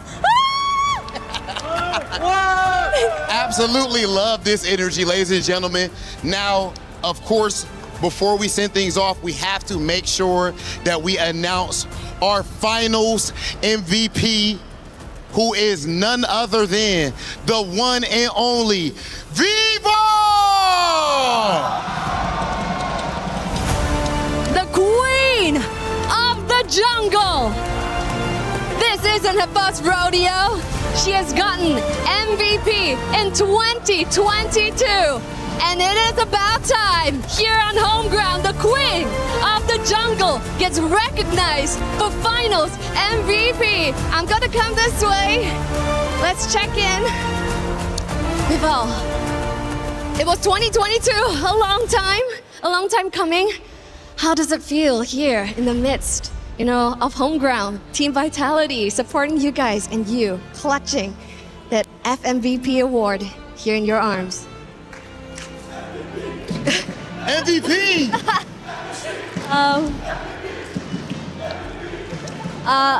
I'm really, really happy with this award and the result of this year's MWI together with my team, and especially this year's MWI is held in Paris, which is the home ground of Team Vitality. And we dedicate this win to everyone, to our fans as well, and yeah, it was a blast. So, do you accept this title along with this FMVP, Queen of the Jungle? Okay, I accept. Rightfully so. Now, Viva, of course, again, you win yet another finals MVP. You guys won MWI back-to-back. How does this year's victory compare to the last? This year's win is very special because it's held in Paris. It's our home ground, so we did our best to get back-to-back for them to Okay, ladies and gentlemen, I need you to blow the roof off of this place. You just saw such an amazing display. Please show some love to our queens of MLBB, Team Vitality!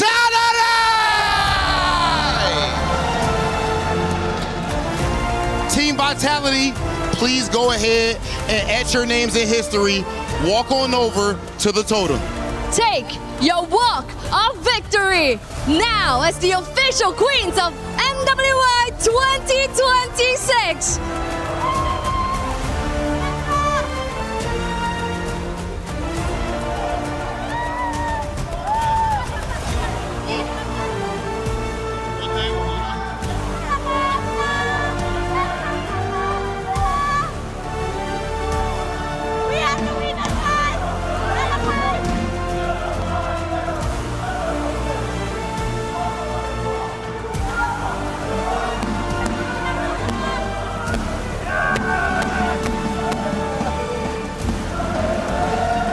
Vitality, an unbelievable sight. The home team wins the championship. And now the march to the totem begins with the trophy. The mother of tanks, Vivian, leading the charge. Vival, the queen of the jungle. Sony MVP, not only here in 2026, but also back in 2022 for the very first MWI. What a moment this is. What a celebration for the team of Vitality. Questions were raised. Is this roster really what they used to be? Can they go back to back? Well, the answer is clear. Yes, they can. They are your champions of MWI 2026. I gotta say, I love this parade, man, because Vivian, not only has she won here, she wants all the stages here to know who is the winner of MWI. Look at the energy that she has. It doesn't look like she just went 6 games. It's like a marching band. It wasn't enough to see her face plastered all over Riyadh. She needs everyone to know here in Paris, France as well. Amazing energy from Vivian, and I gotta say, so well deserved for every single player on the team. CIO Danny Ingles also behind as well. The march begins, and I gotta ask you two a question. Is this a dynasty roster? Absolutely. Absolutely. Even if they didn't pick up this trophy, I think they've already cemented that. You think about MLBB, women's, all you can think about is this entire roster of just very talented young women, ladies, queens, whatever you want to call it. They are amazing in their own right, and they really, really did have a huge statement today, especially after all the doubt when they lost 2 years ago at MWI against the very same team. The way that they conquered the MLBB scene. If you touched the game for like 2 weeks, you would have heard about Team Vitality, especially this roster, because again, year by year, they do it again and again and again. You can't escape them, because again, Riyadh, Vivian's face is all over the place now in Paris as well. I gotta say, man, they are definitely the best women's team we've ever had in MWI. Representing their region. So much pride. Indonesia has to be so proud of them. Came in with the regional battle. Which region was the best? Well, for the MWI, it is undisputably Indonesia. With Team Vitality again, it warms my heart. Flexing on the competition. This team has already achieved greatness, and they continue to do so year in and year out. When will they be stopped? Well, not this year. Not this year whatsoever. The totem starting to get close. They round the corner, and this is, we're just moments away where they will then etch their names into the history books once again onto the totem for the Esports World Cup. They placed the trophy down. That is theirs. Hard-earned in back-to-back years. And as you see, the totem area starts to light up as they go forward. I do wonder what is going through their mind. Obviously, they said, welcome to my dream. And for the competitors, welcome to my nightmare. And this is where reality sits. This is where it hits home. They start to go forward. They will be lifted up, and they will put their names onto the totem. Such a beautiful moment. And this is theirs. This was another moment that they claimed that this is theirs. This time around, Fumi Echo will be the one to place that key onto the wall with the help of everyone, as they are the undisputed, they are the inevitable, they are Team Vitality.